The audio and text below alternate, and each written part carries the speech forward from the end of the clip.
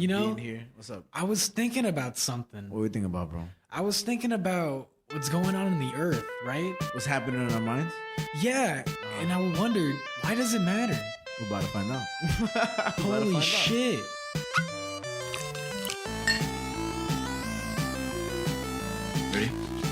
Ready? Just kidding. Welcome to Earth, Mind, and Matter. We said, fuck it, let's talk about albums. We said, let's talk about some movies and some fucking comics. This week in the universe, across the internet. So what's up, Javi? What's going on, Frankie? Yep. So, 2 episodes ago, you had your dick out. Oh yeah. Last episode, I had my dick out. Mm-hmm. Now we have Brian here. And his pussy's out. His pussy's out. Yeah, and it smells not like bad.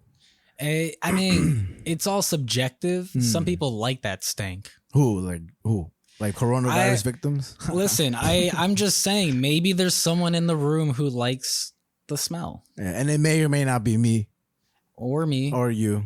Or Brian. Or Brian. It's like cheese, like exotic cheeses, they smell bad, but to us that tastes delicious. And it's kind of aging it in a process too. Yeah. Oh, I forgot to ask, blue cheese or ranch? If you say ranch, cheese. oh, okay, I swear to God. Blue If you would have said ranch, bro, I would have just got the fuck out of here. Nah, blue cheese all the way, my guy. I respect that. I respect you just more than I did before. Nice. So you're up to just barely. now when I go to sleep tonight, I'm gonna go to sleep with half a smile, just like half a smile, and like I made Frankie proud today. Blue cheese is a good exfoliator for your skin. Isn't it? Yeah, you know what else is good for your skin? Hey, yo. No, I'm kidding. What? Coffee grinds. Oh, yeah. And honey. Yeah. And honey.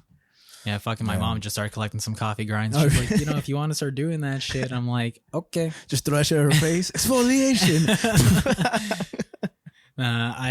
I've done it once. It feels so weird just having like... You put it on your body? Yeah, you just like rub it everywhere. You ever heard of a loofah? I mean, what's the difference? Like it's good exfoliation for your skin. Like, that's the whole point of like masks for coffee grinds. I mean, I guess I just don't think like the coffee grinds would spread easily. You hear taking a shower with a bag of coffee, just fucking all over you. I just feel like coffee grinds wouldn't be like or spread out easily with a loofah. When you fart, does it smell like espresso? I guess honestly but that's kind of nice. Honestly, yeah. And if you fart in a coffee shop, nobody's gonna know. Yeah. I mean, I do it already. Me too, bro. I farted in school once, in middle school. And I swear, man, like if there's a Lord, that guy fucks with me, or that woman, for our woman believers. And I swung my feet forward, right? I had to fart so bad. And I was like, bro, this is going to be like a huge one. Like, it's crazy how we can know what farts are going to come out of us, right? Like you can just feel it. You're like, if I let this go, this is going to be bad. Like there aren't just 5 senses. That's already been disproven. Like there's a whole bunch of senses. But when I farted in class, man, my feet swung forward and I was ready for it. I was ready for just the repercussions, right? But as soon as my feet were swinging forward, like in motion, physics, right? The class just started laughing at some joke somebody made. Like I'm talking like, and I just went, like just a crazy fart. And I looked around, nobody heard it. It didn't smell. I was like, what the fuck just happened? Like I farted so loud, and it just laughter. Laughter helps everything, man. Nice. Yeah, man. It was beautiful. It made me believe in Jesus. I definitely had a similar experience where I farted in school once, freshman year, when I was in the JROTC class. Oh, you were in JROTC? Yep. Nice. How would it feel having a fake gun? For someone who doesn't like guns. I honestly don't. They never gave it to me. Just you, though. Well, because I didn't, so I joined JROTC because I was like, oh, it seems cool and stuff. Like, because my cousin was in it, I was like, oh, it seems cool, whatever. I'll try it out. But then I couldn't commit to like cutting my hair and things like that. They made you cut your hair for JROTC? Yeah, they make you get a buzz cut for JROTC. What if you were like, no? Then you're like me, who just sits through the class and does nothing for the whole semester. He has hair, he can't participate, and that's pretty much all that happened to me. Stupid. So easy 85. But there was one time where we were doing sit-ups, and I just felt it, and I just fucking farted, and this guy was like holding down my feet, and so I kind of just like farted. Oh, you farted in his like face, like not on his face, but like in his vicinity of his face. pretty much on him still, but yeah, and it was loud, and definitely it was just it did not help my reputation in that class where like, you know, I was a kid that didn't want to cut his hair and stuff like that. So it was just that I was haunted for that for like the rest of the semester. See, what I did was a gentle accident. What you did was just rude. Javi rude on the counter. I don't know, JRTC. On the counter? What counter? The counter that is the floor. I tried to get the acronym. Acronym, yeah. well, what are we doing today, Frankie? Well, first of all, we have a little special guest, Kid Cudi. Oh yeah, he's still my right, but he's kind of busy right now. He's too busy humming, right? But we also have a very even more special guest, Brian. Brian is back, and he's wearing his glasses as per usual. Otherwise, he can't see. It'd be pretty funny if he wasn't, because then I'd probably just like say things or do like things. Fart on him. Yeah, things that he wouldn't be able to see. What's up, Brian? Want to say something to the camera? To the fucking microphone? I'm not a special guest. I'm just a spit guest. Fair enough. You know, I feel like Brian sounds like he's a hostage. Like you saw how that sounded like on the mic. It's like, I'm just trying I'm just a spick. Because he is one. He's a hostage to alcohol, as we all are today. We're drinking some Casamigos. Got some fruity. I'm drinking some Casamigos. I'm actually not though. And we got some fruity beverages. We got some Blue Moons. It's been a while since we had some drinks. At the table, and you know, it's looking like a messy table. It's looking like a colorful table. It's looking like the LGBTQ flags of tables right now. I like that. Nice. I like that because you know we're very progressive and things like that. Yeah, and, man. You know, we don't step on anyone. We don't step on. We only fart on people. Yeah, and by we, you know, if you want to be stepped on, because if that's your kink, then okay. Especially by children, because if that's your kink, to get stepped on by children, that's a thing. I mean, I'm not saying it isn't a thing, but if it is, I mean, are we okay with that? Is Earth Mind Matter okay with kids stepping on men or women that like that? I mean, I'm not saying I'm okay with that. I'm saying, are you okay with that? If they're children, so I would say it's not, because if it's like sexual, it's like whoa! You said sexual. I didn't say sexual. A kink like that is definitely sexual. Parents like getting stepped on by their children. That's not sexual. So I don't know how. Maybe you got some investigating to do within your own self. Yeah, I like getting stepped on by children. Everyone. Oh, I like that. Equality for all. So what are we doing today, Javi? Talking about what's going on in the earth. What's happening in our minds. And this is why it matters. This is Earth, Mind, and Matter. This is welcome back. Welcome back. Welcome back. Welcome back. You know, it's we are at episode 29. Today is if I remember the day correctly, the 18th. Today is the 18th of August. 18th of August. 2022. We haven't been mentioning the dates lately, to be honest with you. Yeah. Nice. But you know, we're dating this. Yes, we are. I mean, usually all our episodes are dated technically. But, you know, we just haven't said it. Yeah.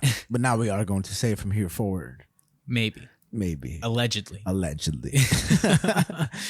I mean, this is the second time we shoot this week. Yeah, it's kind of funny. It's kind of a back-to-back. Back to break because we took a little break yesterday and we're here now. I mean, it wasn't much of a break for me, but also because I just burped. God damn! Wow. I wanted to prove that I was burping, not just being rude. Shout out. Now, what am I saying? Check out our Instagram, Earth Mind Matter Pod. Yes. Our TikTok, Earth Mind Matter Pod. YouTube, Earth Mind Matter, no spaces. And yeah, I mean, check out those things. I just recently revamped our TikTok. Uploaded some back stuff that hadn't been uploaded on it. Rate us on Spotify. That helps us a lot. Yeah. And we're gonna keep saying that shit in the beginning because it's, you know, it just helps us and it helps you, you know, receive more episodes and stuff. I mean, it's all like you scratch my back, I'll step on your children back. You know. Exactly. You know, that's all it is. So. And you know, on episode 30, maybe we'll get some kid to step on our next episode. Ooh, okay. On your Jared. I don't know who that is. From Subways. The train? No, the pedophile. I don't know who that is. No, with glasses, Subway. Brian, almost. He's like Mexican Jared, actually. Oh. Well, if he's anything like Brian, Nah, fuck that guy. Yeah. Yeah, fuck that guy. Fuck Jared from Subway. We are unassociated with that piece of shit, that child pornography asshole. Look him up. Look him up if you haven't heard of him in a bit. You know why you haven't heard of him in a bit? He's in jail. So that's what happens when you do all those nice things for children. You end up in jail, you fucking perverts. But if you're listening to us, come to the show. Nah, I'm kidding. And last episode, we said that jail doesn't seem too bad. Yeah. I mean, it's all subjective. I would love to see if we have any fans that are in jail or prison. That'd be awesome. That'd be awesome. I mean, would it be awesome? In the courtyard while they're just fucking like deadlifting, like the last words on death row is "Earth might matter." Like there's a whole fucking fight that happens because one guy's like, "Yo, this shit sucks," and the other guy's like, "Yo, I fucking love this show." What you say about mama? I can see it. Yeah, me too, bro. We're that good. Huh? We're that good. We're that amazing. Yeah. Despicable. Atrocious. Diabolical. Peculiar. I just keep saying words. I think one factor that we have on the show is that we have a good vocabulary, right? Yeah, we do have a good vocabulary, and we're very eloquent in our we are totally choice eloquent. Of words, eloquent in our choice of words. And so I think that helps us with shows sometimes and everything. It definitely does. It makes us sound like very smart people. Yeah, man. And I was talking to somebody that I was working with, right? And she was, we were talking, and she was like saying, "Oh, you look, you know how we talk to one another? We have like kind of like a looser talk, like a slang almost." And she was like, "But when you talk to customers, you're like, hey, hello, how are you?" And this and that. And she was like, it was kind of crazy because we have to hide our way of speaking in order to accommodate like customers, particularly white customers or like this and that. And I was like, yeah, but also, a lot of people do say that. And there is a customer service voice. I do understand that completely. Sorry to bother you. Yeah. Oh, that's a great fucking movie. But I was telling her, I was like, yeah, but when I talk to people like that, it's, because I have a lisp, I have a mutter in my own sense, and I know that. And when I talk to people, I want them to understand me, but even then when I'm comfortable with you, I'll talk more comfortably, which, you'll understand me if I mutter because, we do so much communication. So I was like, when I do that, I just do it in order to be understood, but I'm also able to speak a certain way.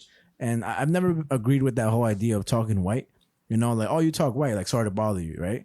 And I think for me, when I was telling her, I was like, I think when we do that, we give white people too much credit. Like when somebody from like a different, like a minority race, right, speaks like eloquently or very like pronounced and this and that. And it's like, oh, you're speaking white. It's like, fuck that shit. You're just speaking as a educated motherfucker. I've actually been like a victim of that. Yeah, where man. Like people always tell me like I sound white or things like that.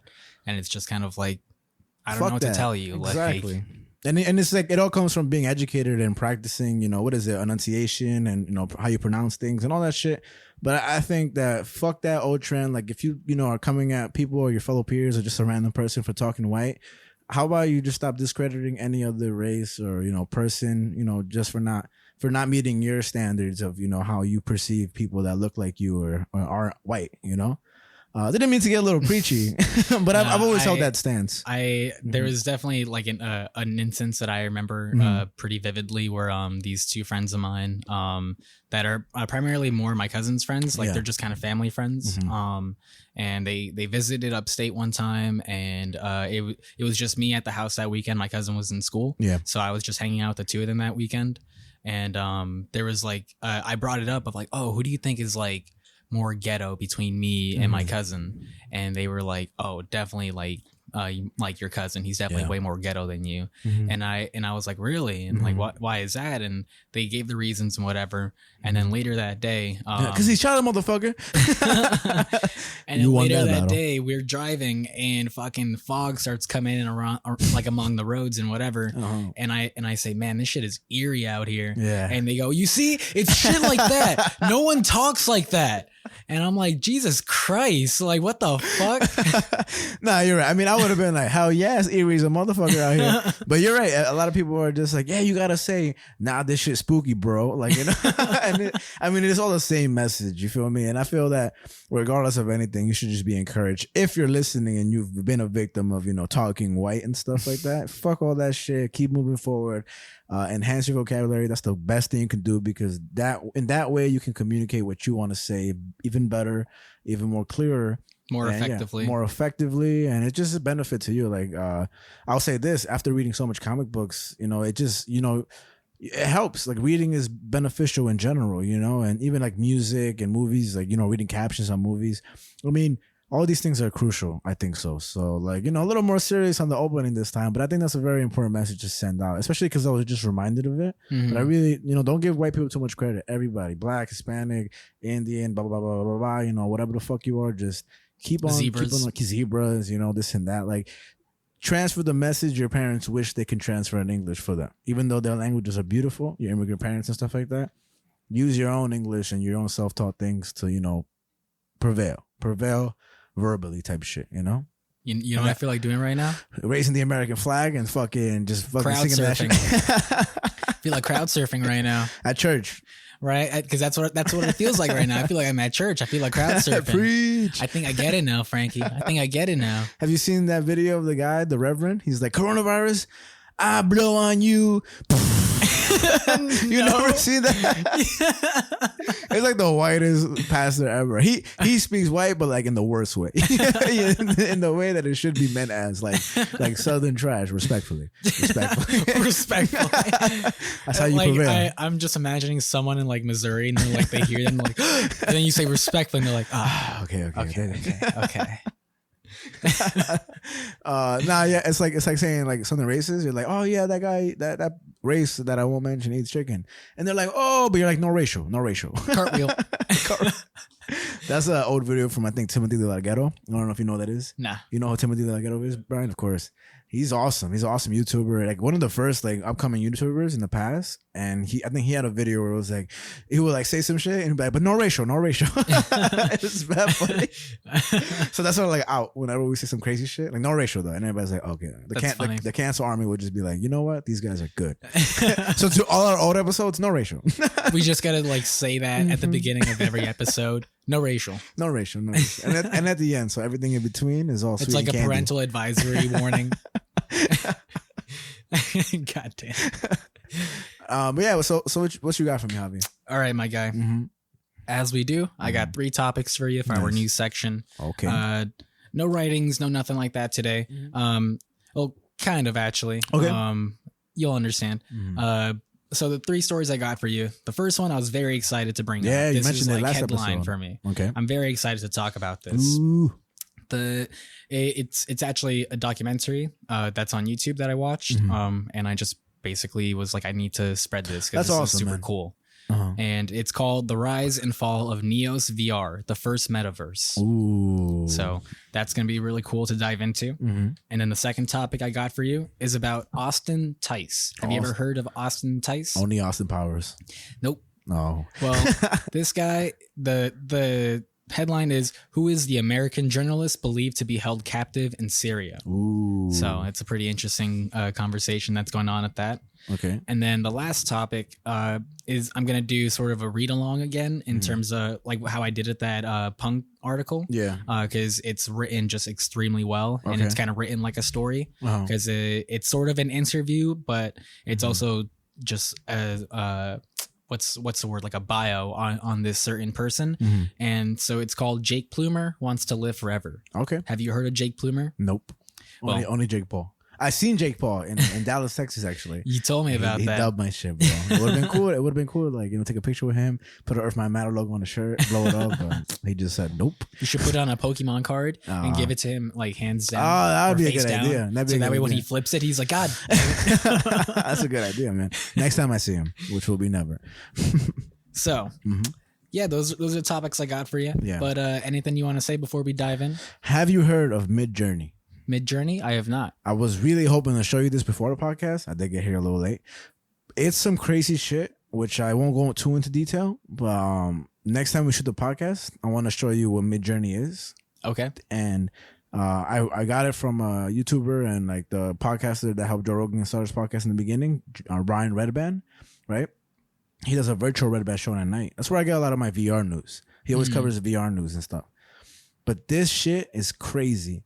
It fucking, to sum it up, it's like a search engine. I think Google Collab already does this on a lot of other websites. And it's like you can type things in, like, if I were to write Blue Moon, the beer, wearing a sombrero while hopscotching. Oh, and it creates those images and shit like that. Oh, I think I have heard something like this. So Midjourney does it, but at such a enhanced level. And to do so, you gotta join the beta.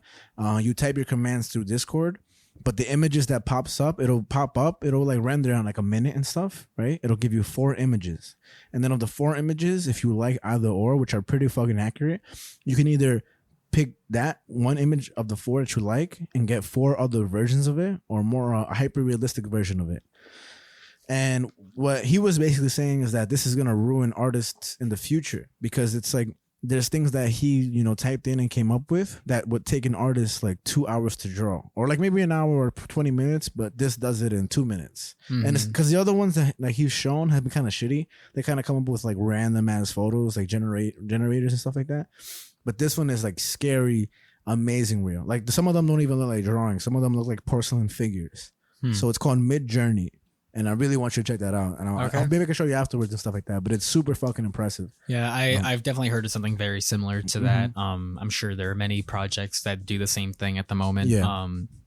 But yeah, I've definitely kind of looked into that a bit myself already, of like, what does this mean for artists in the modern world? And so it's definitely an interesting topic. Yeah. And what people are saying is basically artists will contribute to what it eventually will generate. But even then, like, what will happen to just, canvas paintings and just portraits and stuff like that? Like, who needs it when you can just type it in, come up with it in 2 seconds? And I think what it'll change for sure are logos. What I've seen sort of argued the best case use for it is for like making thumbnails. Oh, that's or like stock images and even things then, like that. Even then, just like anything in the sense of capturing someone's eye, like something you don't want to spend 3 hours on. Even like imagine our logo. Imagine before we started this podcast, we typed in Earth, Mind, and Matter. And it just thankfully we had our amazing artist, Melissa. Should we say her last name? I don't know. Nah, right? Melissa, thank you. You could check out her art on our Instagram. On our Instagram, we tagged her for our logo. Yeah. So we'll put it up in the supplementary and all that stuff. We'll shout her out. Just because, her logo was awesome as fuck. And I wouldn't change it for anything, to be honest with you. Unless some famous motherfucker was like, no, I'm kidding. Thank you, Melissa. Yeah, but yeah, I think just it kind of comes down more to the craft of it. It's like, obviously you can have it done quickly like this, but I think there's still an appreciation for the craft of literally doing it. But that's like kind of doing things the slow way, just to appreciate that it's done the slow way, when you can just develop something that's just instant. But it's still an appreciation. Yeah, but it's like that's an appreciation that you have just for like a sense of something that you want to worship. Well, I'm saying like it's still a craft that's engineered by humans. Like this thing is just because it's like more artificial doesn't mean that it's not a craft. Like this is a whole algorithm with things created by people. It might be like a craft of code, but it's like people who make their own beer. Like who cares? You get it? Like you cherish more the technique, but I don't know. I get what you're saying, but I think that's like it's like how we had that conversation about handwritten notes and typing your notes, and even you can use like like an electronic pencil to write on an iPad, which is kind of handwriting notes in general. I just think that, again, we are this generation that doesn't want to give up the old time ways of doing things, and we're gonna realize in the future that that's just a bunch of stuff within us that we want to preserve, like VHS tapes, or like record players, like it's just one of those things where you appreciate it because it's old school, but it's not necessarily better. That's your opinion. I'm just because I don't know. I'll just say quickly for record players, they're not necessarily better. What they do is they produce a different sound versus digital. What I think is like what I've sort of come up as a comparison between like digital and analog music is that Spotify and things like that are basically just your music like in Photoshop. Yeah. Like it's just kind of super enhanced to sound like extra bassy, extra punchy and things like definitely. That. And but there's definitely like programs that can make your music sound like a record player. No, without a doubt, but I don't think really. I mean? Like, no, but I don't think people are really doing that. What do you mean? Like, if you you can really find. I can find it right now. If I'm sure you can, but I'm saying the masses aren't doing that. Yeah, because they don't know that it exists yet, or they want to be like, no, I still want to. I mean, I appreciate record player. I appreciate record player in general. Like, I myself am the one that rather have a record player than do that. I'm just saying in terms of just efficient, like in terms of like personal preference, yes. But in terms of accessibility, like I'd rather buy or like have it accessed by, you know, people that don't have enough money to buy a record player, which are sold for a lot of money. There's a lot, there are cheap ones too, but the higher you pay, the higher quality. But when you can access a program that can generate a whole bunch of different sound, it's again like, it's not to defy the craft. It's just to allow more people to experience it. And I think that's what's changing. That people that are younger are finding new ways to achieve what we have in a much quicker way. And then older people are just like, well, I didn't have it that easy, so I'm going to, you know, But realistically, it's changing the world, and that's who we always were. That's why the wheel was invented to change. That's why we are on the Industrial Revolution. You know, it's just... I mean, another reason to even like get a record player is to especially support your local artists. Yeah. Like when you buy records, that money goes directly to the artist. Yeah. I mean... So that's a main reason why I got a record player, because I knew that going in beforehand. And something that's interesting that we should put in supplementary is that records vinyl actually just hit like an all-time high recently in the last like 2 or 3 years at some point. I forget when, but we should definitely throw that in the supplementary because it's interesting that there's sort of a resurgence of vinyl. But I bet you if their music was able to be sold within these programs and people were made more aware of, because what you're saying is a lack of awareness of it in general, right? Like, no. Well, what are you trying? So like, in general, let's say this: if they were to, you know, where do artists sell their music to? You know, like where are they selling their music through? You know, and it's always a matter usually on their websites. I'm saying like in terms of major artists in general, like, you know, whenever you want to support an artist, they can find new ways to also have their stuff supported. And if it's an all-time high to get it supported through like physical vinyls, it'll reach an all-time high electronically, I think so. Oh no, I'm not saying it's an all-time high like that bands have made from vinyl. I'm just saying that vinyl in general like has reached an all-time high compared to other forms of music like CDs. Well, of course. Like, you know, CDs, of course. Like that's I mean, I don't know. What do you mean? Some people still collect CDs. Of course, because of the nostalgia. It's the same reason people collect Game Boy. And some bands still make cassette tapes. Like you can get CDs and cassette tapes of new albums today. And you can also get the sound of a CD, a cassette tape. And I found a bunch of cassette tapes on the floor one time, and they were pretty adorable. They were like mixtapes. Yeah, no, they were mixtapes for like somebody else. And then it was a cassette tape with like the order of songs coming out. What I'm trying to say is that you can also support your artists by buying their stuff digitally without a middleman. You know, same thing with vinyl, same thing with this, and still receive the same sound, receive the same quality. You can do that, but what I think the big issue is with digital is that everyone or a majority of people use streaming services. And streaming services, they measure, you can't buy your music on a streaming service. But with a streaming service like Spotify or iTunes or whatever, you're just being allowed to listen to this music. Oh, but that's what I'm trying to say. Like, if you want the sound of a vinyl, you would buy outwards a streaming service. Like, no, I'm aware, but people don't really do that, it seems, on digital. Like I do that. I do that when I really fuck with the album. I bought Jay-Z's 444. Well, that's good. Yeah. I just don't necessarily see a lot of people going out of their way to buy their music digitally when they can just have it on Spotify, because then it comes down to that accessibility that you said, where it's just, why would I buy this digitally when I can already listen to it digitally on Spotify? For sure. I mean, that's just the things that you don't see, though. I mean, for sure, there's still are sales that even if you don't see them, they exist in general, you know? Like, of course. Yeah. So I mean, again, like my whole point isn't like to like shit on like, you know, vinyls or this and that. I just think that like with the whole mid-journey thing, like it's just gonna fuck with a lot of people's jobs. You know, even like artists who aren't that talented, who are just getting more and more talented overall. Yeah, I mean, the way that I found out about this was from MKBHD on YouTube. I don't know if you know. No. You have to know who this guy is. He does tech videos. He's some black dude from New Jersey. He's been doing tech videos since like the beginning. Oh, that guy. Of YouTube. No, I'm joking. This is bad. He's been like since the beginning of YouTube. He's such a big name. Oh no, I mean, you didn't know Timothy Delgado. I don't know MBK. What's his name? Yeah, MKBHD is his YouTube name. MKBHED. HD. Oh, well, respect to both of them. His name is Marques Brownlee. His actual name. Really, he's been there since the beginning of YouTube. I mean, I'm not surprised. There's been so many. Like not YouTubers. the very beginning, but like the first like year or two or Yeah. whatever. Like since he was a kid making tech videos and shit. But I found out about this through one of his videos when they found about one of these programs, and they literally have someone hired to make thumbnails for the studio. And so they were in the video. They definitely brought that up of like, literally, we have this program now that does our thumbnails artist job in a minute. Wow. And so it's just, you know, it really raises those questions and really brings that conversation to have. I think it's a cool one to have. And for me, like, regardless of anything, regardless of all my points of like simulating a vinyl or CD player, I still think it's still awesome to see your record spinning, you know, with the needle coming down, press on it, like you hear a little thing, and you can't replace that. You feel me? Like, you can't replace that real effect. Yeah, you could do it like a VR maybe, you know, with VR you could simulate everything. But that's the one thing I will say. Another thing too with record players is you can, like, they're not just black records anymore. Like, you can get all sorts of different colors and shit like that and whatever. Yeah, I've seen artists do some crazy stuff where like it creates images as it spins. Yeah, you know, moving images. So it's just like, you know, even for the physical aspect of it, there's a sort of collection aspect to it for sure. Which I will say though, you can do that and more on a screen with like a record spinning, and you know, I'm trying to kind of be a devil's advocate for that stuff, because how could you get a record, like, how what's the equivalent of that digital? You just put it on the screen and have it, like, not only just make the images as it would if it would realistically spin, but have a whole like crazy that's just a music video kind of. But if you're just having it on, like if you just display it on your TV and have the record spin and create images and stuff like that as the music plays, and that's the sole purpose, it pretty much is that, just not physical.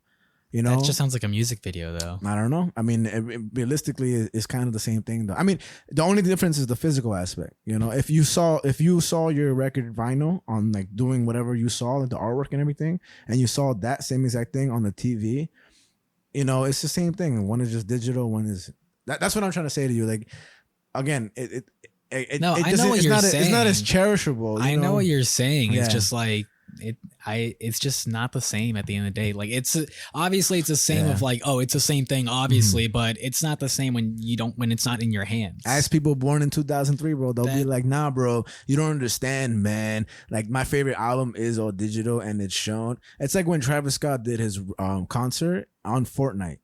Like, I watched that shit because I was curious how it would be, because it was like the first ever like Fortnite like event like that. Yeah, it was like, you remember the whole thing, right? So I watched it. I don't play Fortnite. It's a good game though. I'm not shitting on it, but I've played it before in the past. I'm trying to say, I'm not trying to be a dickhead. What I'm trying to say is that, like, that was revolutionary. Like, for, like, you know, a famous musical artist. This is before the Astroworld situation, but for him to like do that digitally and for you to be in the game and be able to watch that stuff. You know, it's going to be crazy things. And to get preachy about it, it's just, imagine somebody who can't go to a concert, not only because of financially, but because, like, you know, they physically can't. I mean, I've brought it up before. Like, there are already VR concerts and things like that. I think VR is the biggest, like, contender or biggest elephant in the room when it comes to this conversation, because we have things like haptic gloves and shit like that are coming out real soon, and body tracking and all this crazy shit. So it's like VR is going to get very physical very quickly. Even in Animal Crossing, you can collect vinyls in Animal Crossing. Oh, really? That's cool. Well, I won't maybe not collect vinyls exactly, but you can draw them onto, like, you know, squares and stuff and hang them up in your stuff. So at the end of the day, I think all collection will just, I mean, NFTs, you know, all this stuff and everything. It's crazy. I just thought of this, like, this clip that I saw somewhere where it was some girl, like, she it's in her room and she's got like vinyls on her wall or something, kind of like pinned up, like the sleeves and things like that. And some guy's like, oh, what are those posters on your wall? And her reaction is just kind of get out of here. Yeah, like, this fucking guy. Piece of shit, motherfucker. When were you born? Yesterday? I'll say this to, like, you know, kind of conclude it. And I also want to get Brian's take on this right after this, if we may. But I was working, and this song was playing and stuff. You ever heard the Cranberries Linger? Like, I don't think it's called Linger, but like, don't you let it linger. Like, that's how it goes. I don't know. It's so funny sounding. That's just my little take on it. But the song, I don't think it was that one, but the song that we were listening to came out 2004, right? And she was like, oh my God, I was born 3 years before this. And I was like, did the slow Stewie turn? I was like, dear God. What the fuck am I doing here? I was like, what the fuck? And I just reevaluated my whole existence and shit. And I was like, I'm not old, but I'm getting there. But Ryan, so what's your take on shit like that? Because I know you heard everything. So what'd you think? In terms of record players, vinyls, that part was very, very interesting to me. Just because like, one of my favorite artists, Tyler the Creator, right? You know, he shares on his story that you know, vinyl is such a big attraction to him. And there's an episode that he does with Nardward, and Nardward takes him to some place in Canada, right? and it's vinyl collections, right? Mm-hmm. And it's like old hip hop. Like I'm talking about like Cassidy, fucking Lil Wayne's like old stuff, you know, Fabulous's old stuff, what he did with Nerd and stuff like that. I almost forgot Fabulous existed. Yeah. And then like, you know, he finds his stuff on like he's looking literally through it, and his head is like an encyclopedia, like in terms of vinyls and stuff like that. That's like, cool. Like crazy. Like he's talking, but you know, the thing about Tyler the Creator is that he researches music outside hip hop, you know, like everything. And he's kind of like a music historian. Exactly. And there's only like a few people that I've known that are like that are obviously not Tyler the Creator, you know, like, you know, I know Franky's one of them. Anthony's one of them too. Like he won't really, well, he probably knows his hip hop. Like when I talk to him, like even he shocked me because like we kind of know the similar stuff. But there's this one time where he talks to me about like old like Brazilian music and like old Cuban music, and I'm just like, whoa. And he starts naming these artists back and forth. You know, he's the one who told me about Roy Gallagher. You know, the guy, the musician, the guitarist, legendary guitarist from Ireland, apparently. No, Roy, I think it's Roy Gallagher, right? Yeah, I'm pretty sure it's Roy Gallagher. Yeah, Roy, yeah, yeah. And so going back to the whole Tyler credit start of it, is that like in his story, you know, he bought Kendrick Lamar's new app. What was it? The Steppers. Mr. Morale and the Steppers. Yeah. And you know, he bought his vinyl. Mm-hmm. He also went to his concert. He shared in his story. Nice. And you know, again, another artist appreciating another artist, and in that big caliber in a way. And you know, one thing he says is like, "Oh, buy this vinyl, buy this vinyl, buy this vinyl." And I think for him, I think it's nostalgia. Like what you said is like nostalgia, like having that little what was it, the needle just hit this and just hearing it, and then just to me that was always crazy because I remember as a kid when my uncle had a vinyl. He had the Guns N' Roses vinyl. Nice.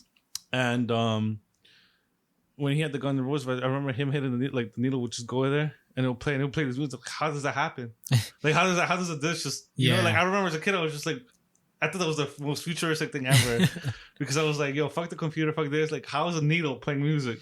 You know, I'm still kind of like amazed by it. Like, I feel like music coming out of a computer makes more sense than coming out of a disc. Exactly. Because like, I remember playing music. I remember the first, funny enough, the first thing I downloaded on LimeWire. Oh. Shout out to LimeWire. LimeWire, FrostWire, yo, remember like I gave my computer 170 fucking viruses, but the first album I ever downloaded, it was Late Registration by Kanye West, right? And it was the first album I downloaded fully, and I remember downloading, and first of all, I downloaded the wrong thing because Late Registration. Then I ended up getting a British movie. Nice. With some like about a kid who got late registered. Like he registered late. I remember that. And my poor computer got 47 viruses of that. And I was like, damn. I was just trying to hear Kanye West. That's a British guy. That's funny. Yeah. But no, yeah. And I remember just downloading that and thinking back to what my uncle was doing, playing that disc, right? And I was like, I'm downloading this, but my uncle bought this. Now, mind you, I didn't have money, so I didn't have money at the time. I was a kid, and my parents were like, "The fuck's a vinyl?" But like, what do you do with a vinyl for? You know, like, but in Spanish. Yeah, but it's in Spanish. Here's a vapor rub. So like I see your vinyl here, and I'm like, that's really cool. That's really awesome. When at the place I used to dog sit, remember, he had a vinyl, and he had vinyl collections like. It looked like a bookshelf. Nice. Like it looked like a library, right? He also had like tickets to shows that he had, and it was like Deep Purple. You told me about this. And so we'll put it up in the video and the supplementary, but I have those videos. And I took videos. He had a pinball machine. He was depressed as fuck. But I think those were one of the coolest videos I've taken because I was taking it kind of selfishly. I was like, I have to show the world this because it is just stuck in this apartment right here, and I want to show people this. Yeah, and I remember showing him, and I was like, "Yo, this is his collection." So I understand when it comes to like supporting like your local artists and stuff. Like for example, Tyler the Creator. I don't have a vinyl player, and I sometimes I always be like, "Yo, like he's such an artist, and he performs his craft to the biggest degree." And I was like, "Damn, like I hope like I could pay that for it." But what I do buy from him is also like, okay, well, because I have almost all his albums downloaded in my Spotify. What I will do is maybe buy a shirt or make sure to go to his concerts now, or like make sure to like okay, like he has like cologne, and maybe I'll check it out. The I want to buy his cologne. Yeah, the Golf LaFleur. Yeah, and like apparently there's one that it smells so good. Like he even had to increase the value now. Oh wow. Yeah, I mean it is business. At the end of the day, like I don't blame him for increasing the value. You know, because it's like he sells a suitcase for $1,000, but it looks so dope. I would buy it just because it's Tyler the Creator. Yeah, it's pretty intense. Yeah, man. I mean, one last thing I'll say, just to show my appreciation for that shit and everything. I will throw this up in the YouTube video and the supplementary.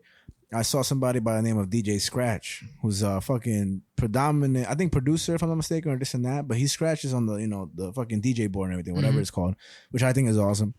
And I went to one of his concerts, and I don't know if you know who DJ Jazzy Jeff is. I don't think so. Well, he was Jazz in Fresh Prince of Bel-Air. Oh, when he got thrown up, like yeah. So he was there performing with him and some other Japanese guy who I forget his name. I'm gonna try to get his name right now, but that motherfucker blew my mind. But what they were, I don't know his name. I'm gonna put it up. I'm sorry. Can we fill it in this audio with his name so we can put him out there because he's so dope. What I'm trying to say is that what they were playing on is 45 vinyls. And a lot of old school cats, I'll say cats, they'll scratch with 45 vinyls. And what those are is the 45, also known as the 7-inch, used to be the most common type of vinyl single. The 7-inch records were initially released back in 1949 by RCA and were considered much more durable compared to the 78 RPM records. Yeah. They were also cheaper to produce than the long-playing 12-inch records. If you recall from the punk story that I brought up during the 70s, they talk about how they made a lot of 45s because it's the cheapest thing that you could have done. And so I don't know what that was, but when I see them scratching and stuff like that, and I was having such a blast fucking at that whole concert. The guy that I'm talking about that opened up is Japanese. And he's amazing, bro. Like he always puts live videos all the time, and they're just fucking incredible. He's like missing one eye, or he's blind in one eye. Oh wow! So really, like, please remind me to send you his name so we can put it in here. Okay, because it's so impressive. And I fell in love, and I was watching that show, and I was with a bunch of older people. Like all these motherfuckers were like a bunch of old heads. Yeah, basically old cats. And I mean, that to me, like, you can't replicate that. You can't replicate scratching, like for hip hop and this and that and all that stuff, which I think, although, like, vinyls have a big purpose. I mean, you can just hit a button. It's the same thing. You really can. That's why all the beats are made with the buttons, like the button boards and stuff like that. What's it called? Like, there's like squares and stuff like that. I forget what it's called. Let's just say like beatboxes. I know that's not really what it is. Yeah. Give me a sick beat, Javi. Hey. You're not gonna rap? No, I'm not gonna rap this time. Last time I rapped, but we did the same exact thing. I'm a little nervous. We got a special guest, Angel, to our right, Twitch star, fucking the Twitch master over here. He got fucking hair on his chin and his head, bro. It's a whole story right here. You want to say what's up to the people? He's gonna say what's up to the people. What's good, people? Hey. Nice. He said, "What's good, Caucasians?" And at the end of the day, that was one of the coolest concerts I've been to, and it was so awesome. Go see DJ Scratch. He has his own radio called Scratch Radio, nice, where he just plays old music and stuff like that. But that in itself was probably our biggest beehole. Oh, without a doubt. In the beginning of the episode. In the beginning of the episode. Welcome. I thought we were going to try and like bring it back. We started talking about VR, and I was like, maybe this is a way to segue back into it. But nah. We're now we're here at the topics. And yeah, I mean, fuck it. Little preach in the beginning. That's that August 18th, 2022. So I'm gonna repeat the headline for you, or the title of this documentary: "The Rise and Fall of Neos VR, the First Metaverse." So to just start off with some little facts, this game, Neos VR, came out on May 4th of 2018, and it was raved as highly advanced for its time. This quote says, "It's Unity, it's Blender, it's Photoshop, it's Discord, and a file sharing service, and a GitHub with its own built-in visual programming language, all within Neos." Wait, say that one more time. I'm so sorry. I was pouring Brian a drink. I'm so sorry. That was very rude of me. That was very rude of me.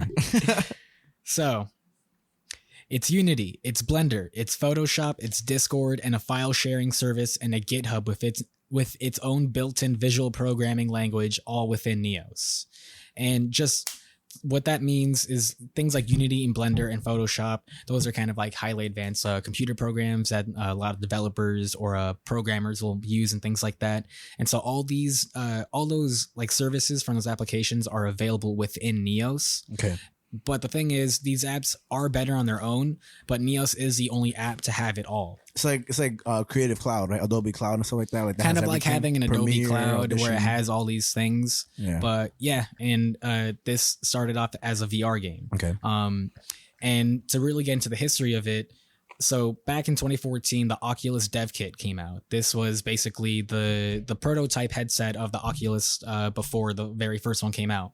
And it allowed developers to basically try it out for the first time and get an idea of what they can do with this technology. And what's to come?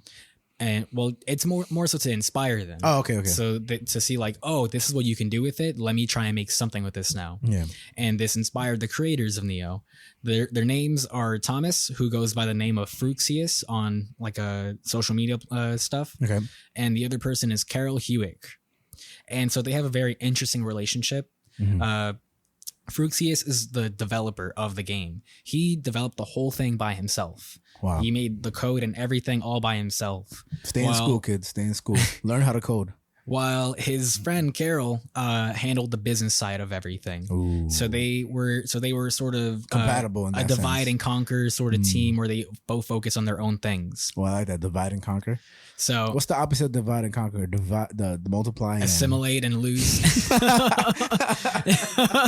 Like, basically, I said multiply. Which is pretty similar. All right. Continue. But so Thomas and Carol, they won multiple awards for various VR technology game jams. Mm-hmm. And a year after that, they founded Solarix. And that was their company. Mm-hmm. And this company was dedicated to making the most advanced educational programs available. They had 2 demos that they eventually showed off, and those showed off the capabilities of VR while also showing off their software. Mm-hmm. Those demos were Neos Universe and Neos Origin. And it was pretty well received. A lot of people were like, oh, this is pretty cool. Yeah. And so come 2016, they began to officially work on Neos as we know it now. Mm-hmm. And it's pretty incredible that that's when they decided to work on it, because 1 year later, VR Chat comes out. Oh, and VR Chat is another social VR app. Mm-hmm. So they basically had their conception of this idea a year before this ever came out. Wow. So they weren't first to market, but they definitely had an original idea themselves. So some of the pioneers within it. Yes. Yeah. This is real quick. There's just this artist called Giannis Lee, makes amazing art. And he was on a podcast recently that was on VR. Nice. So we've mentioned that before. I'm sure a lot of people have that, podcast in VR, but it was literally just him and the interviewer sitting on a bench with a sea in the background, some beautiful view, and just their avatars having the conversation. Nice. And, so many people talk about it, and I wish we could do it. I got to get myself a fucking VR set. But to see it, I was like, I think I sent it to you. I don't know if you remember. I don't know, actually. I don't remember. We'll put it up in the supplementary on the video. It was so inspirational because, it's just one of those things where it looks like Wii Sports now, like the Mii's, but in the future, man, that shit is going to get so fucking crazy. I mean, we'll definitely put in the supplementary, but we can put the trailer to Neos because the graphics are pretty advanced for this game and stuff like that. Mm-hmm. It doesn't look bad. Okay. It looks pretty good for what it is. Like PS2 when it came out. It's not that bad. I would say it's like maybe PS3. Okay. But so originally, when they finally launched their game, when they finally launched Neos, the player base was tiny considering their educational purpose that they had for it, and things seemed pretty okay at that time. They were like, okay, we're starting off small and things like that. But very quickly, their dreams, even though it had only begun, they were already broke. Oh, okay. So they lost money very quickly, and their response was to turn to crypto. And this is where the story starts to take a turn for the worse, because crypto was a very different animal back in 2018. Oh yeah. Compared to now, which I'll kind of say what crypto has kind of dealt with this year specifically. Yeah. But in 2018, it was sort of on the near rise of really becoming a real currency. Yeah, this promised threshold of currency and whatever. But blockchain technologies were far more about the potential at the time. And that it seemed considering that they were broke, already were building a decentralized metaverse, that crypto was the end all be all for Neos. Yeah. And at the time, they were still primarily focused on an educational platform, but Fruxius and Carol believed it could be more. And this is where they say it could be the next revolution of virtual reality technology, an incredible spatial computing tool that could create an entirely new class of citizens, creating and connecting jobs around the world to create a more desired reality. And that sounds pretty wild. Like a professional version of virtual reality. Yeah. And it's crazy, man. And if I may say, I just feel like people that really involve themselves to evolving VR, I feel like the intentions are so like genuine, you know, because yes, you know, you're trying to be successful and make money on your own, but you're also trying to create something, you know, that's going to be able to be accessed by so many people otherwise and like benefited from. We talked about business meetings in VR, but also I remember you mentioned in FIFA, or like when Russia was like, you know, doing like, all the companies were stepping out. But there was like streamers and Twitch players that they couldn't make money in Russia. And so it's just, I mean, this technology is so important, and being able to reach the world outwards of where you are is so crucial in order for your income and for your, you know, well-being. And it's amazing. What's really cool about Neos too is that, again, like I said, it was very sort of set with this educational purpose. And an example that the documentary brought up is that this Neos would basically allow you to be Miss Frizzle and take your students on an adventure rather than just sitting in a class and just reading notes. Or like a field trip to the Natural History Museum where you don't learn anything. You just so it's like you just see homeless people for the first time. You're like, oh, so this is Manhattan. Wow.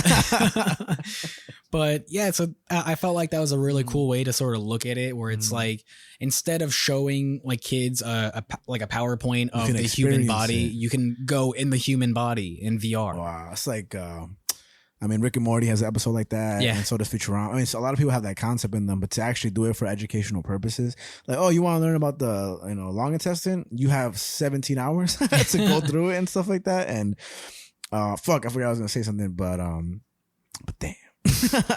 But yeah, that whole quote is something that they outlined in their Neos white paper. And what a white paper is, it's a voluntary document that discloses information about a business idea or roadmap or plan before it becomes.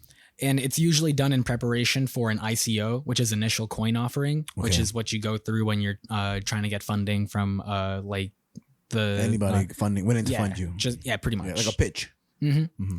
And so basically it works out for them. Neos currency is launched. They launched their own currency. That's crypto? Their own crypto. If I may, I just Googled it, a cryptocurrency definition, just because I feel like nobody ever Googles this. Oh, you have it? I think I know you said decentralized, which is pretty much what it is. Yeah. But from Google, it's a digital currency in which transactions are verified and records maintained by a decentralized system using cryptography rather than a centralized authority. So that's just, you know, information. In layman terms, it's just kind of like no banks are involved. Fuck the system. Yeah, this is like completely in your hands, all that shit. So just to like put it out there, because I never Googled it up until now. So fuck it. Yeah. So they launched their own coin called NCR. Okay. And not only did it create capital without the need of big investors, but it also created an inverse economy. Meaning you can make whatever you wanted in Neos and sell it. So it created this whole economy in the community where you could build things and all this crazy shit, do whatever you want, and you can just sell it. Like real estate? Like kind of like real estate, but like you could build houses, worlds, like statues. I don't know, whatever you want. You can build whatever you want in this game. It's like Minecraft without the profit. I profit for you. That's what I'm saying. Like what you know, people build shit in Minecraft all the time, but they can't like, oh, I'm gonna sell this world to Minecraft so I can make money. Yeah. Like in Minecraft, you can't sell worlds or anything like that. You can put them online so people can like explore them themselves and whatever. And there are servers like that too. Would you say this is an appropriate analogy? Like imagine now I had an open house where all artists can come through to create, but regardless of what they create, they're not able to sell it. Like, you know, paintings, sculptures, this and that. But some galleries do that. No, I'm trying to say, like, if imagine like I was like Minecraft without selling it. Like if I were to be like, all artists are welcome to use my tools, but you can't sell your art otherwise. It's just attach my name, like Frank Craft, right? But then Neos is like, oh no, come through, you can create and sell afterwards. Would that be kind of that's what I'm trying to like layman's terms, but more like analogy. It kind of comes down to the decentralized aspect of it, where it belongs to the people. And I was gonna make the comparison later, but I'll make it now because I'm gonna talk about Meta and Facebook and all that shit. But just to make that quick comparison, like a metaverse from Meta is owned by Meta. Exactly. A metaverse by Neos is owned by the creator. That's what I think with the Mid-Journey thing. My whole thing is that regardless of what it creates and who contributes to it, like who owns it, And so that's interesting to me because metaverse is sus that way, like super sus, and I feel like not a lot of people realize that. Yeah, the metaverse is, it's a very Mark Zuckerberg-y. But I'll actually get into a little bit of some drama that happens with the metaverse stuff in this story because, like I said, it's a rise and fall story. So fuck, damn. Yeah, damn. But like I said, you can make whatever Neos and sell it. And at the time, Fruxius is still solely developing Neos while Carol is handling the crypto implementation into the game. And so at the time, this created an influx of alcohol. So with the inclusion of crypto and stuff, this created an influx of non-education based users to come and create a community within Neos. So basically people that didn't care about hooligans. Just people that were looking to have fun that didn't care about the education stuff are now like, I can actually like do something in this and whatever. Which a lot of beautiful things can come from that. Yeah, some of the things that they do in that the community would do is that they did community creation jams, competitions, and even hired new staff. Wow! So it was really building a community within itself, and.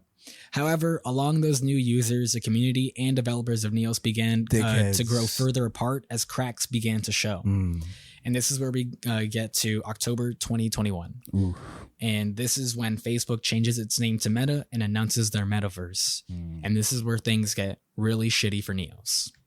So the crypto NFT market is super sketch, like we've kind of mentioned. And especially then, or I mean, even last year, but even now, it's still kind of considered the Wild West. And it was also seen as a way to make a lot of money quickly. And this could have been done with multi-million-dollar NFTs, outright scams, just hacks, like pump and dump schemes, or the occasionally actually good, decent idea. But between 2018 to now, the stereotype of crypto bro has emerged. Well, yeah. So I like that little logo. Yeah, have you seen the one of Daniel Radcliffe? No, but I've seen the little like logo of the guy with the yellow hair, Crypto Bro, right? Yeah, that's the Reddit avatar guy. Yeah, Reddit is gonna take over the world, man. Not to like side jump. This is very quick. Did you see the Super Bowl commercial for Reddit? You remember the Super Bowl commercial for Reddit? So you remember the Super Bowl commercial for Reddit? It was like legit, just text on the TV, and it was like the Reddit logo on the corner. And it was like, we only have 30 seconds to have a commercial and we paid this much money for it. Reddit. Like it was just, but it was like, oh my God, like Reddit's making so much money to pay for this. And it just drove up Reddit. Crypto, Anthony, or the person that was on here, Anthony Tellez, he's a journalist, so his name's public. He did a whole story about crypto and the Super Bowl and this and that and stuff like that. And their website crashed. One of the crypto commercials for the Super Bowl, it crashed with users trying to. I even signed up. Oh, wow. And it was like, sorry, too much people on this. We can't help. And I was like, fuck you guys. Continue though, my bad. So Daniel, you said crypto bro. Yeah, crypto bros started emerging and things like that. And after Meta announced their change in the metaverse and stuff, other companies hopped on the bandwagon and began creating their own metaverse projects. But the big difference is that these were just ideas. Nothing actually tangible was there to invest in. None of these companies were actually working on it. And so really it created this idea of crypto first, platform and community second, which at the end of the day is just kind of money speaks. It's more about the money and things like that. Always, sadly. And so the metaverse hype train only boosted Neos, which seems like a good thing. Because the price of NCR shot from 23 cents to $8.60. And if you put money in that shit, that's fucking money. Like if you put like $100 to 83 cents worth of per stock, you making some money if it goes to the $8 and more so if it goes higher. Yeah, and crypto bros got word of that and began to start using Neos. And this was a wild time for the community. And kind of like what you just said, people basically became rich overnight. Yeah. Like players, like primarily players that have been using the from the core community, from the OG community and stuff. Where if you had 10,000 NCR, that was maybe like a couple $1,000, rich as fuck, and now it grew to $100,000. I think that's a beautiful thing about stocks and stuff like that. People don't talk about enough. Like people say like stocks and everything are evil and everything, but it went not want to change lives, man. I mean, the documentary definitely points that out of like this paid for student debt and cars and houses and whatever. I was gonna ask you at the end, but I'm gonna ask you at the end regardless. What was the name of the documentary? The title of it, The Rise and Fall of Oh, okay. Well, say it again. The Rise and Fall of Neos VR, the first metaverse. I think that's awesome. I gotta watch that shit too, because I bet you that shit has crazy music. Like, It's from this YouTuber that I really enjoy. He's like my main like VR YouTuber that I watch. His name is Thrill Seeker. Awesome. Very good. Awesome. And what a lucky motherfucker to get that name on YouTube. Yeah.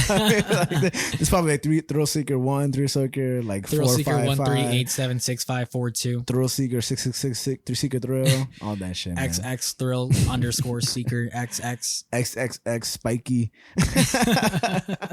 Snoopy. There's a lot of Mexicans that used to call themselves that. I don't know if you know that, Brian. I don't know if you know that, Angel. I didn't know that. Mexicans would just call themselves like Snoopy or like Sleepy. Huh? You was Guero. That shit was funny. My name is Frankie. But Frankie Spiky. The Neos market cap even grew to $500 million, and with only room to grow. However, behind closed doors, Neos was not perfect, and NCR was never built with a massive boom in mind. So tiny cracks turned into chasms. None of this was happening because Neos was good already. It happened because of the metaverse hype. So it was kind of a more money, more problem situation where all this just kind of happened at once. No one was really ready for it. Yeah, and let's just make as much money right now, and then like it just kind of affected Neos directly, and they had no control over it really. That's very lucky though, man, to create something similar to metaverse, and the metaverse launches.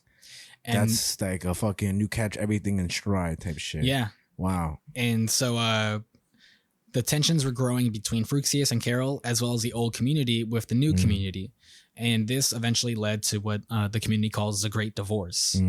And this happened in an infamous board meeting in 2021, where the CEO, Carol, announces without anyone else's approval that they had just hired a new chief operations officer, as well as with a new plan that every developer would have to follow. A new CEO with a new direction. COO. Oh, chief operation. Oh, you're right. COO, but with a new direction that they have to follow. Got you. And again, without anyone's approval, like he just kind of said it. He was like, "This is what we're doing." That was of the two main guys. That's crazy. That's some bullshit. And so this really affected Fruxius, and like from the interviews, people say that he was a very emotional person. This really affected him a lot. Everyone, I mean, his name is Fruxius. What kind of name is that, bro? What the fuck are you, German or like Swedish? They're from the Czech Republic. Okay, that makes a lot of sense. And even then, what kind of name is Fruxius, bro? If your name is Fruxius and you're partnering with somebody for a company, you're gonna get the short end of the stick. That's a fact. That's a fact. At least we both got 2 syllables in our names. Yeah. Well, kind of. If you just use Javi. Yeah, that's your plan? Yeah. I'm going to be like that soccer player, just Javi. Yeah. Why does Javi get the 51%? Because he has more syllables in his name, bitch. God damn it. But, yeah. This really affected Fruxius and pushed the development team to believe that crypto was not best for the platform. Okay. And like I said, this really hit Fruxius and the development team as crypto was basically taking over the project. As a reaction, Carol was voted out of the Neos team, but they didn't really have that power. So the fact that they didn't really have the power to kick him out really bites him in the ass in a second. But at this point, a lot of comparisons are being made between Steve Jobs and Wozniak. I don't know if you're familiar with the Apple story. Oh, yeah, that Steve Jobs really fucked everybody over. And Wozniak was one of the real creators of it. And Wozniak did all the developing similar to Fruxius and things like that, while Jobs is just basically the salesman. I know like I keep mentioning this, but I hope we do a focus episode on that too, like Steve Jobs in general. Because that guy is, him and Mark Zuckerberg are like real fucking assholes realistically in terms of how they prevailed. But it's also just, that's how business is, you know? And I'm also I pulled up some Neos, like old school shit just to like have it on there. But, okay. Yeah. And so come 2022, it's been a rough year for blockchain and crypto. There was a big crash. Bitcoin alone lost nearly 60% of its peak value. Jesus Christ. And what really sucks, Neos is hit with a pump and dump scheme against him. And if you don't know what a pump and dump scheme is, like you drive the money up all the way, you let everybody buy, and as soon as they buy a high, you just you cash out, and then everybody else is fucked over. Yep. And in a couple of months, the price of NCR went from $10 to 30 cents. It was. Can we do some math real quick?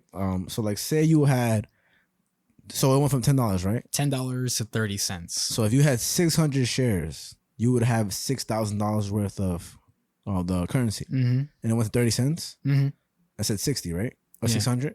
You said 6,000. 6,000. No, but saying like how much the shares did he have? 600? Oh, okay. Yeah, right? 600, yeah. So that means if it went to 30 cents, you would eventually just have $180. God damn. So that's how much money you would lose. Do the math, whoever's heard. Like you would have like 6,000, and that's the amount of money you make. You want to sell, and then they fuck you over, and then you only have $180 left. Sucks, man. That's if you bought at $10 per share. Like, you know, the stock market really scares me just because of the greed that can really come within the stock market. It's gambling with the Sue and Ty. And so, especially when it comes to these crypto bros and people like this who really are just out to just make money as quick as possible, like I cannot get behind that. It's just it's selfish. It's just kind of greedy. I kind of disagree, just because I think it's all up to the responsibility of the person participating. But what I will say, stock market is one thing because it's already credentialed enough to be like within businessman, Wall Street, all that shit. Like if you watch Jordan Belfort with Wall Street, the whole idea of that. But what I think that cryptocurrency does to people nowadays is that it contributes to the younger population participating. And I think what happens with that, like that's the one thing that I will say, even though I know you have a lot of like hate on Jeff Bezos and Elon Musk, not hate, but like, you don't fuck with them. I have my gripes. You have your gripes. But one thing that I didn't fuck with Elon Musk is his whole agitating the market in terms of crypto with Dogecoin. And like he kept putting up tweets and stuff like that of, like just, memes of Dogecoin, and people bought and bought and bought. I mean, people made money, don't get me wrong, but I promise you people lost money. And I think that what crypto is a big scheme that attracts a lot of younger people. Angel, you bought some crypto? I bought Dogecoin. Yeah. Tell the people about it. So I have this one of my best friends. I have one of my best friends. He does crypto, and he was trying to put me on to it, and he told me Dogecoin was going up. This was I guess before the pandemic, or I don't know when, but he was like just invest $50, just wait and watch. It's gonna go up. It did go up, but if you're not really consistent on watching it, it could drop and you'll just miss it. And you'll miss it. And that little time frame could be like 10 seconds, 10 minutes, man. Like, I'll tell you this. I always say on the podcast, I made $2,000 with A.M.C. and that was one of the coolest days of my life. I got taxed off the ass for that. But in general, like, it's a know what you're doing scheme. And if you look at these YouTubers and they're like, oh, make money, it's because they're on that shit 24/7. Like they're watching that shit. You know who the documentary shows that was a part of like the Neos like hype train? Let me guess. I don't know. Island Boy. They got in on that shit. You know why though? Because they probably hired like, financial advisors and shit like that. Like they probably hired people that let them know like, hey, buy now, buy later. And that's pretty much what. And I mean, at the end of the day, it's an evil game, and that's why, like, I'm not to like jump ahead, but I think my next topic will be diving into Nancy Pelosi because she is very much, well, supposedly, allegedly, guilty of insider trading. And you know what insider trading is? Yes. And for the people that don't know, it's like, say my friend here, Brian, is about to start a business that's already on the stock market, and they're priced out like 50 cents a share. But Brian's like, yo, we're partnering with Google tomorrow. That stock is about to jump to $200, buy everything, and I do it. Me and Brian can get in a lot of trouble for that shit because that's insider trading, and that's what Nancy Pelosi allegedly has been very much guilty of. And when she's asked questions in Congress and stuff like that about it, just totally denies it. This is the lady who put on African traditional clothing and took a kneel with fellow politicians. And I'm not saying that's a bad thing. I'm saying that she's just as evil as like Donald Trump or like all these dickheads who pretend, It'll be interesting to talk about her then. Yeah, man. If I bring it up, I want to keep you on your toes. So we're almost done with this story. But, it's an interesting story. Don't get me wrong. I'm watching the Neo Neo VR videos right here, just like as a to show me what it is, and it's fucking amazing. But VR chat is incredible compared to it. Yeah. It's interesting that you say that. I'll get into a little bit of that too. Okay. But so the pump and dump happens and whatever. The crypto community's gone, and the old/core community is left with the bag pretty much. And the problem is now of the question of who owns Neos. So remember when I said that they voted out Carol and stuff? Yeah. That's a big issue because no one knows who owns the code or intellectual property of Neos. And so what's happening now is that Carol is now developing his own cryptoverse with Neos, while Fruxius is continuing on the OG Neos with the community in the crossfire. So pretty much there are two Neoses being built under the same name at the same time by the creators. Co-creators and everything. And there's just this is why it's called the Great Divorce, because it's created this massive divide between the community and stuff. And so what's happening next... but it's actually not all doom and gloom, because Neos just recently in the last month hit its highest all-time peak for concurrent users, and that a lot of the original fire from the community is returning. All the interviews in the documentary were done in Neos, so that's really cool. Okay, good. But so what's next? Carol put out a public statement where he both welcomes Neos to continue development under his control, but in the next sentence threatens legal action if his visions aren't met, mainly continuing crypto involvement within Neos. At the same time, Fruxius made a public statement saying he and the development team were basically taken advantage of, and they haven't even been properly contracted or employed, and they just want to keep building Neos for the community. Yeah. So it's one side is like money, money, money. One other side is like, hey, people, people, people. And Fruxius is the people motherfucker, right? Yeah. Shout out to Fruxius, which is a silly ass name. If you want to call him Thomas, you can call him Thomas. Nah, I'd rather call him Fruxius. I will remember him if his name is Thomas, to be honest with you. Fruxius is just so silly. But this now leaves Neos with 4 options. One. Today, right? Yeah.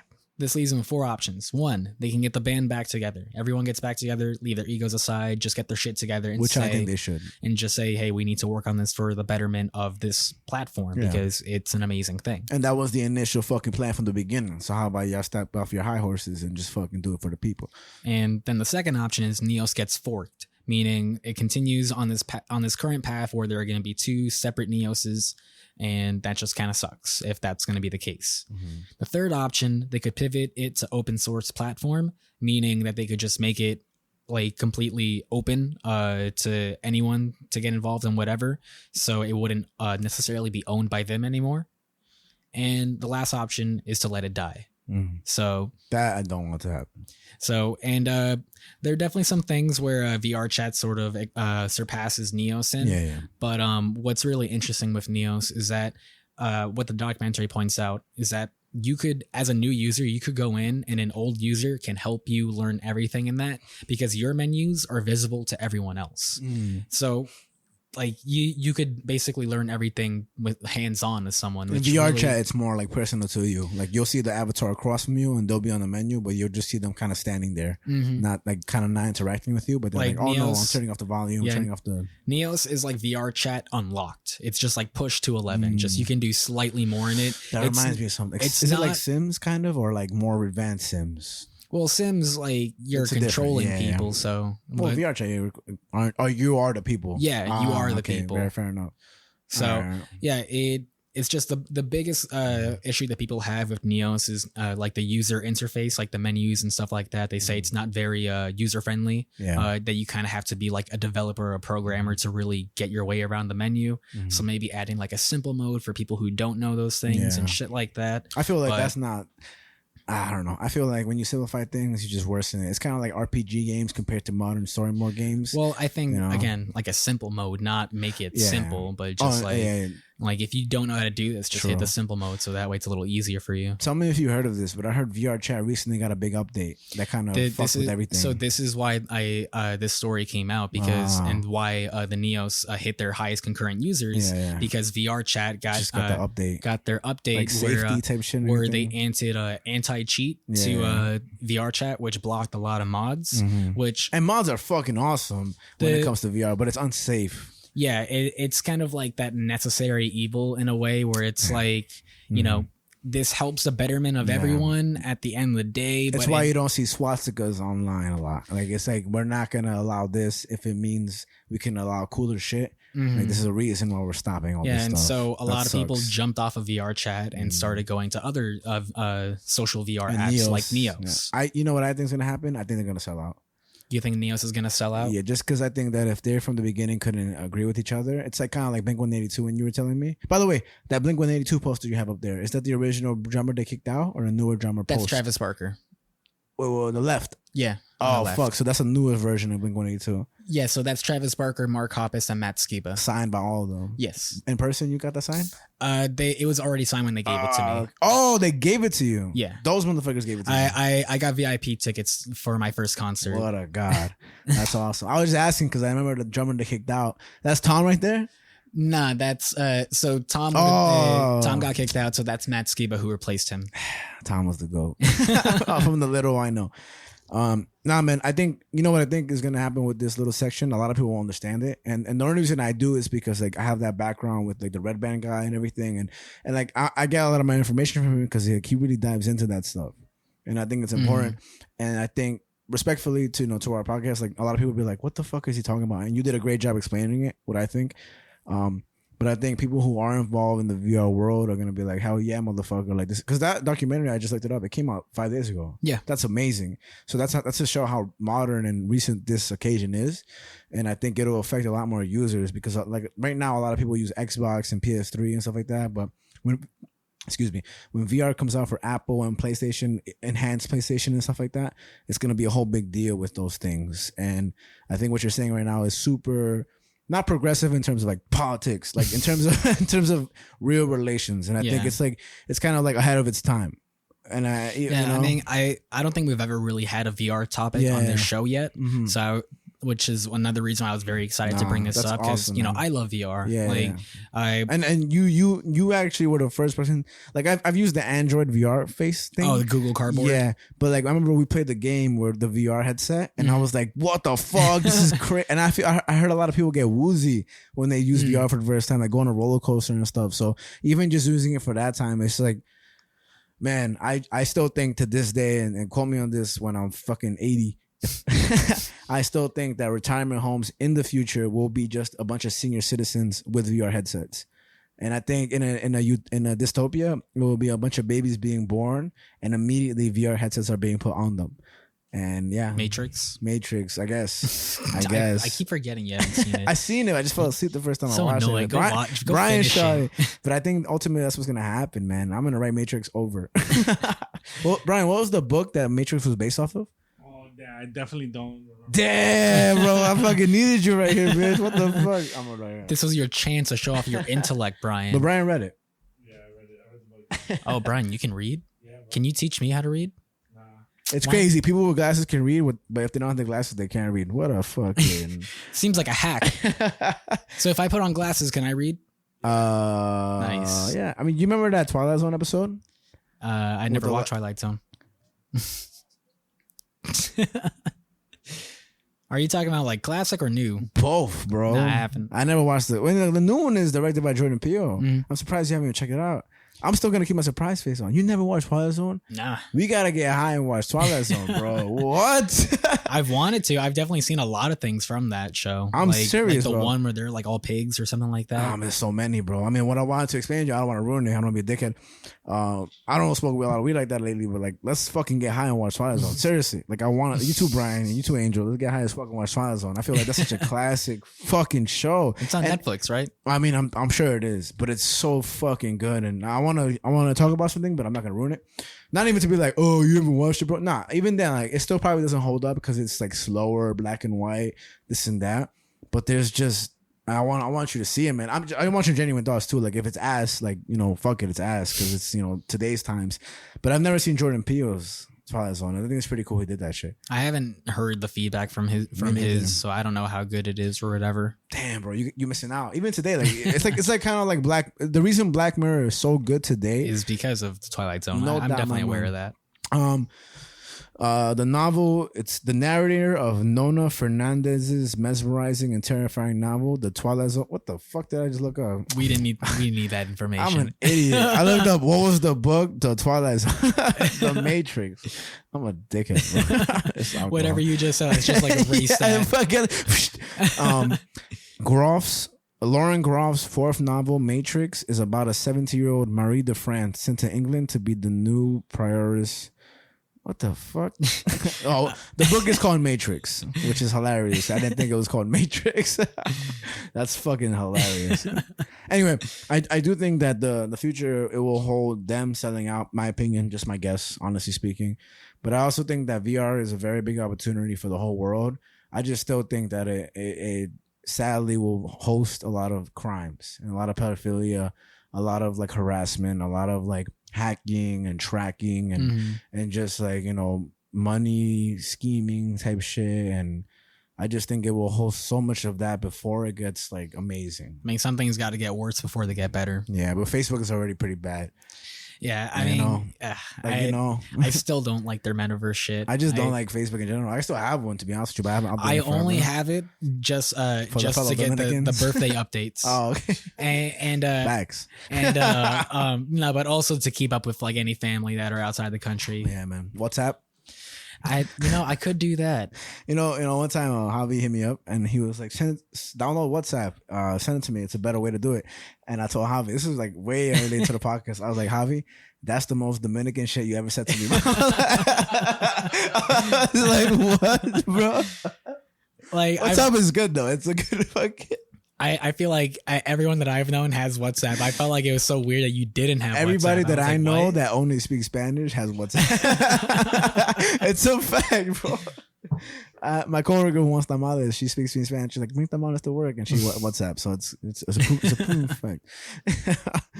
But now we're on to story number 2. Yes, sir. So the second. Well, I'm gonna take a piss. Oh, yeah. Oh, actually, fuck the piss, Brian. What the fuck you got to say about the metaverse or Angel? You pick the mic. No dead air.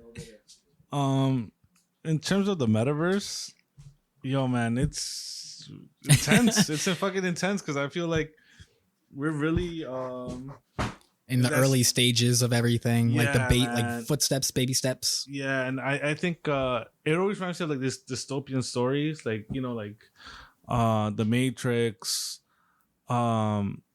What's the other one where Ready Player One? Yeah, and that's one where like, or Gamer. Oh, Gamer's another one. Yeah, and that one, like, I'd always like compels me, like all these like kind of like prison dystopian stories where, like, you know, they make them fight to the death, a race car, death race. Mm-hmm. I feel like, man, people in the lower bottom will always get taken advantage of, without a doubt. and that's something that I'm kind of like iffy on, like, you know, because it's like, you know, you live in this world and like you live in this virtual world too, and it's also like how much of your mind you're gonna put into it. Like in the Matrix, right? Like one of the things they said is like, you can't survive without your mind. If you die in the thing, in the Matrix, you die in real life. Yeah, because your mind can't survive without the body, and back and forth.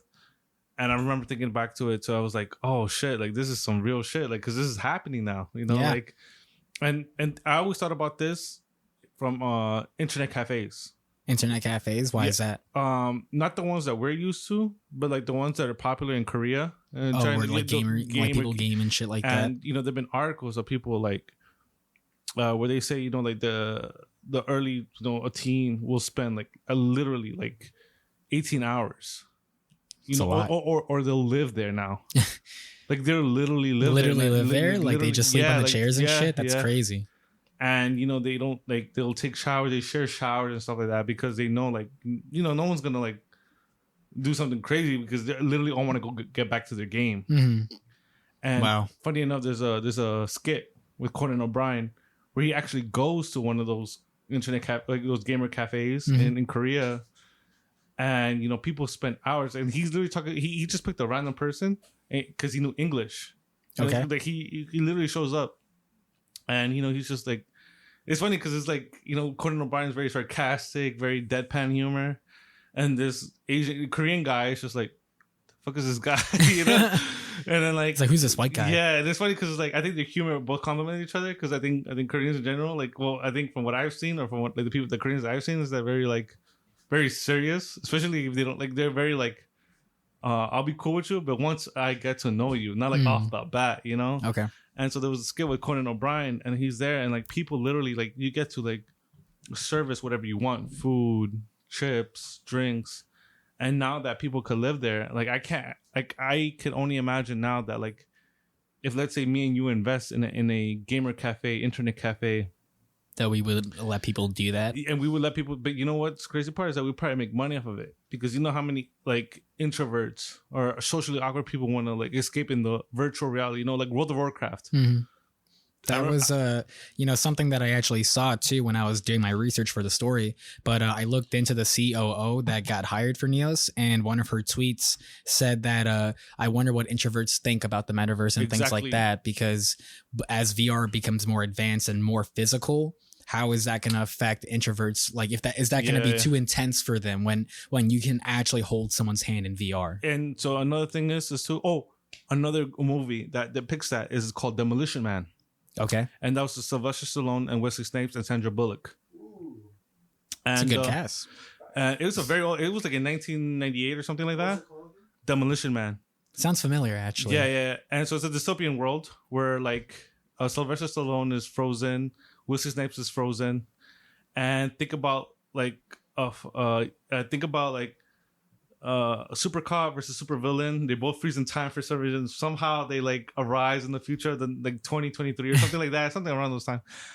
And one of the things was sex. Okay. So sex is done virtually. And in the movie, they Sylvester Stallone, because he's from the 90s, he goes like, "Why is sex done virtually?" And Sandra Bullock's character, who's born in the present time, she goes like, "Oh, because it stops STDs. We make sure that pregnancy is never faulty." And we also make sure that that no diseases carry on. And that's crazy. And also children are born healthy. That's crazy. Through virtual reality. And so then Sylvester Stallone was like, what is this? Like the touch, the feeling and stuff like that. And again, it's a weird movie because like they also like because a nuclear war happened and this is like post-apocalyptic and this is like that's their utopia or whatever. But not to sidetrack too much, but that's what like always worries me because it's like how far away are we from that? Mm-hmm. You know, and it's again like Demolition Man, like it's a movie made from like 1990s. Yeah, because you said like what 98? Yeah, 98 or what was it? 93. 93. That's crazy. You know, and then okay, so then you have like the Matrix, right? And it's like can your mind survive, right? And like you know, how many days could we go without water and food? I think like 28 days, something like that. So it's 20 days for food, and I think it's like 6 days without water. I think. I thought it was the other way around. I thought it was according to Bear Grylls. Survival. That motherfucker. I thought it was the other way around. I thought you could survive without food or without water longer. No, maybe that's the case. Yeah. For food? No, yeah. So for food, what was it? 8 to 21 days. 8 to 21 days. Yeah, without water, it's probably 8 less. to 21 days without food. So water? Without water, it's 3 days. 3 days. Oh wow. Now imagine people that are in that internet cafe, right? And you know they undernutrition themselves, right? Because all they're eating is chips. Because that's the only that's what the place provides, just chips, squid chips. What a shitty service. Yeah, but it's, well, what are they gonna offer at a gamer cafe? Yeah. Fucking IVs, fucking fettuccine alfredo. These motherfuckers figured everything out, but they're like, let's feed our motherfuckers chips. What the fuck? Yeah, but like, the crazy scenario is that like you know me and Frank have been to Flushing, and I remember telling Frank, I was like, yo, maybe one day we should go. And then it became a little too late where the place closed down. Remember the place we went to? Mm-hmm. And I was just like, the only reason I only remember about this place because Conan O'Brien did that skit. And I was just thinking back to like, yo, we're not that far off now. Like literally, we're not that far off. And then like I remember when Metaverse appeared, and Frankie was the one telling me how like people were buying property in the Metaverse, and I was just like, wow, this is crazy. AR, yes. H&M just bought their first like store in like the Metaverse, so they're gonna have their own Metaverse store. Their sweatshops are also gonna be in the Metaverse. But this is gonna be an interesting translation because as we first talked about the first topic where we sidetracked about like nostalgia, digital versus physical, and stuff, and that's where I feel like, you know, I mean, I buy my clothes. Sometimes I buy my clothes online, but never will I go to a department store because it's like I rather than just go to the department. Like, me personally, I don't like shopping online because I'd rather try it on before I buy it. Yeah, I mean, I just genuinely I hate returning shit. I'm so lazy about returning shit. Yeah, me too. I'd rather just do it right the first time and just be done with it. I second that. Wait, because now we have a fourth opinion, Angel, because I know he buys shit online. So let's see what he has to say. And if I may say real quick, I just like buying shit online for the convenience. It comes in a day. But like if white t-shirts, but if you're buying like shoes and stuff, fuck it, returning. Hold on, let me move the mic closer to Angel. Hobby, say some shit. Yo, man, I think this is a pretty interesting conversation. Me too, man. I'm telling you, you picked a good ass topic, and the reason I think it's so good is because what you brought up is gonna affect all of us, like before, whether or not we like it, and sooner than later. So, Angel, so what are your thoughts on all that shit we said? And boom. Go ahead, my guy. Mic check. Mic check. All right, I hear myself. I hear you. You can lower the mic too. Yep. Oh, nice. This is fancy. Metaverse. We talking about the metaverse, right? Yeah. We're shopping online. Shopping online. Yeah. Okay. And metaverse. Okay. So shopping online. Listen, I'm always shopping. So listen, I work 2 jobs. Gotta spoil myself. Treat yourself. Exactly. Gotta treat myself. But I'm the type of people that likes to shop online. I like to shop online just because sometimes online you get deals, better deals than actually going to the store. You know, I shop a lot in Guess, you know, and you go to the actual store. Oh, okay, damn. Fancy man. Ass motherfucker over here. Hold on. Ain't even fancy, bro. That's not fancy. What you talking about? That's not fancy, bro. That's middle class right there. That's middle class, okay? But yeah, besides Guess, you know, other clothes like H&M, Forever 21, I usually do the shopping in the store. I'll go to the store, I'll look at the clothes, you know, try it on, but I won't purchase it on the spot. I'll probably just go home. Just wait and order it online. Yeah, I'm the type of person that waits for deals. So that's why I'm always shopping online. Like, you know, there are a lot of brands that will give you deals if you use the app and then go in store too. Or like points and shit like that. Yeah. The only time I use an app when I'm shopping online would be, well, not online. Now I'm lying. Keep spitting rhymes. So I also shop.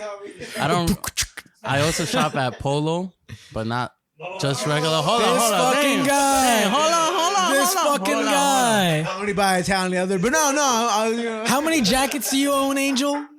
Damn, bro. I own like about, I want to say, like at least 35 jackets, bro. God damn. That's too many jackets. Listen, bro, one for every day, bro. I know there's 7 days in the week, but we gotta switch it up, bro. But when I do purchase Polo, I go to the factory store, basically to the outlets. You know, you go to the outlets, everything's way cheaper. You know, you go to Macy's and you go to the Polo section, you're looking at sweatpants, sweatshorts for like about $100. You go to the Polo factory, you see them for like $40, $20. And, you know, that's when I do my online shopping. So, you know, and also the thing about online shopping is you go outside and, you know, you want to purchase all this clothes and all this other stuff. You're going to be walking around with bags. You want to enjoy your time without, you know, no free bags. You know, you don't drive to the mall. Usually if I ever go shopping, I drive just to not deal with that. Because I thought about this too. There are like no mall. I mean, there are malls in Manhattan, but I've brought this up to my cousin who lives upstate and stuff, where malls are definitely more of like sort of suburban thing where people are like, oh, let's go hang out at the mall. And it's just that doesn't really happen in the city. Like maybe for high schoolers that live close to malls, but I feel like in the city, people just go to malls to get their shit and get out. Yeah. That's exactly what I do. You know, I like going to the malls. I like going to the stores. You know, just I'm a window shopper. I'm a window shopper. I look at things that I like, see if they have my size. They don't have my size, I'll place the order online. You know, but when I do go to the mall, I always take the train, bro. There's a few times I take I go in car, but when I do purchase stuff at the mall, I take the train. I think the best thing to do is just get a car. Just, you know, fuck everything else. Just get a car. Fuck parking, bro. It's all fun, you know, to drive. You get to your destination, but once you gotta park that car, go back home. It's a hassle, bro. Trying to find parking is crazy. What's the longest you've spent looking for parking? I think for me is about 2 hours. So okay, one day I spent like at least 45 minutes driving around trying to find parking. It's crazy. It was bad. There's what's it called? Alternate side parking? Oh yeah, the side parking and shit. So by my house I believe is from like 8:30 to 10 a.m. 8:30 a.m. to 10 a.m. I mean, it's not bad. You could wake up in time to move it. You could. You could. Like here, it's like 2 to 5 in the morning. What I usually do sometimes when the next day I don't have to move a car, but I still can't park there from between 8:30 a.m. to 10. I usually just stay in the car in that side of the parking spot and just wait till 10:30 and then take a little nap in the car at 10:30. I ain't even got to worry about it the next day or later on.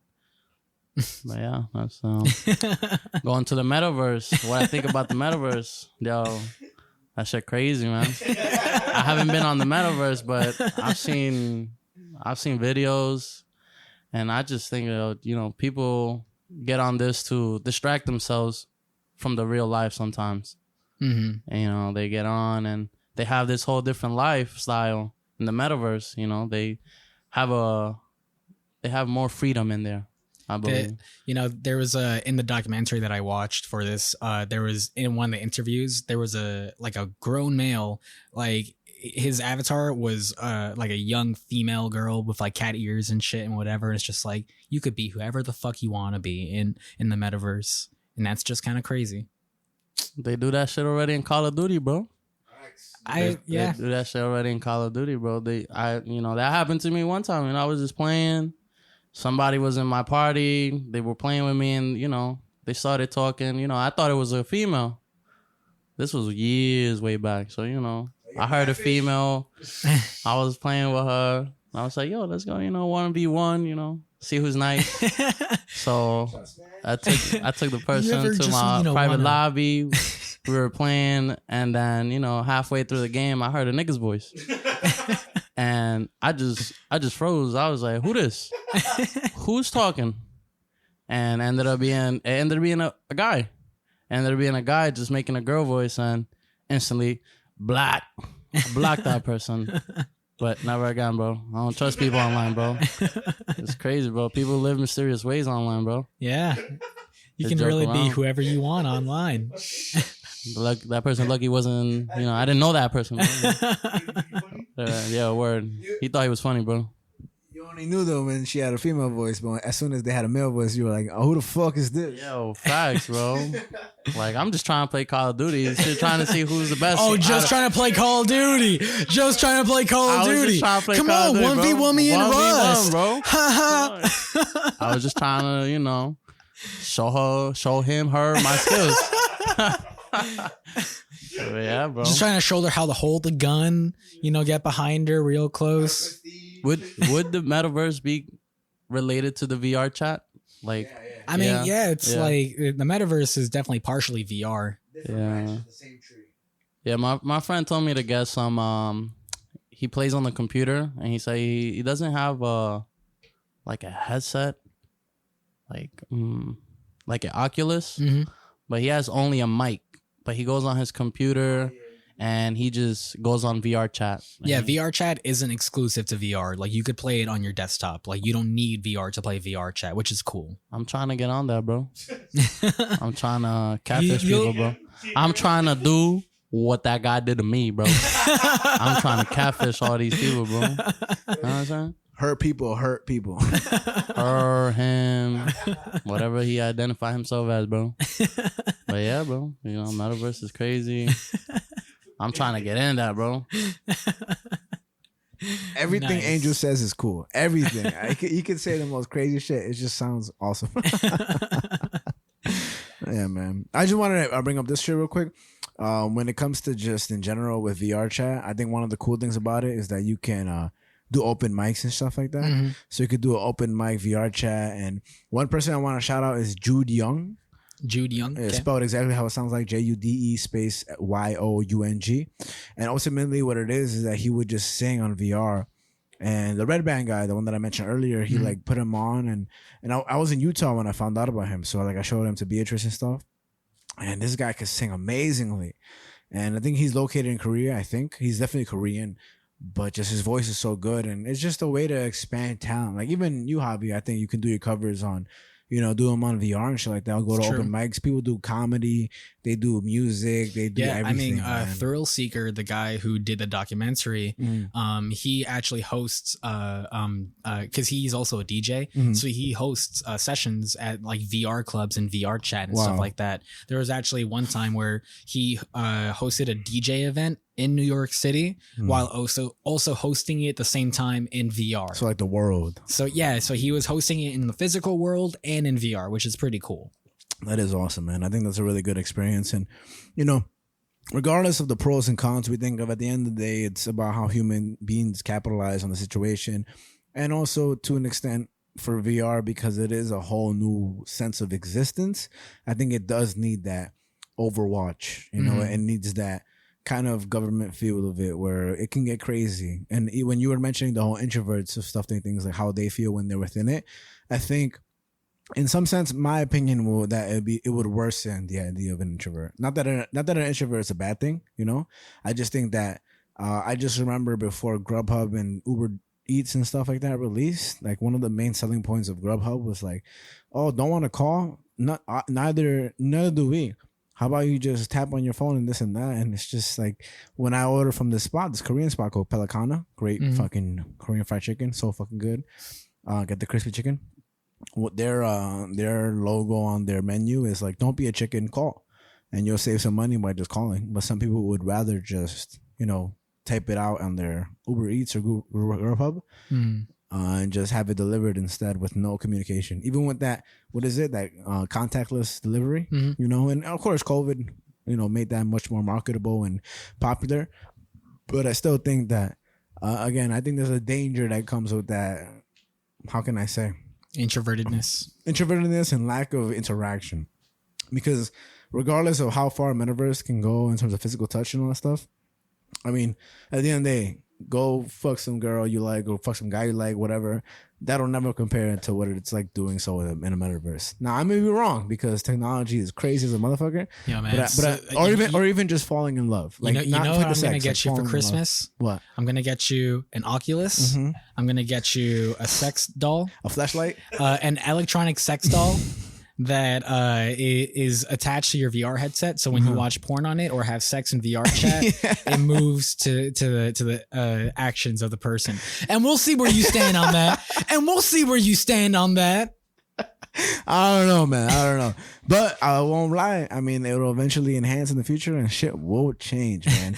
There's this crazy video of some guy reviewing a sex doll and it's so crazy.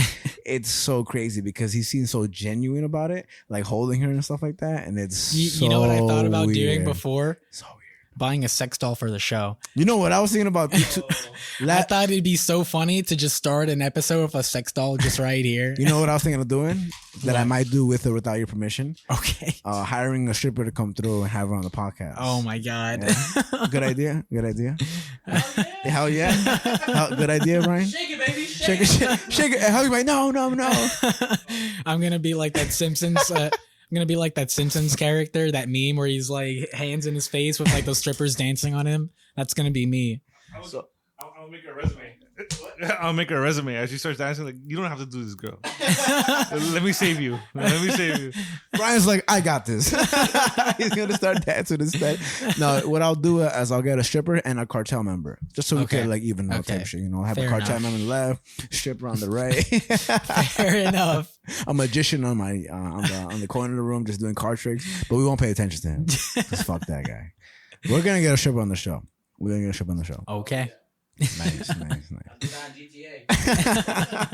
Virtual reality. These topics are going today. So I'm gonna just get to the second topic before we go down another b-hole. No, you know what? Take a shot with me, Javi. Take a shot with me. Oh, Jesus. Brian, you fill up the air. Say some shit to the people. So while we take blah, blah, blah, blah, blah, blah. Did you bring the shot glasses out? No, we're taking it from the bottle, bitch. Oh, my God. That's what happens when you buy a Casamigos bottle. Anyway, fuck this drinking. Brian, what you got to say to the people? Again, check out that fucking movie, Demolition Man. Yo, that shit, I remember watching that. So again, it's Whiskey Snipes. And this is a joke that I probably shouldn't say right now. But that movie was so interesting because again, okay, so not only did they take away the sex part, like the touch feeling of it, because they wanted to put it into virtual reality. Another thing they did was that for some reason, now I'm pretty sure it's marketing and maybe it sponsored the movie, but Taco Bell was the only chain to survive the nuclear blast. That's definitely product placement. That's some bullshit. Which, right, product placement, whatever. But it was, again, it was interesting. And again, Sylvester Stallone character's like, oh, we're going to take it to Taco Bell. And he was like, okay. And then it was this high-fine dining restaurant.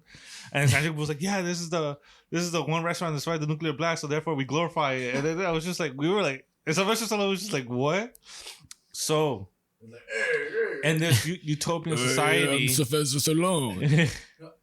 What's the Taco Bell slogan? The what? The Taco Bell slogan? Dung.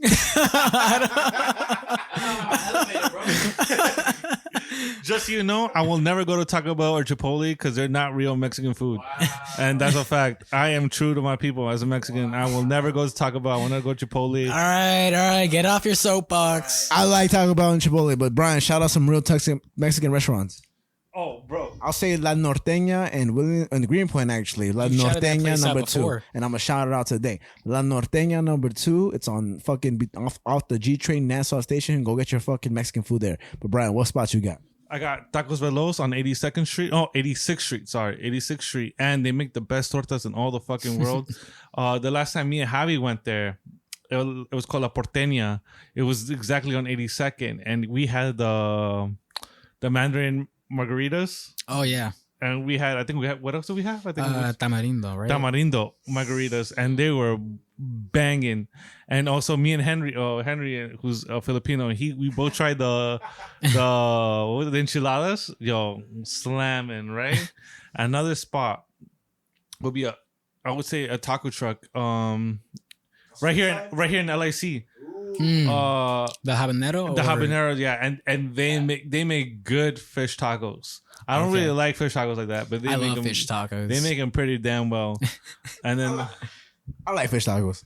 Yeah, and then another one will be any Mexican mom's home kitchen. Yeah. Oh, because that's where it's at.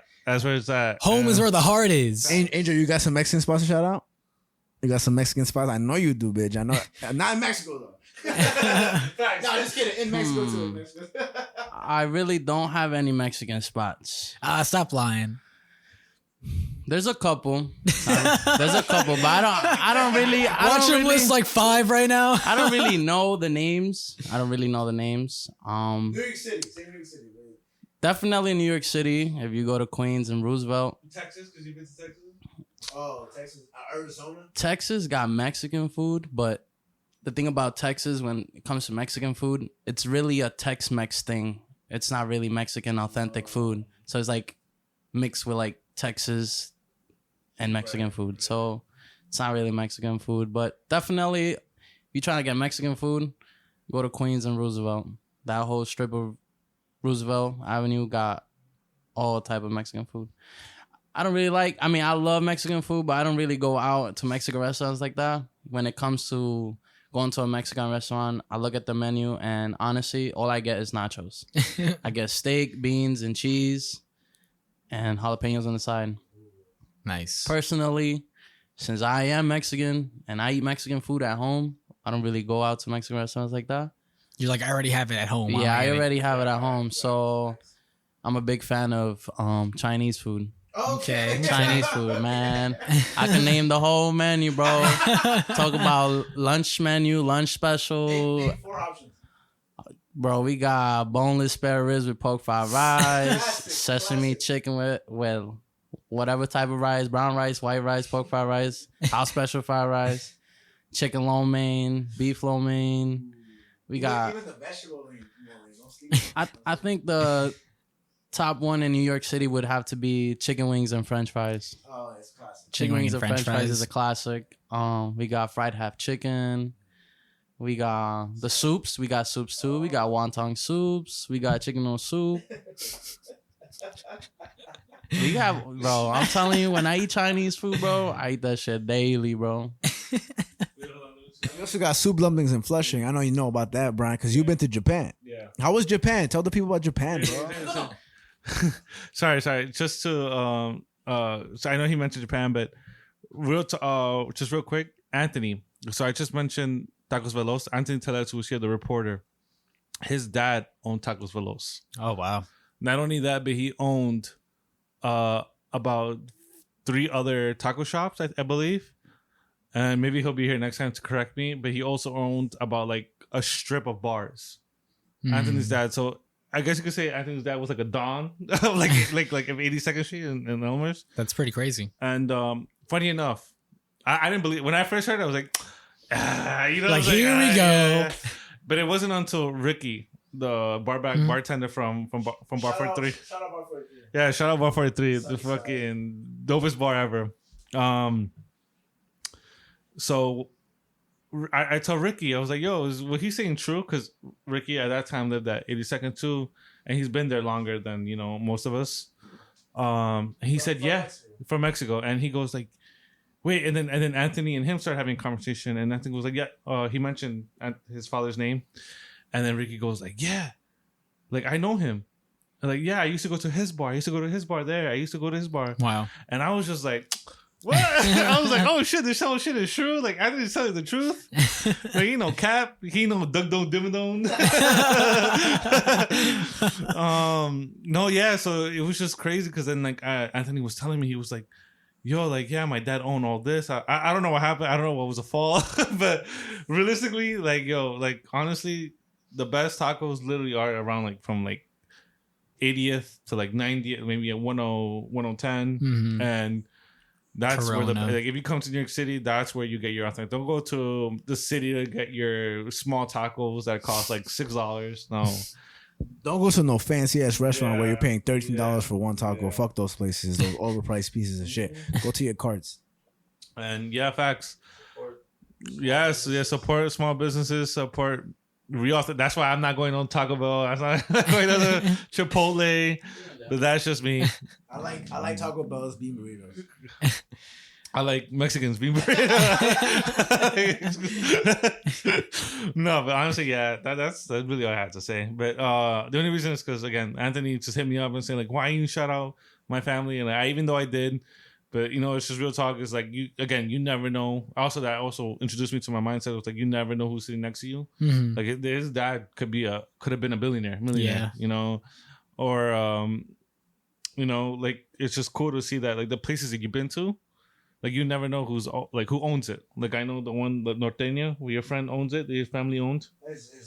His parents owned it. And, like, again, like, and if they make good food, they make good food. They do. And that's all it really comes down to. Like, are you going to pay that price? If it's cheap, good. If like, I know you guys shut it out in the supplementary Ichiran. Yeah. And they reposted our story. Oh, shit, really? Yeah, they reposted our story. Yeah, and I remember going there for the first time, and I was just like... By the way, Brian put everybody onto Ichiran. I know he knows that, and I'm going to say that because he put us on. Yeah, and again, like, the only reason because I did go to Japan, and when I came back, I was like, I need to know what are the best ramen spots in New York. And yeah, there are a couple, but Ichiran for me doesn't, you know. There's a lot of more, like, I'm pretty sure there's hole in the wall ramen spots that are probably even better. Mm-hmm. But I'm pretty sure only those Japanese people know. Like, you know, like, just same here in New York. Like, you know, like Mexican You should food. make more Japanese friends. I wish. But yeah, that's all. For Ichiran, I would say, yo, get that extra pork and get it extra spicy. That shit is so good, bro. Angel's face. And get those what is it? Matcha pudding. Matcha pudding is good. Listen, Angel's gonna talk mad shit right now because he had a bad experience, but that's only because his ass don't know how to act. I was so afraid that I was gonna get kicked out there, and I was gonna just beg to just please let me in there again. Now, Angel, tell us about your experience at Echeron. First of all, this is the B-hole episode. Angel, what the fuck happened with you at Echeron that you got the motherfucker so mad? Listen, bro. It was a bad experience, bro. You know, forget what Brian said about Ichiran. Don't go there. Don't go there. Go to Ajisen. Go to Ajisen. Trying to find it. It's located in Chinatown, and it's located in the city too. There's 2 locations. Just the city. But going back to Ichiran, you know, Brian was telling me, yo, you know what, this is my spot. I like the spot. You know, I'm a fan of ramen too, so I gave it a try. I went with Brian. I went with my girl, and you know, they have different type of ways you could get your noodles. You know, you could get them. It's like Subway. Like, you make it, and if you complain about it, you made it, bitch. I guess you don't really make it, you know, you just order what you want. True. So, you know, they have extra hard noodles to soft noodles, but firm is the word. The Italians will know it as al dente. So they had an option there. Okay, Javi. All right. So, you know, I wanted the noodles standard, the way they come. My girl, she wanted them extra soft. So this is where it just goes down the drain. Yeah, exactly, bro. So she got her plate of ramen. She was trying out her noodles, and she said her noodles weren't too soft. So at Ichiran, one thing to know about Ichiran is that you don't see who gives you your plate. You don't know who gives you your plate. All you see is the hands. Describe the scene. Like, how does it look like when you're So you go inside. They have like personal cubicles. You know, they have like walls, so you won't have to stare at the other person that's sitting next to you. But if you go in as a group, they take those walls down, and you know, so you can have a better time. But yeah, facts, bro. But I want him to go for 2024, right? Listen, y'all seen Biden, bro? Nigga, Sleepy Joe, bro. Come on, bro. Nigga, y'all didn't see that video where he shakes somebody's hand and he forgot, like, a second later he shaked his hand? I seen it. Like, what's going on, man? You the president. You Sleepy Joe, man. Sleepy Joe. But back to Ichiran. They gave her regular noodles. She wanted soft noodles. And, you know, I asked her if those were the soft noodles. She told me yes. So we were like, okay. You know, I told my girl, yo, those are the soft ones. Just eat it. Later on, the lady brought another plate of noodles, and she told me that the ones that she had given my girl were actually not the soft noodles. So I told her, can she replace them? And you know what she told me? She said, for what? She said, no, she can't replace them because if you keep the noodles in the hot broth, automatically they're gonna turn soft. Which I get it, but still, it's like, that's not how I order the noodles. So, what did you say back, Angel? And she fucked up, and she's like, "Oh, but regardless of my mistake, it'll correct itself if you just let it soak in the broth." Exactly. So that's some bullshit, because you know that's not what I asked for. So I told her she could switch it, and she said, "No, just let it sit there in your broth. It's gonna turn soft." And that's when I just blacked out. I was like, "What do you mean? Leave it there? That's not what I ordered." She's like, well, I'm going to go talk to my manager. And she went and she never came back. Oh. So, but what did you say in response? What was that iconic line? After she told me just leave the noodles, after she said leave the noodles there, they're gonna turn soft. I told her, you trying to be funny? Like, you trying to be funny? And when they present the noodles, like all you see is their arms. And there's this little slot for them to put their arms there so you can like see the bowl being presented. So Angel, what did you do to see the person in the face? Bro, I dug down. Stuck my head down there, and I was trying to see who was serving it. And that's when I told you, you trying to be funny? Like, that's not what I ordered. And Brian, this is Brian's favorite place. Brian's face was priceless. He was shaking his head. He looked scared. He didn't want to get kicked out of his favorite spot. So I dropped it. Then my girl was like, yeah, just let her go. Moments later, she started blacking on them back again. And I was just like, you know what? This is why I don't go to Ichiran. Ichiran, bad experience. Ajisan, best experience. Okay, don't listen to them supplementary. Don't listen to Brian. I'm not trying to get kicked out. Ichiran already shouted us out. By the way, I love Ichiran. I just want to say that I advocate for Ichiran. I had a good experience with Ichiran. Yeah, I didn't think they were funny at all. I thought they were being very pretty serious. I think there's everything bad happened when you brought a girl here. Oh! Oh man, that was the first topic. That was, how far are we? Yo, right? Probably like 6 hours already. I'll put the camera on. You have it. I'm gonna take a peep at the. Oh, they said pee. I had to pee like 7 times. Frankie, we're at 2 hours. We're at 2. Frankie said 6. A third of 6. You know, I got some fucking 7 YouTube videos playing in front of me. What the fuck? You're not even watching them. You're dead ass.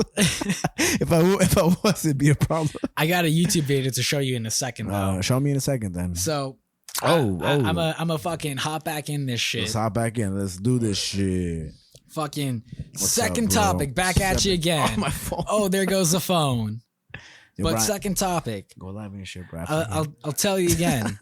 Austin Tice, who is the American journalist believed to be held captive in Syria. Oh, shit. What's his name again? Austin Tice. All right. Tice spelled Tice. All right. And so to break this down, A.M.C. Austin Tice disappeared in Syria 10 years ago as the country, Syria itself, collapsed into civil war. Oh, shit. And it has been long been thought to have been captured by President Bashar al-Assad's government, but on August 17th, the country's foreign ministry denied holding him captive. Okay. So just yesterday, the foreign ministry, was it? The country's foreign ministry. So just yesterday on August 17th, the Syria foreign ministry was like, no, we don't have him captive. Liars. And Mr. Tice himself is a former U.S. Marine from Houston, Texas. Hey. So shout out to that. Barbecue. But this dude, he disappeared on August 14th, 2012, and not long after his 31st birthday at a Damascus checkpoint while freelancing for the U.S. newspaper company McClatchy, the Washington Post, and other outlets. Okay. At the time, he had been in the country for months reporting on opposition rebels after anti-government sentiment led to civil war. And there's a video that appeared online shortly after his apparent capture, seemingly showing a blindfolded Mr. Tice walking while being held by armed men. Some Guantanamo bullshit. And that's the last that we've seen of him. And he was a journalist. So I'm going to show you the video right now that they're speaking of. Put it here. I mean, if it's on YouTube? I had it. It was a little difficult to find. Put it on top of my laptop then. We're laptop galore right now. We got laptops for a day. Usually it's just me with the laptop. By the way, who's on the back of your laptop? There's a black gentleman with the Supreme shirt. I mean, this isn't mine, so I wouldn't know. Well, then we'll never know. We'll put it on supplementary of who this black gentleman is. I'll put it on you can see it from the IG Live. Hey, shout out to our guest Angel. He's leaving right now. Deuces. Great motherfucker to always have on. Brian's still with us being strong. You live right now, Brian? Yeah. Oh, shit. Brian's live right now with his old shit. It's expanding. But let me show you this video real quick. So the video, again, came out in 2012. And this is technically the last we've seen of Austin Tice. Oh, shit. Is it with volume? Fuck. He's in the car? You think you'll see in a second. As long as we talk, I think the video won't get copyrighted. So let's I'm just going to edit this out. Oh, fucking yeah. Oh, yeah. Bless you. That's fucking scary, man. Like, I'm Holy shit. Like, I really hope we're never in that situation. Even Salman Rushdie, who we talked about last week, like, he was in that type of situation in America because of his talks of the Prophet Muhammad. Yeah. And that's scary as fuck, man. So what's interesting about that video? Wait, describe the video to the people because we. Yeah. So again, it's like a 47 clip, 47 clip. 47-second clip of basically a bunch of dudes that kind of look like terrorists. Whoa! They don't look like terrorists. I say that because they're terrorizing this man. Well, literally they have guns. One of them is holding an RPG, and in the article where I found the video, they do talk about this controversy. Okay, no, I completely I thought you were saying the terrorists because they're wearing fucking. Nope. Open your eyes, motherfucker. You're right. But so yeah, it's just like it seemingly looks like a bunch of terrorists are sort of escorting this white dude in a blindfolded, and they're just kind of walking him through like the valleys or something like that. Saying they're talking in their language. Yeah, they're just talking their language, and the last shot is like on this guy. He's it seems like he's speaking in their language, and they're yelling Allah Akbar repetitively and stuff like that, which is mean praise be God if I'm mistaken or wrong or something like that. And it ends with, again, like on the blindfolded dude, and he's saying something in their language, seemingly. And I think he repeats Allah Akbar after at the end. Oh, I don't know. He what I do know is that he says Jesus Christ after that, and he looks very tired. He looks very distraught and beaten up and stuff. Yeah, that's terrifying. And so the controversy behind that is when that was released at the time in 2012, because it just popped up on YouTube. Okay. And so when that happened, people were like, "Whoa. What the fuck is going on?" Did it release in 2012 or recently? It released in 2012. That's what I'm saying. Wow. It came out 2012 on YouTube, and people were like, "Whoa, what's happening?" And the U.S. government, they said they don't think it's terrorists, that they think the Syrian government is holding him. So they think that this video is staged and that it has nothing to do with Austin Tice. So what the fuck? So that's very interesting. I wanted to bring that up because the article that I used for this doesn't bring that up. I had to sort of look for that myself. But I thought that was an interesting point to bring up, where it's like good shit on that, because I feel that like that just sounds like a conspiracy with the whole U.S. holding him and stuff like that, right? Or like faking this whole thing to like make other people look bad. Because I will point it out, but there are tensions between U.S. and Syria at the moment, so it's just they've always been. Yeah, so it's a pretty interesting thing to point out. Man, it's fucking crazy. Yo, what the fuck is up, Lauren and David? I hope you still watching right now. What's up, motherfuckers? I'm done. David just said Al Akbar. Nice. But so and Byron, what the fuck is up? I'm sorry. I just want to shout out to the people watching on the live. So where was I? A video appeared and everything.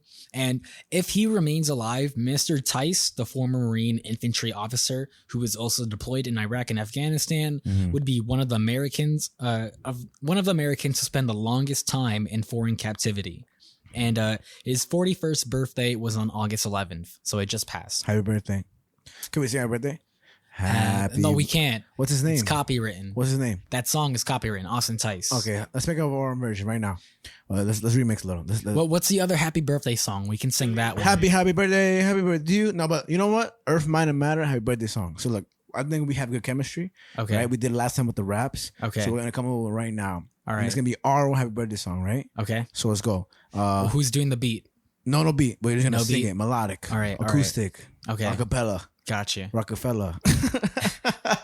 So we're gonna start off with Happy birthday to you, and when it's your birthday, we say congratulations.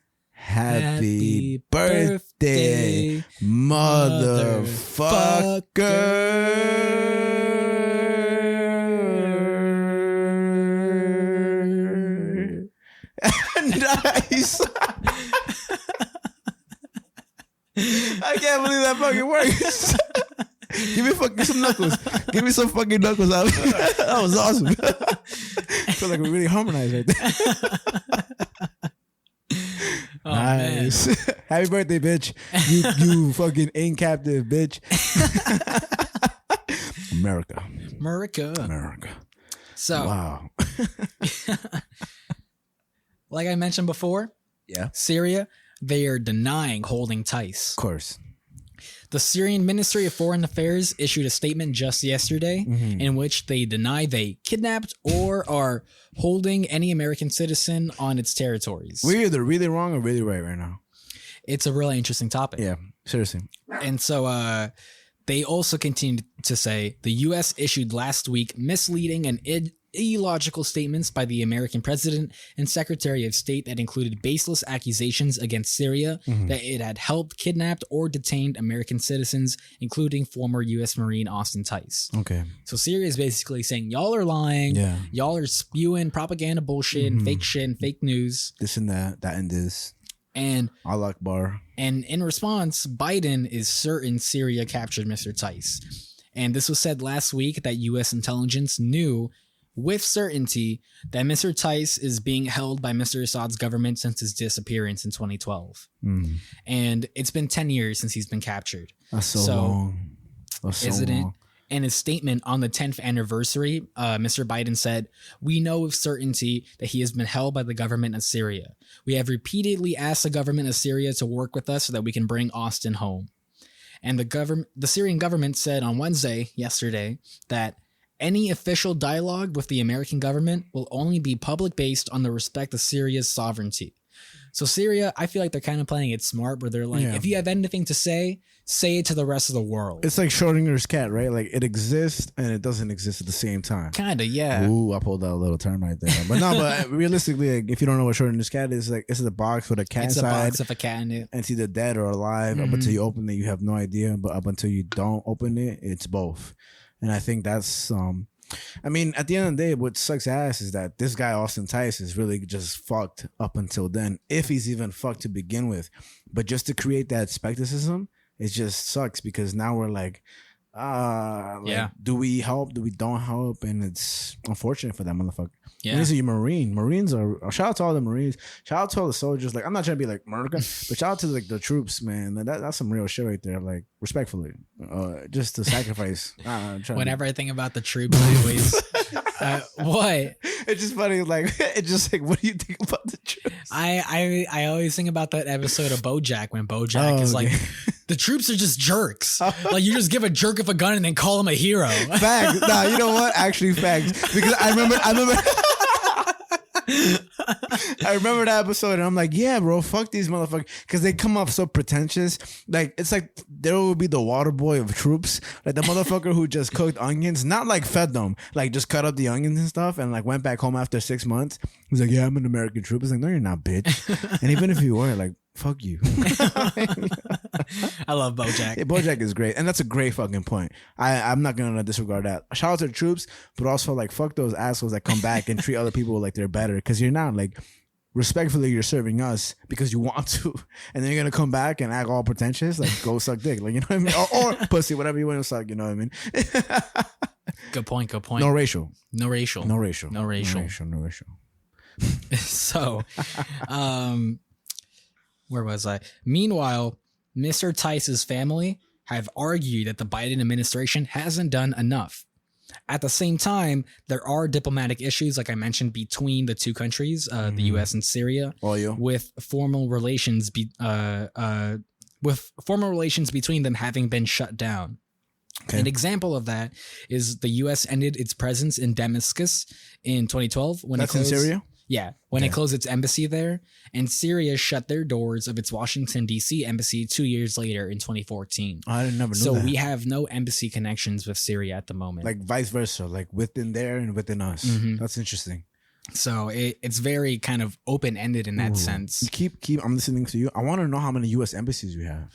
Like embassies we have. That'd be interesting. Keep talking. I'm listening completely. But recently, McClatchy, the brand or not brand, the site or whatever, the newspaper, McClatchy, the newspaper or whatever that Mr. Tice was working for at the moment when he disappeared.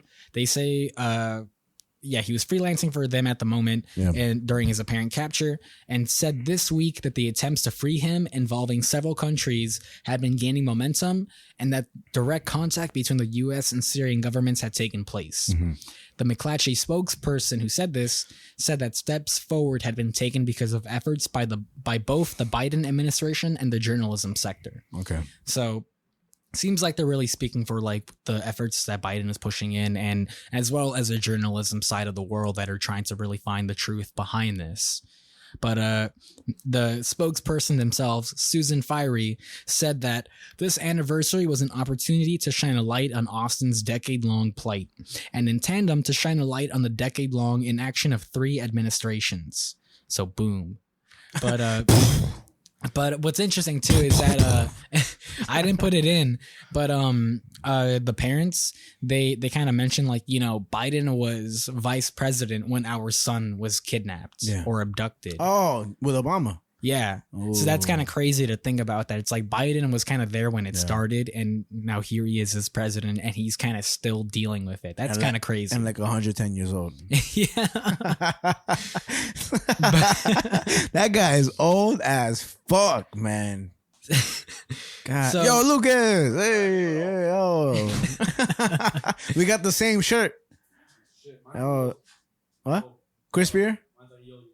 Mine is a little yellow too. Lucas just walked in, Javi's brother. We got yellow shirts. You know why? Because they used to be white. Huh? Who the fuck is this guy in his house right now with the glasses?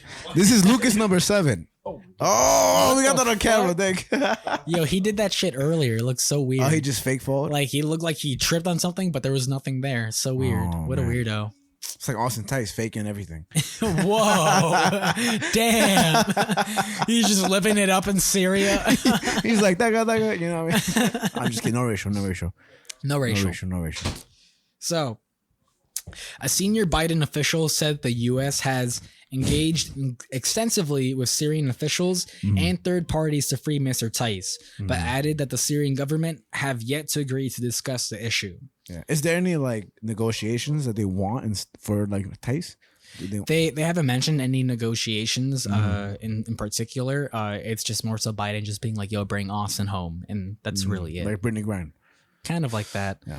I mean, I guess with Brittany Griner, we offered like something in return. So, I mean, it's not like that where we're not offering anything in return for Austin Tice. We're just sort of demanding someone who actually like stood for something as opposed to somebody who irresponsibly fucked up. If I may say real quick, 5 seconds, 15 seconds. There is a person who taught for politicians, teachers, students that, you know, brought as much weed, I would say, as Brittany Griner. Maybe not, but like she brought oils, which is condensed weed. This guy brought ounces of weed, which you could say is different from like an oil, but isn't an oil condensed weed, you know? But he is facing about like 10 plus years in prison, and his wife is asking for the same treatment as Brittany Griner. That's crazy. He has gotten nothing at all. And we'll put that in supplementary in the video. I'll even bring it up as a subtopic for the next episode, because I think it's one of those things where it's like, I'm not shitting on Brittany Griner. I'm not saying that she got what she deserved, because that sucks. Because like realistically, when it comes to like a plant, nobody deserves that type of punishment. But it's like there's like a certain, just think about why Biden the administration is doing what they're doing for Brittany Griner, and how selfish and self like eluded it is for them to do it for their cause. Think about it. Like, why are they doing what they're doing for Brittany Griner and not this guy? You know, I just want you guys to think about that. Like, what can the Biden administration gain from trying to help Brittany Griner? Somebody who fucked up. Like, I'm not saying it's it their definitely fault. has a lot to do with where they fucked up. Yeah. Because, like, you know, our relations with Russia are, you could say, are more tense or more important than our relations with Syria. And the sentence, for sure. I mean, I think in some sense they're kind of similar in terms of how we put ourselves in bad positions with both countries. Yes. And I think with Syria, we were more selfish. In terms of Russia, we're more oppositional, you know? So I think at the end of the day, that Brittany Griner situation is terrible. Regardless, it sucks for her, like terribly for her to be in the situation. I'm not like justifying the whole sentence. A lot of people would just be like, nah, fuck her, she fucked up and she this and that. Like, but I will say, man, like just understand that when you're in the United States, like thankfully they've changed things. There are still people in jail in the US for marijuana. Like remember I showed you with the whole video stuff, and that's dumb, and we should be focusing on them before Brittany Griner. But regardless of anything, I mean, just it's an unfortunate situation. Yeah. And Austin Tice is not part of this conversation at all, like the Brittany Griner conversation. He was just being a journalist, and free speech is sadly looked down upon. Yeah, the reason why I wanted to bring this up is because I was kind of reminded of the story Salman Rushdie? No, not Salman Rushdie. You brought this to my attention of the journalist. I believe it was in Syria or a Middle Eastern country. It was a Middle Eastern country. Was killed. And so that he went to the embassy. He was in there. He waited for his wife. He told his wife or like some girl to wait outside for him. He never came out. And when he was killed, there was some bullshit story about him being killed. And it was so I just think like the relations between America and Syria are just as important as any relation of any other country. Yeah. So this story definitely was a highlight to me. Yeah. But the parents, as I've mentioned, Deborah and Mark Tice, those are their names. They wrote an op-ed in the Washington Post last week where they wrote about the large family events such as weddings and graduations since Mr. Tice's disappearance. Just kind of being like, yo, man, it's been forever since he's been gone. He's missed A, B, C, D. 10 years. Yeah. That sucks, man. They called on Biden to expand diplomatic attempts to free him. And then they even met with Biden on May 2nd, where Biden instructed his national security aides to speak directly with the Syrian government. And then there's this quote, which kind of ends the whole article by the parents, where it says, the president was serving as vice president when Austin was abducted. He knows that in those early days, the Syrians were eager for U.S. engagement in the case. When in 2014, Deborah spent 83 days in the Damascus knocking on doors, making phone calls, doing everything possible to learn of Austin's whereabouts. A senior member of the Syrian government said, I will not meet with the mother, send a United States government official of appropriate title. So they would want to meet the mother of Austin Tyson. And what ended up happening, right? Austin Tice. Tice, my bad. Sorry. His name is so confusing. What ended up happening actually with that is that Biden has met with Syrian government officials. Did he go over there? He went there himself. Okay, that was my first question. The parents actually kind of had like a sort of like jabbing comment where they were like, we're so glad that Biden is there, this and that, whatever. Now they have, and they basically repeated the same thing where they said, now they have a senior... they say now they have a United States government official of appropriate title.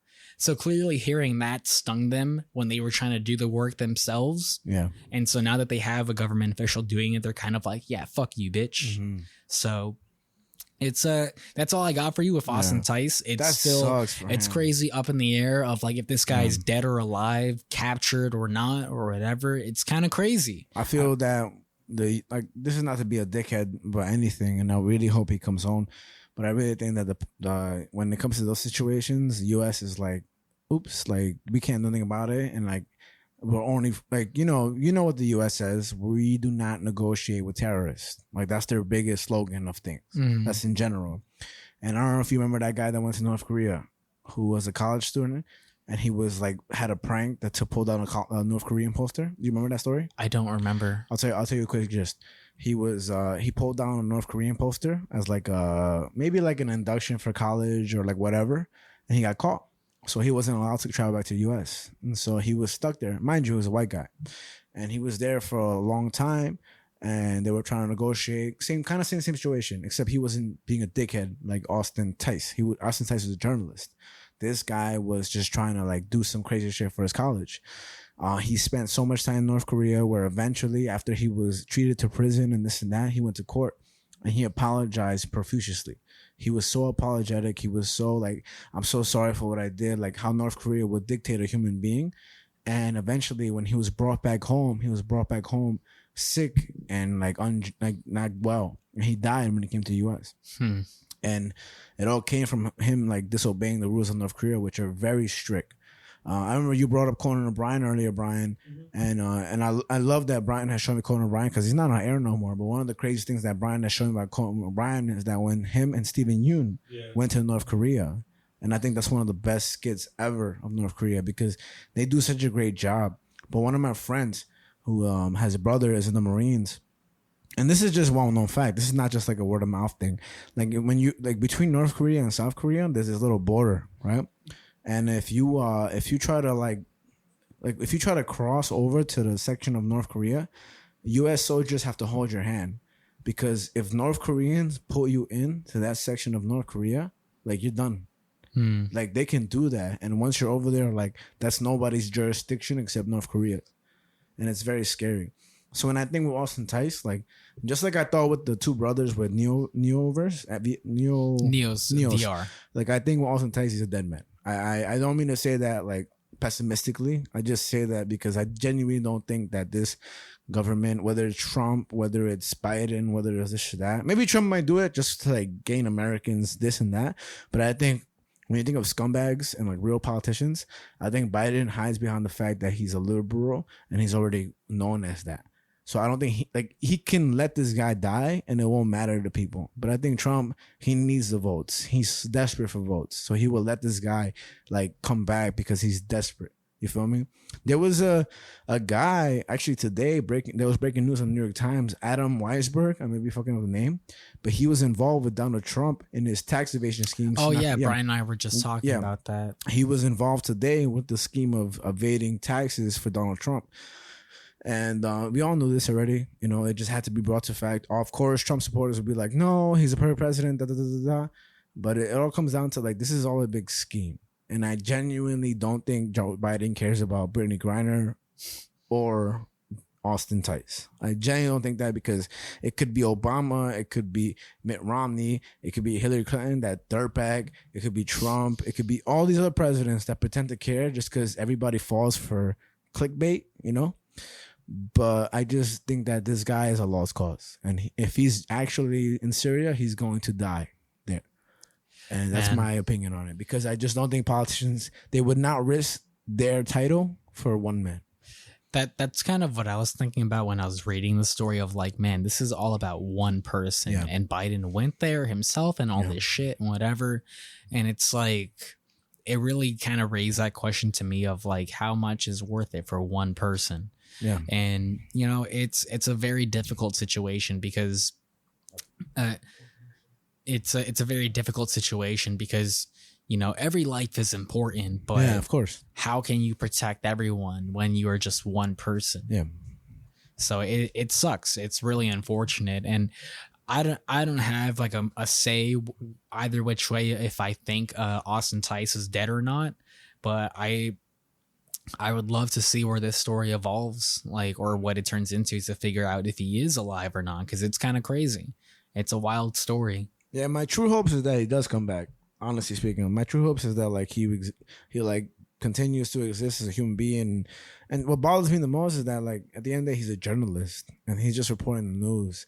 And there's a lot of biased news, there's a lot of shitty news and this and that. But for me, like, Brittany Griner is a different situation. All these people are different situations. But when you're trying to report the news or you're an author like Salman Rushdie, I just feel that you shouldn't be stripped away of your human rights just because you wrote some things down. And that can extend further down. Like there's a lot of people who write like racist things and like what's it called, like neo-Nazi things and like anti-Jew. You know, I understand when it comes to like offensive things, but if you're trying to unbiasedly present the news, I feel like you should be able to just really exist. And again, like you should be able to do that. A lot of people made jokes about Brittany Griner because she shit on the national anthem, and a lot of like people were like, "Oh, at least she doesn't have to listen to the national anthem for the next 9 years." And it's funny. It's pretty funny, but it's also like even before we were talking about this, I saw some like tweet or some shit like that they were like, don't ever deny the power of, you know, the Constitution, because we have a right to do a lot of things here. And I know, like, not to be preachy, but like having a gun, even, you know, like just know in North Korea you can't even pretend not to cry, because if the leader dies and you don't cry enough, you are going to die. So like, there's a lot of things to cherish in the United States, especially your freedom of speech, which a lot of people today are trying to suppress because they feel triggered. And you're triggering my microaggressions right now. Fuck your microaggression. Did you see my face go like this for a second? You identified as microaggressed. Oh, by the way, the United States Embassy worldwide page indicates the comprehensive list of foreign embassies and consulates from around the world located in the United States, as well as American embassies. There are about 168 foreign embassies and 731 consulates placed in the territory of the United States. God damn. OD. And United States in total counts near 16.3 embassies and 93 consulates spread all over the world. Nice. Yeah, bro. Yeah, I mean that's like I said, that's all I got for you with Austin Tice. That was a great story. You fucking hit her on point today. On some real shit, man. On some real shit. I got some juicy shit. I went to go pee, and when I came back, Frankie and Lucas were talking about some deep shit about Andrew Tate. So here it is. Media, because since he lives like in Europe, he says Western to like us. He's like, oh, they're saying that Russia invaded like Ukraine. And I'm not saying like I believe this shit. Yeah. But he's saying, oh, like they're saying that Russia, they're like horrible, they're trying to start a war against Ukraine. But like I live in Romania and I know people who are trying to leave Ukraine right now because of the war. And it's like it's a different narrative than what they're telling us. He was like, I can't say much because I'll get shut down because he's on Twitch and shit like that and YouTube Live. And they're like really observed by everything. So they can't really say much, but that's something interesting about Andrew and Tristan Tate. You know what I think about Andrew Tate real quick before you go? Yeah. But before we shot the last episode on Tuesday or Wednesday, Tuesday, right? I saw a lot of people that I follow on Instagram and stuff. They started to like be like, "Oh, Andrew Tate is the worst people for young men. This and that. Like he's a cancer to like the young high brains." Key, low key. And I agree. And I agree because ultimately some of the things is outrageous. But the reason I'm saying I agree is because like if you think that, then I agree with you that you see this person as like a toxicity to the minds of younger generations, right? Yeah. But what they're saying is like, don't watch him. Right? Do not watch Andrew Tate. Do not. But what they're doing is they're posting his videos. Yeah. So you know what happens?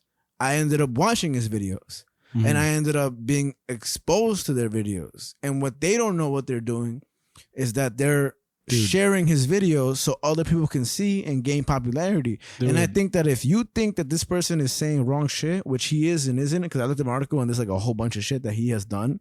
Like, the reason I don't hate on him is because I know what he's doing. I know he's being this explosive personality to gain views. He has so many different outlets for everything, so people are seeing him left and right. He's being outrageous on purpose. Like I'm not gonna come at his self-esteem. I'm not gonna come at his personality. Like this guy is clearly playing an act, and it's working. And when people who are against them purposely share his videos for people to watch, it's like, do you understand that you're helping him? And the page that's sharing him as a toxic person is also gaining from his toxicity.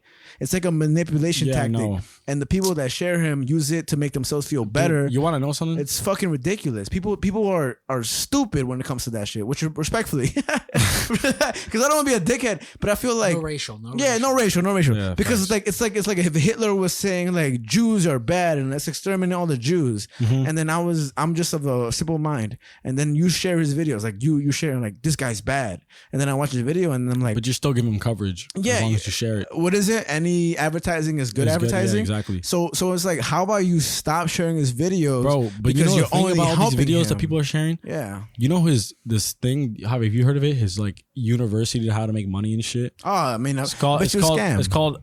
All right, it's called Hustlers University, and they run through it. What is it called again? Hustlers University. Hostage University? No, Hustlers University. That's what it's called. So basically, you join, and they give you classes. Like the more you do, the more you unlock in this thing. All right, it's only $50. Like a pyramid scheme almost. Yeah, it is exactly what it is. Because once you get started more, like one of their ways of making money is sharing these videos about Andrew Tate and clips and shit. Just like a pyramid scheme. So there you go. And like when you give out, like you refer somebody, you get $25. Yep. So there you go. It's like Uber, it's like anything. I just think that, again, what Andrew Tate is doing is an act. And I think what people again, making themselves feel better because they think they're stopping Andrew Tate by sharing his videos.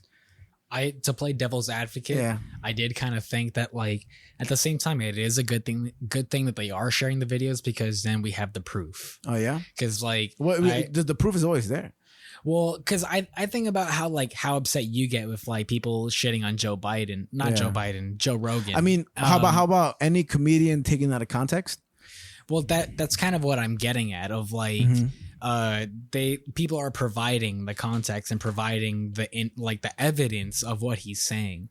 So are you sure? Because the videos I've seen are sound bits of you don't get to hear before and after the conversation, which is the same thing as Dave Chappelle, Joe Rogan, Bill Burr, Theo Vaughn, Shane Gillis. I will say Lucas has had an Andrew Tate video playing, and while I was editing an episode, and I was like listening in and out and whatever. So like he says crazy shit regardless. Like even the things that people aren't posting, he's just a wild dude. Like for sure, and that's what I mean. But like, how many politicians are saying what he's saying? How many politicians every day are saying what he's saying? Right, but the only people we center on is Matt Gaetz, right? Ron DeSantis, Donald Trump, right? How many people that share Andrew Tate's video only know 3 Republicans that are doing this shit? When it's like they don't even focus their thoughts on women that say the same things, because they all think all women are like liberators and stuff like that. You know how many politicians say what Andrew Tate says? You know the difference between politicians and Andrew Tate? Andrew Tate isn't in Congress. Meaning you can pick and choose what you listen to and say, but people in Congress literally make laws. You get what I'm trying to say? So like, instead of advocating for like congresswomen and men that can actually change the world for the better, or like restrict internet laws and this and that, like you would rather share this guy's infamy, right? To get your views up, to make yourself look like a better person. Because I genuinely don't think that people sharing this are doing it for awareness. I genuinely think that they're doing it to make themselves feel better, like they're changing something. And then when you go on Andrew Tate's videos, he has so much views. And how many of those views are from oppositional people? And how much does that oppositional viewpoint help him grow as a content creator? Again, like there's freedom of speech. To play devil's advocate, those people that are tuning in, they are forming their own opinions now. Yeah, but they're also raising his views.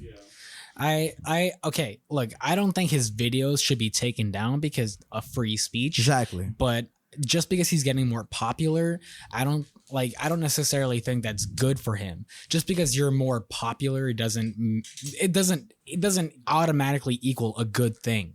You can be popular for the wrong reasons. Okay, but that's a fact. But he's 100% popular for the right reasons. Because what right reasons? Because Joe Rogan was canceled how many times?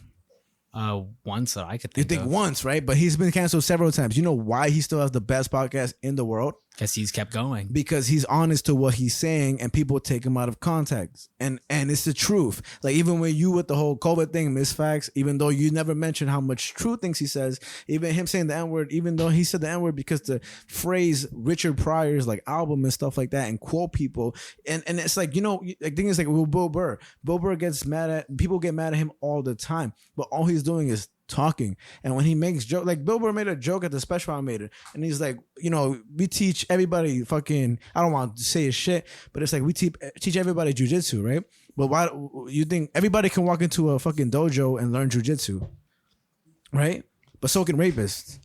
Rapists could walk into a dojo and learn jujitsu, and it's a joke, you know what I mean? But so many people will be like, oh, how dare he empower rapists to like this and this and that. But it's like, I don't know, and I think what Andrew Tate is fucking, he's just being an internet personality that's gaining from the viewers, and like said, YouTube will always benefit the viewers. Like YouTube is evil. I'm just playing devil's advocate. I know. I don't give a shit about it. I know, and the thing is that me neither. That's why like I never brought it up, because like I think everybody that complain about him is dumb. I think if you're listening to him, you're dumb, and I think if you're giving him more attention, you're dumb. And I think the people that are young and being manipulated with him, how about you have a better household for them, and how about we create structures in political society where we can have better structures for family, where there's a man present, you know, in terms of like, you know, not nuclear family, but like male influences, male figure. Yeah.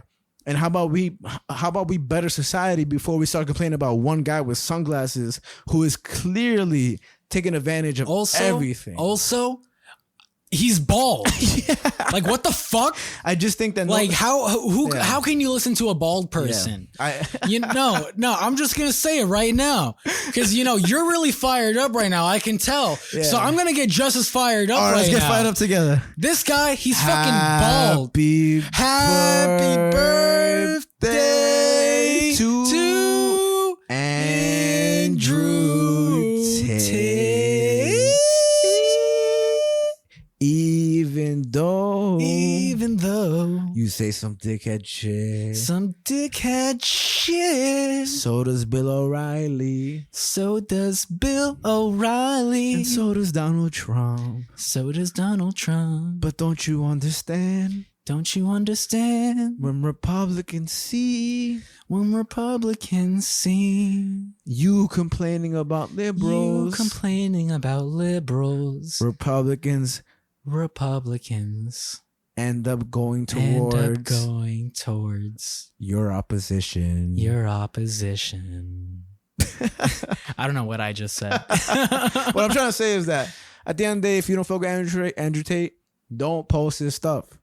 Because the only reason I watch his stuff is because everybody who reposted his stuff.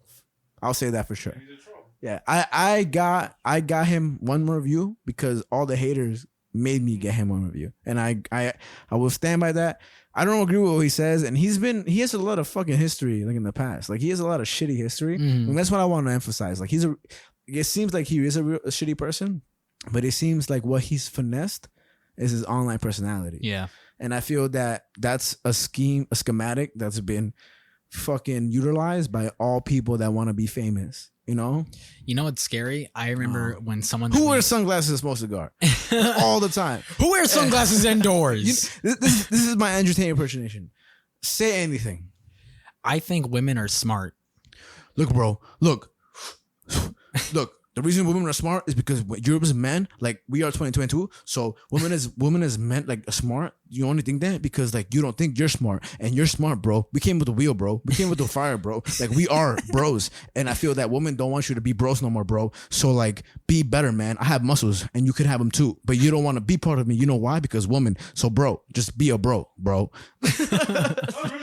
That was really good. For a second, you got me there for a sec. I was like, yo, you know what? Facts.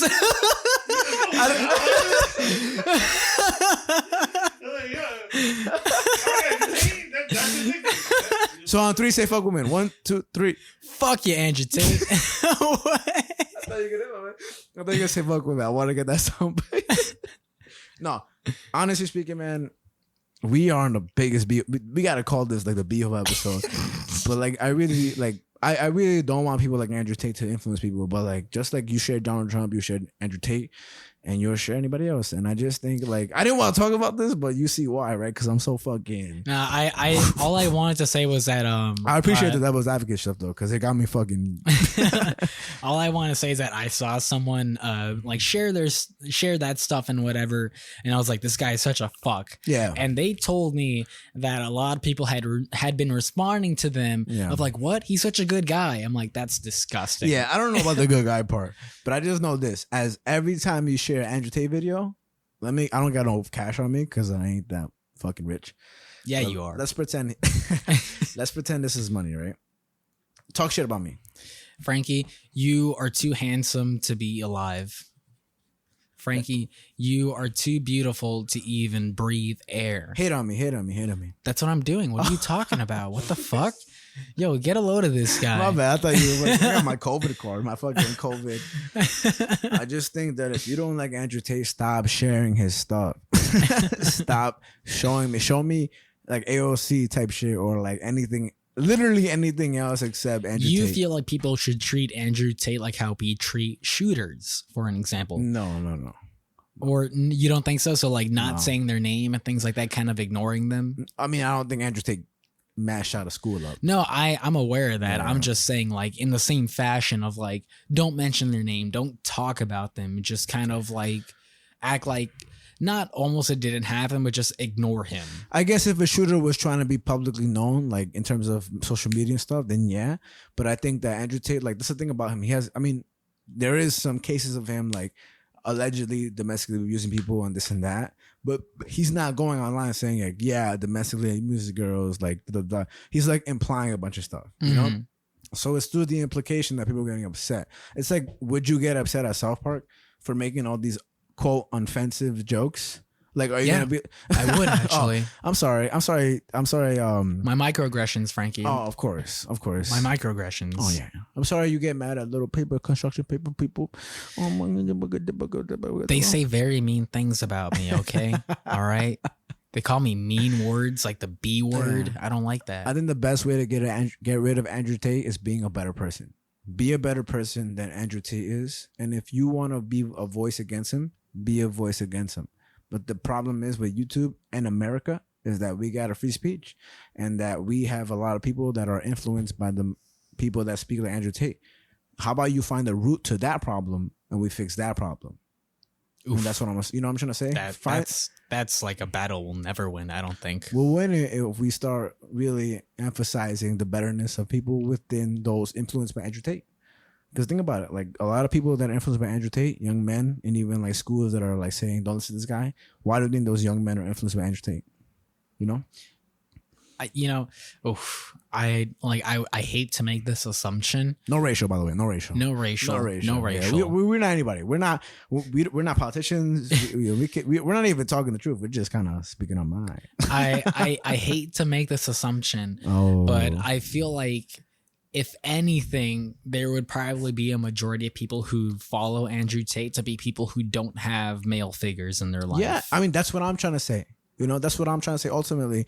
And it's a sad thing. It's just like, I mean, that's the sad part of not having a male figure. Even with the Five Bloods last time when I said that we talked about the movie Spike Lee's joint, the Five Bloods last week. And I said when one of the characters walked 2 days ago. 2 days ago, actually. When one of the characters walked out of his son's life, there was other male figures and they were all black. So like, I'm talking about black empowerment for people that didn't have black male figures to raise them. And I feel like that's important, man. And like, how about next? Okay, I'll say this and I'll finalize this with this because I'm preaching. Next time you want to share an Andrew Tate video because you want to make yourself feel better, how about you share a video of somebody just changing the world? Like a little kid changing the world, or like a black or Mexican or even a white person changing the world. You know, like, how about you just post a video of a cat holding themselves up on a tree and hanging there, baby? Just hanging. That's my favorite advice to give people. Honestly speaking, like whenever I talk to people and they're like, that's why I brought it up. I love it. Whenever somebody hits me up and they're having troubles, I send them that cat. I'm like, hanging there, baby. Empower those who deserve to be empowered. Stop sharing videos of people who don't deserve it, even though you think you're doing the good thing. But Brian, what do you think? Long story short, shit. No, I mean, long story short, I think he's just a troll. Like, I think it's just a personality just trying to get his 15 minutes of fame. I genuinely don't believe that he believes everything he's saying. You really don't think he's believing everything he says? That's kind of crazy. I think he does believe what he's saying. I mean, I think, you know what it is? I think he's gotten, because when you're in that, actually, just to bring it up real quick, I think about Paul Rudd when he was on Hot Ones, and he brings up about how there's a story, or I forget what the story is, but that because he does interviews where interviews only last 5 minutes, he had to sort of come up with an answer to shorten the story. And I think of that just because, like, with Andrew Tate, there's only so much that he can say. Of course. But no, yeah, I 100% agree. I remember that that Paul Rudd interview very clearly in Hot Ones, and you know what? You're absolutely right. I think that the only reason I say he doesn't believe what he says is because of the backlash that he might get. He might look through his comments, and or like his DMs and say, "Oh, why am I getting all this hate?" So I feel like anytime you do that, and as a celebrity or a public figure, anytime you get those type of messages or hate, even to us it would be like, oh no, they're not hating on you, it's just trying to tell you. But it's about his perspective, right? So his perspective would be, okay, so let me see what's going on. Why are they hating me? Or like they love to hate on me, right?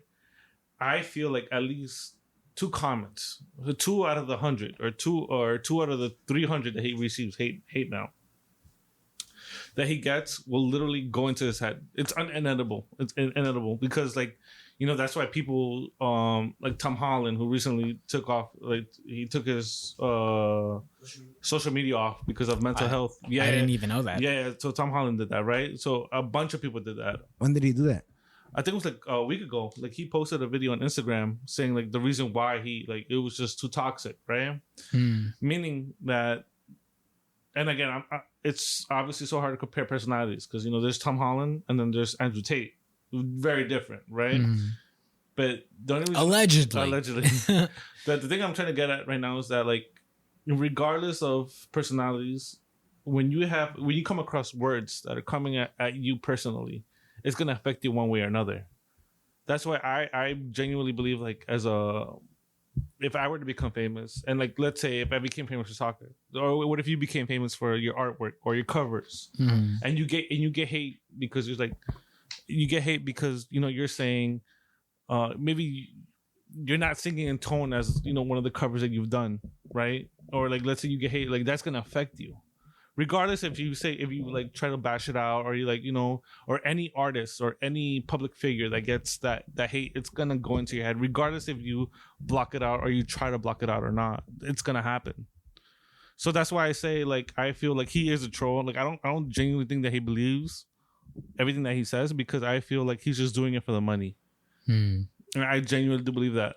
Maybe along the road or if I do my research or something like that, I could figure out like, how much money did he make before making these videos than after? That'd be interesting. And it would be very interesting, right? So then, like, what if he stops one day? You know, what if he stops one day? And let's see how the money comes and goes. And mind you, in my social media, as Frankie said, like, maybe I had maybe 2 reposts about Andrew Tate. I never watched it because I know for a fact that I don't want to give a view. I definitely don't want to give a view. I don't agree with what he said.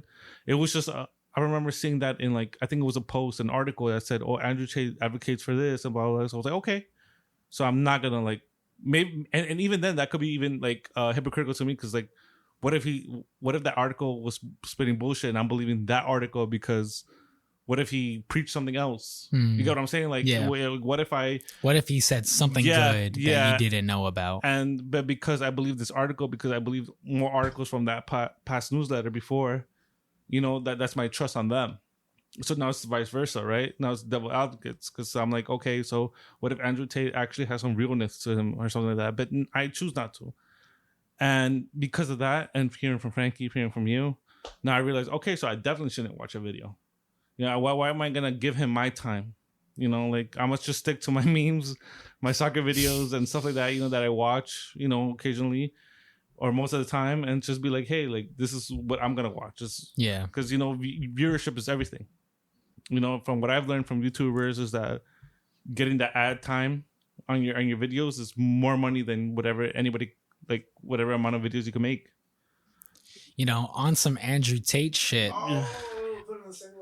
I let me put on my glasses. On some Andrew Tate crazy? Shit. A lot of people don't know how to do that. Really? And by the way, everything that person Frank just said, that's not Frankie. That was Frank, whoever said the Andrew Tate stuff. Yeah. I'm totally against Andrew Tate. You know, this and that. I don't know who that guy was. He may have been wearing the same clothes and look exactly like me. But if it triggers you, that was Frank, not Frankie. So do the glasses thing again? So let me do the glasses for you. So on some Andrew Tate shit. Frankie, can you do that? Oh, yeah. You do the... What's it? Oh, okay. Can you do it? Yeah. Well, I already have glasses. No, but I mean, when I make my covers, like you mentioned, stuff like that, I'll say I get hate for it and whatever. I get dislikes and things like that and whatever. Because like I'll say when people post covers on YouTube, they expect just a guitar. So when they see me and also singing, a lot of people don't like my singing. It seems like on YouTube. But I still put my covers up. So fuck those people. They don't, you know, the people that hate on you for singing the way you do, they don't have the balls to, or pussies to get on YouTube and put themselves out there. And I feel like that's why, in general, like I like your singing, but in general, I just think that those without the confidence to put themselves out there are the ones that tend to hate the most. And fuck everybody that hates on people for trying and succeeding, which you do, man. So props to you for always putting yourself out there, and I respect that, man. Guy. Seriously, man. Of course. And just another thing, anybody that takes any time of their life to just put like hate comment or whatever, like you're miserable. You're miserable. You're dead ass miserable. I've never done it in my life. And I remember I was like, and you're the happiest guy. Brian's the one in your videos like, yo, fuck this guy with the curly hair. Yeah, fuck Javi. Nah, there was one time. It was a soccer video, and I was just like, "Yo, why is this guy talking all this dumb shit? Like he didn't know. Like he pretended he knew soccer. Like like how I study, or like how I told you, like, oh, bet on this team. I was like, yo, you don't know what you're talking about. And I wanted to be like, I was like, you know what? It's not gonna be me. It's not gonna be me. I'm just gonna chill out. I'm just gonna make sure that I never see any videos. Like how you could like on YouTube, just don't see any videos from him. I was like, okay, that's gonna be me. Nah. That's what I do. See, but like that's what I said again. Like to you, towards like your singing, your covers. It's like, yeah, I understand. Like you probably get hate mail or whatever, or you probably get those dislike buttons, and it could be discouraging, to a certain degree. But I mean, like I know you're not doing anything wrong. Like you're just covering them. Yeah, I just say on some Andrew Tate shit, jokingly, just on the sense of like, I ignore that shit. He's not joking. Like, I ignore any hate that comes towards me. Yeah. But I'm sure someone like Andrew Tate also does that. Yeah. I feel like he just kind of ignores any hate that comes to him, and he's like, if anything, it just powers him more than anything, which is just speaks again to I get that completely. Again, like all I'm saying is that like that's why I said the 2 and 200. What's 2 comments to 200, right? But it's or like 11 million, which I'm gonna pull up his views right now. Keep talking, but like I'm gonna tell you right now what his views are. And the only reason I say that again is because like when you have that a mass amount of hate or like hate to your like what you would receive as hate, it's gonna affect. And again, I'm not saying like you're right. You could ignore it to the full extent, but realistically, you probably have like 5 people that dislike, maybe 20 people that dislike you, and that's okay. But imagine now when you have like thousands of people disliking you, thousands. It's like, remember when that there was a girl that like ate the tampon and talked shit about Ariana Grande. I don't know what you're talking about. Oh, really? I thought you were gonna say 2 girls, 1 cup. What the fuck? What are you talking about? A girl ate her own tampon. What the fuck? And then she started calling out Ariana Grande. And then Ariana Grande was like, well, at least I don't have to get famous for eating my own tampon. What the fuck? Yeah, it was a real thing. Like she really commented. Yeah, so again, this girl got her like 10 minutes of fame, 5 minutes of fame because of that. It was a bad, obviously a horrible, disgusting video, but she got her fame off of it. Wow. But if she kept it up, she could have been another Andrew Tate or something like that, or maybe she advocated her for like personal beliefs or stuff, or maybe even guys that they found that attractive, or like kink or some shit like that. But imagine, like again, like all I'm saying is that like you're right, like you could ignore it, but I always feel like again those 2 comments or maybe that 1 comment, like they really get to your brain, or they really get to you because maybe the way they worded it, maybe it's just that time and place. It's just I just feel like no matter how popular you are, you're always gonna get that one hate that's really gonna bother you. Not for nothing, but it's just gonna be like, why did he take his time to like do that to me? And I feel like Andrew Tate is gonna go through that. And I feel like Andrew Tate is so popular. You keep the headphones on. I feel like he don't even look at the fucking comments. You don't think so? No. Why would he do that if he knows what's happening right now to him? Like it's like I'm gonna show you the 3 videos that I pulled up right here. Sorry, one of them is at 746,000 views. The other one is at, and these are not his accounts. These are just like people reposting him. This is 260,000.6 views. And the other one is at 9,814,292 views. Wow. So again, like give the hate. But where's the same energy with our actual politicians, with the actual people changing the world? And I think that like, please take the energy to those people, because like, if you think this is the problem, just know that the problem like escalates up further to who creates this world. But at the end of the day, like celebrate our free speech because it matters, and just as much as Andrew Tate can say what he says, you can advocate against him, but it's all the same part of the platform. Like it's all part of the same thing. Just like how we're doing right now. Yeah, something we've may said in the past episodes can get offensive to people. But me and you, like, I know for sure, like, to my heart, that me and Javi here sitting on this podcast on Earth My Matter, we've never said anything to offend people purposely, because we don't have that in our hearts. We don't have the heart to, like, literally offend people, because I know, like, even Brian, I'm a pussy. Yeah. Well, I was a pussy. For me, I always told Javi, like, scary things may come with what we said, but we've never said anything with the intention of hurting people. And I know that for sure. Yeah. I mean, to the people that go live on Franky's and me making fun of them. I see if slime is online. I mean, I'm unapologetic, so I don't care if you get offended or not. But I mean, I'd never try to say anything to, like, really hurt your feelings. But to the people that are looking at live at Franky, if I made fun of you,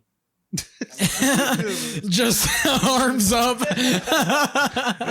what is it? No racial. Oh well. No racial. No racial. Yeah. No, keep that one. No, you go.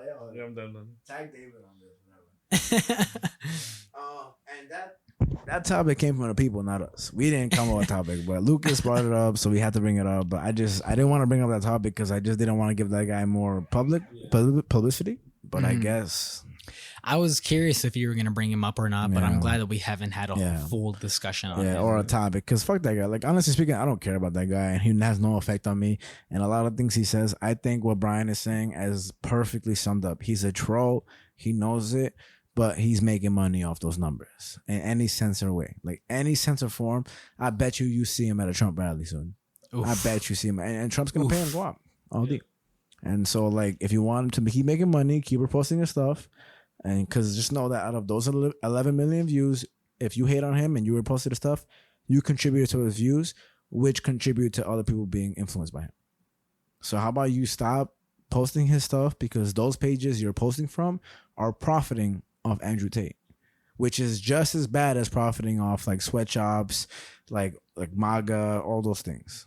Just understand that. And if I'm wrong, tell me I'm wrong so I can, like, have a conversation with you. You're wrong.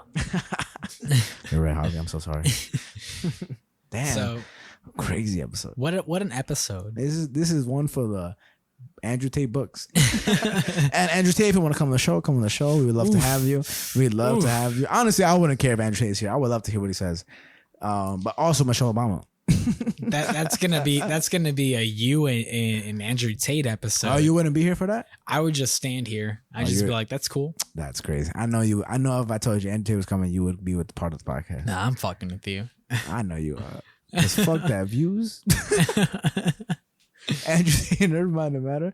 Yo, David, what you think of David's one of our viewers on the live video right now, but he's also been a very, very great fan and supporter of the show. I don't know if he hears us right now, but David, if you hear us right now, what are your thoughts on Andrew Tate? What are your thoughts? What are your thoughts? You answer while we continue. So we have our third topic. Our third topic. So, do you know who Jake Plummer is? I do not. So Jake Plummer is another, not celebrity, but another athlete that I'm going to bring up today. Athlete? Another athlete. What is he athleticizing? So he was in football. Okay. NFL? He was a quarterback. Ooh. I'll tell you right now, he was selected by the Arizona Cardinals in the second round of the 1997 Goodyear NFL draft and spent his first 6 seasons with the Cardinals. Okay. And the last 4 with the Denver Broncos. All right, Peyton Manning. So there's Jake Plummer for you in terms of his football career. But something that I really wanted to bring up to you, because I found this article and I was like, wow, this is really weird. He's a very interesting person. Okay. By the way, David said, let's shave Javi's head. That's what his response was. Oof. Let's not go with that. JROTC? Oof, nah. We keeping our hair, bitch. I'm keeping this long fro, and I'm gonna keep growing it. David gets haircuts every week. That's why. I mean, people who get haircuts every week just stop spending time on your hair. Start spending time on your personality. Oh, unpopular opinion. So, he said for charity. Ooh. Oh, okay. How much are you willing to shave your head for? Oh man, that's a good question. That's a good question. I got a lot of hair. You do. How much would? Okay, this is the question. How much to shave Javi's head for charity? How much would you do it for? Oof. $200K. He said 500. 200. Brian, how much money would you shave your head for charity? For charity? For charity. If it's for charity, for free. Oh, look at this guy. Look at this guy. That's some sweet shit, Brian. You know, this is opposite Andre here. He's just trying to, at least, we got to do it for real. He's like, nah, bro, I'm not doing that shit. When we actually do it, he's going to be like, nah, never mind. If somebody does it for $1, he's like, nah, fuck that. He's going to wear a fucking bald, what is it? Ball cap. Ball cap. So what's the player, the quarterback? So, Jake Plummer wants to live forever. That's the name of this article. All right. And it's an article fully, right? Take a shot beforehand. Oof. Nah, I can't. Ooh, you sure? I open tomorrow. Not even for charity? I open tomorrow, my guy. But you're quitting soon. Fuck that shit. Nah. You're quitting Dunkin' Donuts. I got to wake up on time. What about for charity? I got to wake up on time even for charity. If you take a shot right now, I'll donate $20 to a charity. No, you won't. I will. I promise No, you won't. I will. Shut the fuck up. I promise you. Pick a charity. I'll donate it right now. Shut the fuck up. I promise you I'll do it right now. Donate $20 to Black Lives Matter right now. All right. Not Black Lives Matter because the fucking dumbass owner. That's what I thought. A real charity. Because Black Lives do matter, but look up the fucking dickheads at Black Lives Matter. That lady who bought herself a $2 million house with the money from Black Lives Matter. I'll donate to autism. I'll donate to cancer. I'll donate to homeless people, but I'm not going to donate to some schematic ass system. But Black Lives do matter. I respect that. But give me a charity, a real charity to donate to, and I'll do it. Donate to the Javi charity. Fuck the Harvard charity. I'll donate to Coalition for the Homeless right now. $20 if you take a shot. Oof. Ooh, no, I'm kidding. You don't got to. But if you hate homeless people, I guess you don't have to. I hate homeless people. Respect. No racial. No racial. No, we're just playing around. We don't mean nothing by it. Okay, so Jake Plummer. So I brought it up on my third article last episode, but I'll bring it up on this third article. Out of the 3 articles so far, kind of already spoiled it, but which one do you think is my New York Times article? I think, what was the first 2 topics? The metaverse? The metaverse and then Austin Tice. Austin Tice. Nah. Is this one?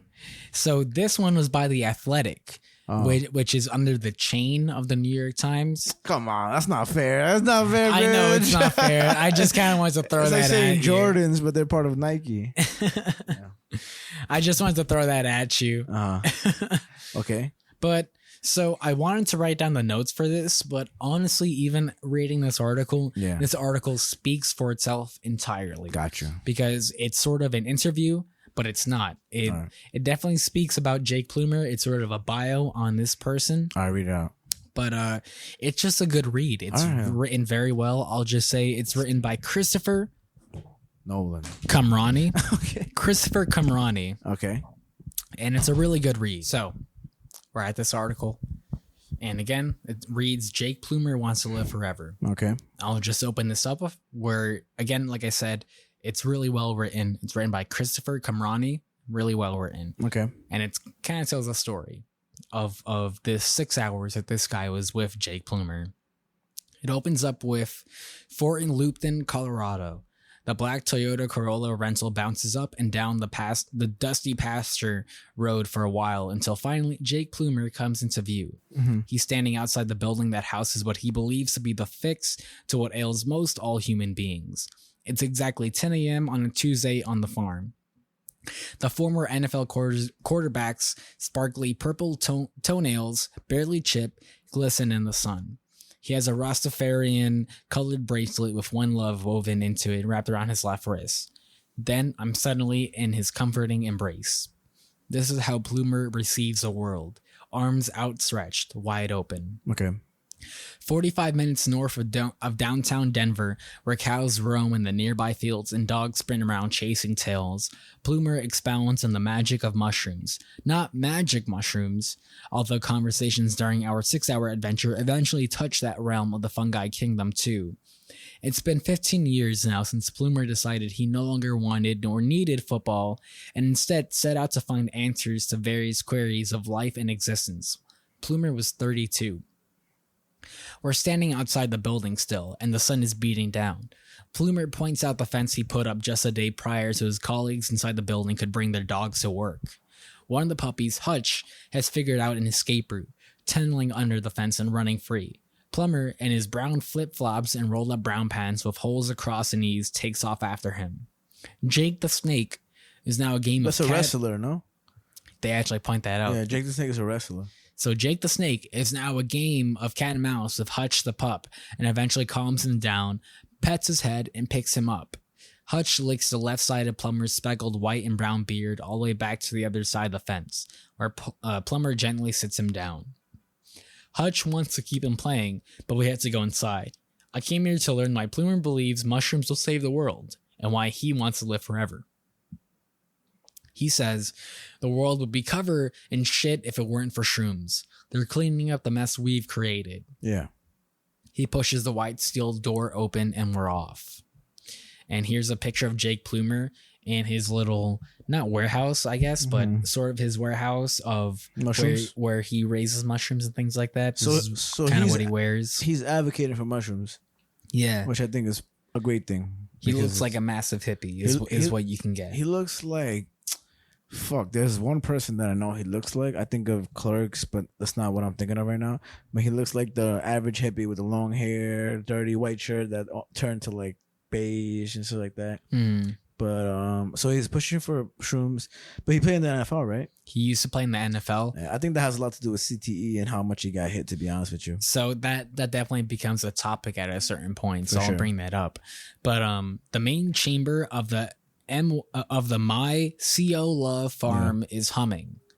Literally, a small machine that is part of the process sits in one corner, sounding off nonstop. Some employees are seated around a small square desk responding to emails and planning schedules. It's slightly pungent, like a musty home that fosters all sorts of worlds of most popular mushrooms. It's a little dank, pretty earthy, and rightly humid, because it has to be. Plumer asks colleagues Shane Schoolman, Michael Heim, and Leopolio if it's okay to take me on a lengthy tour. They give the green light. Del Jolly, remember that name, who alongside Plumer and former UFC lightweight heavyweight champion Rashad Evans co-created Umbo, a partner company of My CO Love that sells mushroom bars and other mushroom-based supplements, hands me an Umbo bar. I put in my right pocket. Do me a favor. Go on Google real quick. Look up where mushrooms are listed in terms of illegal drugs in America. Because I'm only going to say this only because like there's a lot of NFL players who like Calvin Johnson and Rob Gronkowski have already advocated for marijuana being, something that people should use. And they're two major players that are like all-stars who've been hit, honestly, constantly. And they advocate for marijuana a lot because it helps ease the tension for pains and suffering in terms of like physical, not abuse, but like, how can I say, just hurt, physical hurt. And so I think in terms of mushrooms is a great thing because I think a lot of people should try mushrooms because it will show them who they are.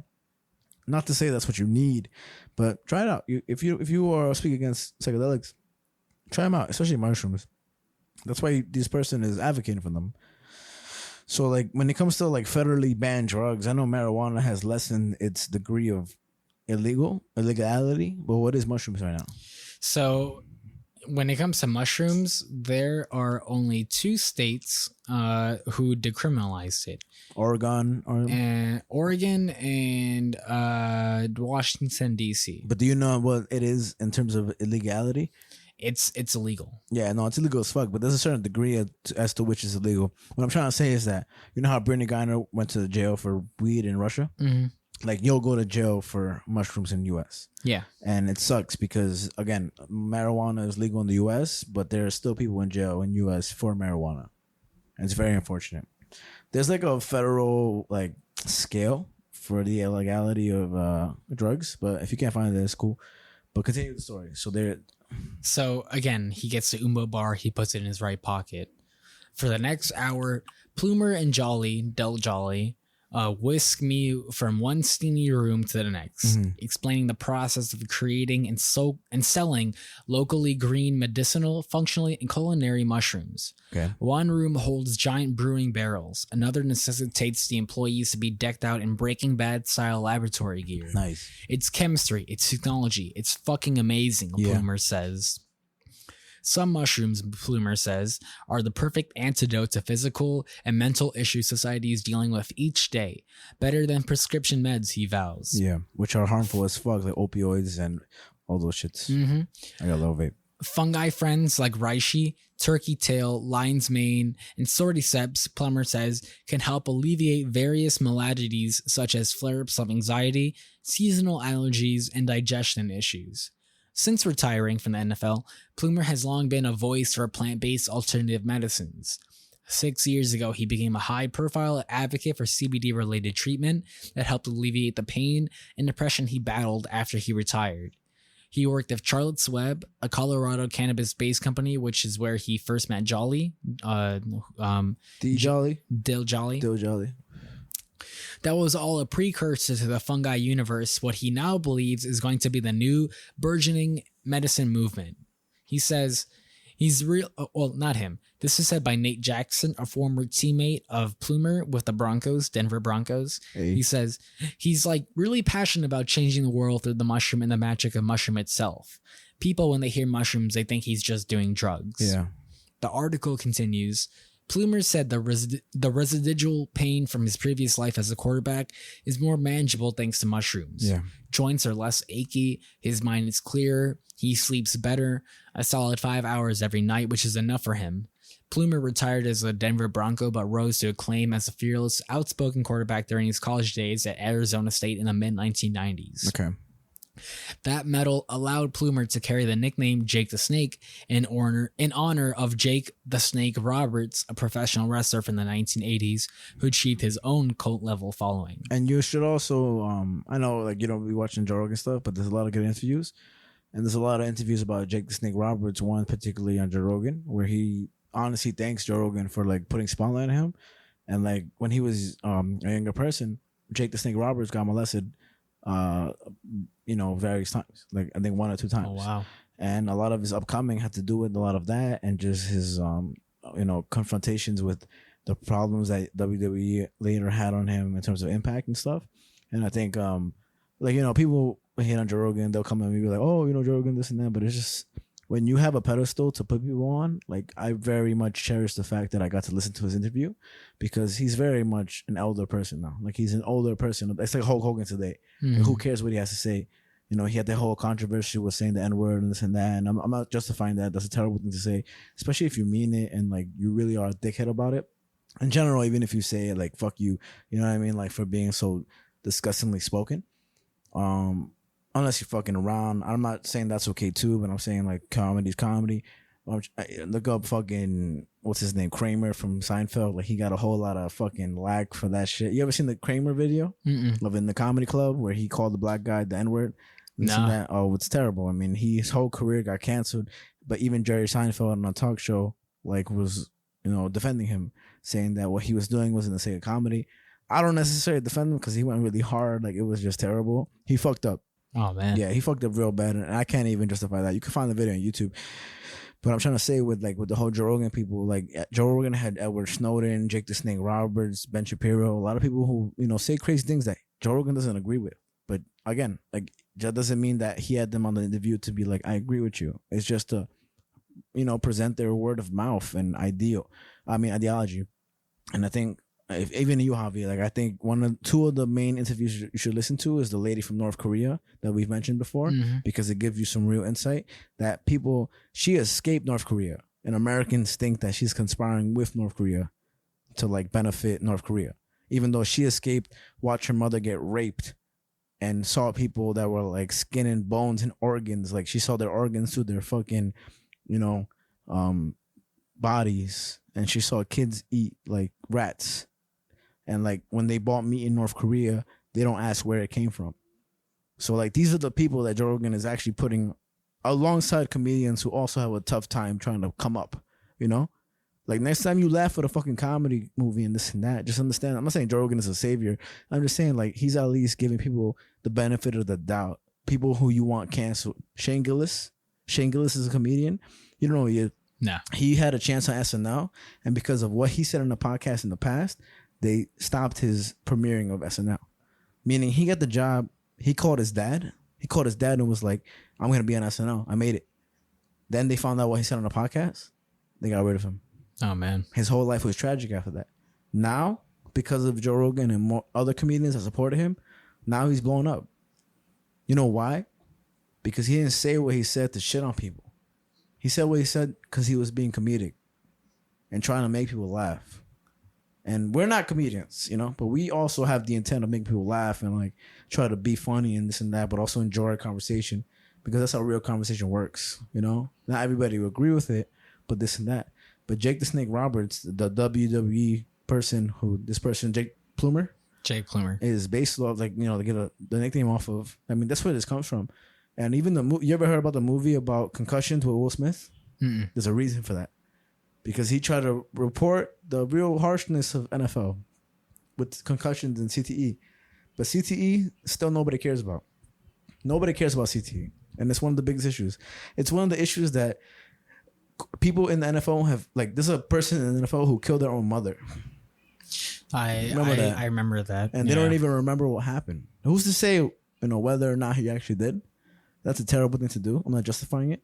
But CTE is a big issue. So I just want to highlight that in terms of mushrooms because mushrooms, even outside the NFL and like Joe Rogan and stuff like that, people have always, like, I've always seen the coverage of mushrooms helping the people with depression and other stuff like that. So I just hope that, you know, if you have depression and all that stuff, like, you know, seek 988, the suicide hotline, which you can now access now. But also, I mean, mushrooms can also be better than these pills that kill a lot of people. Walgreens and other companies right now are facing a $650 million. I was this close to making that a topic for today's episode, but I was like, it's not super juicy. Like, there's not too much to go into. But yeah. Remember with Elizabeth Holmes and the whole like Theranos thing with the fake blood test thing, Walgreens is a part of that.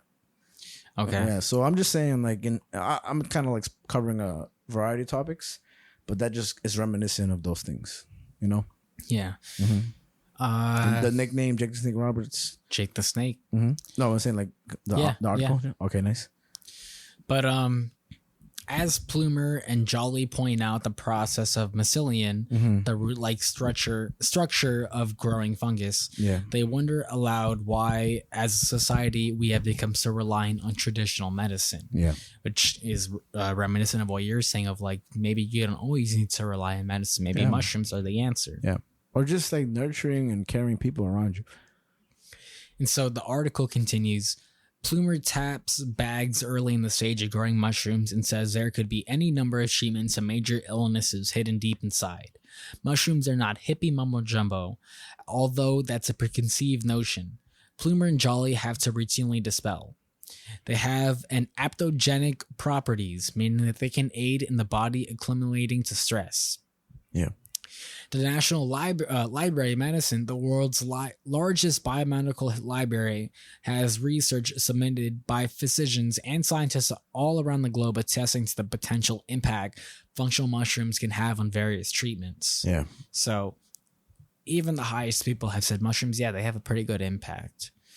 And in 2019, The Guardian explored the topic and cited that mushrooms also contain unusually high amounts of the antioxidants that, according to a 2017 Penn State study, that are known for protecting cells from damage-associated disease such as cancer, heart disease, and Alzheimer's. Wow.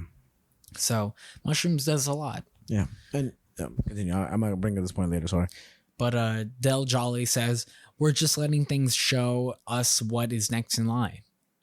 And the article continues, once we enter the reishi room, the home to the fungus that is called the mushroom of immortality, Plummer starts talking to the fungi that have burst through the biodegradable bags.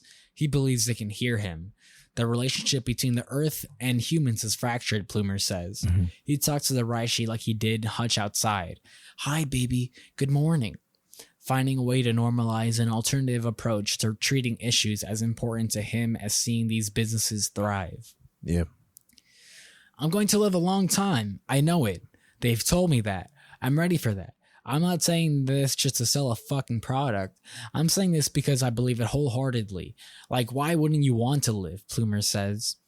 Some people will say, man, I don't want to live that long. I'll be all beat up. I'm not going to be all beat up. When I'm 100, I'm going to be walking around and jumping trampolines and living my life.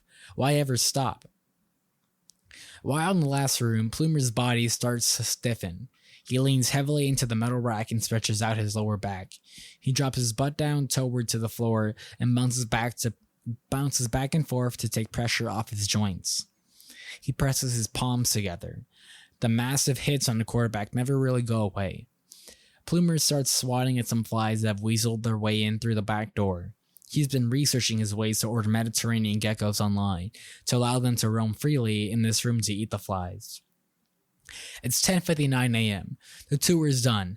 There's an investor call at 11 a.m. So while they huddle outside around a laptop for a Zoom meeting, I sit at a table, unwrap my Umbo bar, and bite it down. Behind me are the 7 chakra player flags hung across the shelf. The mushroom machine hums and hums. And there's just this really close image of the mushrooms themselves that just really shows, like, you know, they're really fucking getting in this shit. They're really fucking like breeding this shit, which is crazy. I'll say this, man, real quick. When I saw my mom, I was doing mushrooms. I was among my friends. We both came to my home, and I saw my mom on mushrooms, and I was just so comfortable because I think mushrooms doesn't have the same impact as like all these other drugs that people look down upon.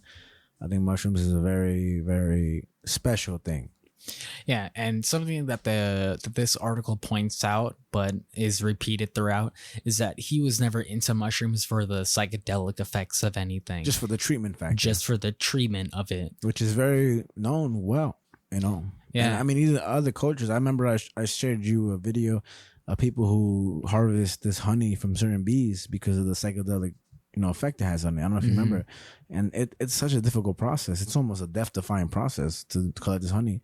But it's not one of those, you know, tribes that live in the United States. It's like a real outward of the United States tribe that does it because they benefit from it. Same thing with ayahuasca and all that stuff. And there's a lot of treatment to be sought from that because psychedelics show you outwards of yourself. And I think that's important to show. I'm not speaking on it like I know of it. You've done your psychedelics. I've done my psychedelics and this and that on different ranges and stuff. But there's a certain viewpoint that it gives you, but it doesn't complete you as a person. But if this person is doing it for the benefit of their own physical health and mindset, all power to him. Yeah, I mean, I will point out later in the article where he sort of speaks to the psychological, like mushrooms and things like that and whatever.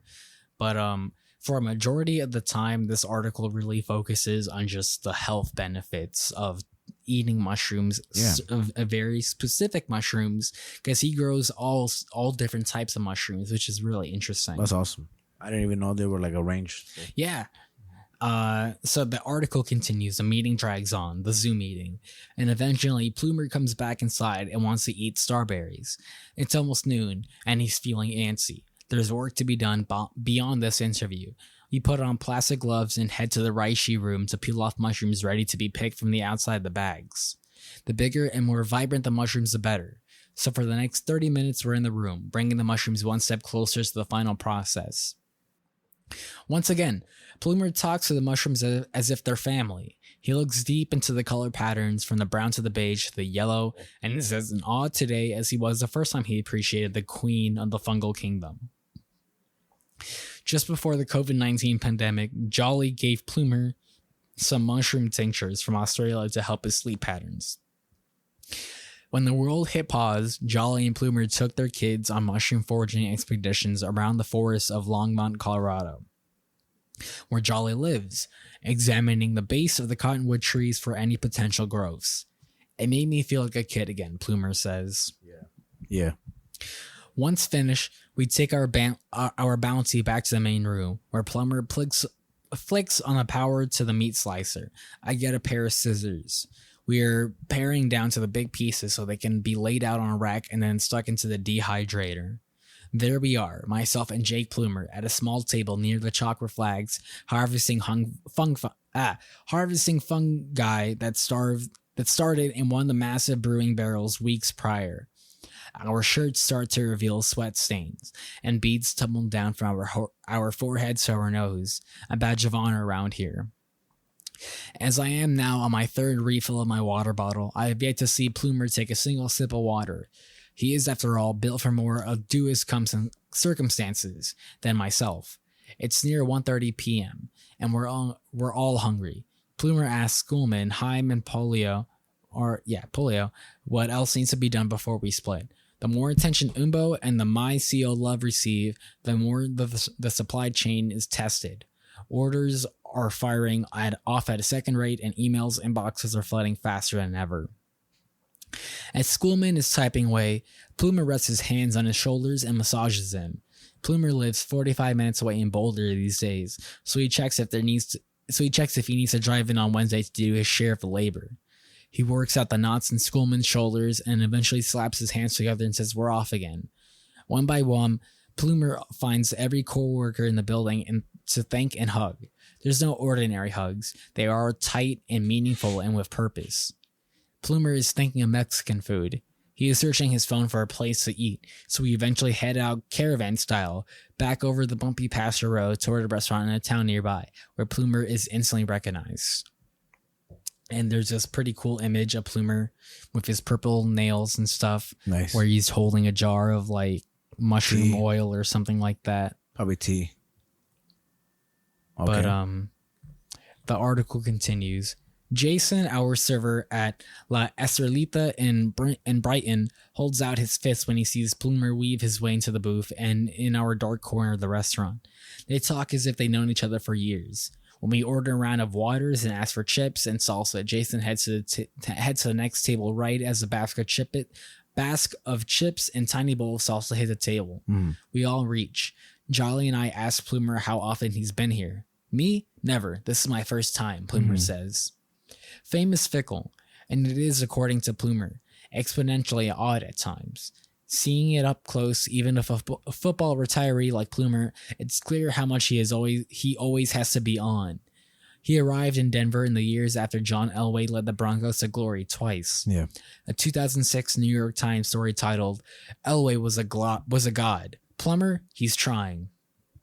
Touch on Plummer learning to star in the superstar's shadow, but also his public bouts with the NFL for refusing to take off a decal off his helmet to honor his late friend Pat Tillman, or the time he flipped off a fan and was fined $5,000.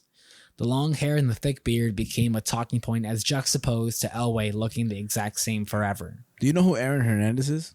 I do not. Aaron Hernandez is somebody who eventually killed himself on the Patriots. He was in the Patriots, Boston Patriots, Massachusetts, whatever. And he was involved with the harsh lifestyle. To Tom Brady, everybody knows him because Tom Brady is the same team as him. But he was charged with murdering somebody. Oh, wow. And the whole thing about it is that he murdered somebody, and there was a whole interview with Bill Belichick, Tom Brady, Rob Gronkowski. These are all people that are very famous in the NFL because of football. And I mean, CTE again had a big factor with it when they did a brain scan of what his head is and stuff like that. The effect of it is so crucial and harsh. And Calvin Johnson again, Rob Gronkowski, they all both advocate for marijuana businesses.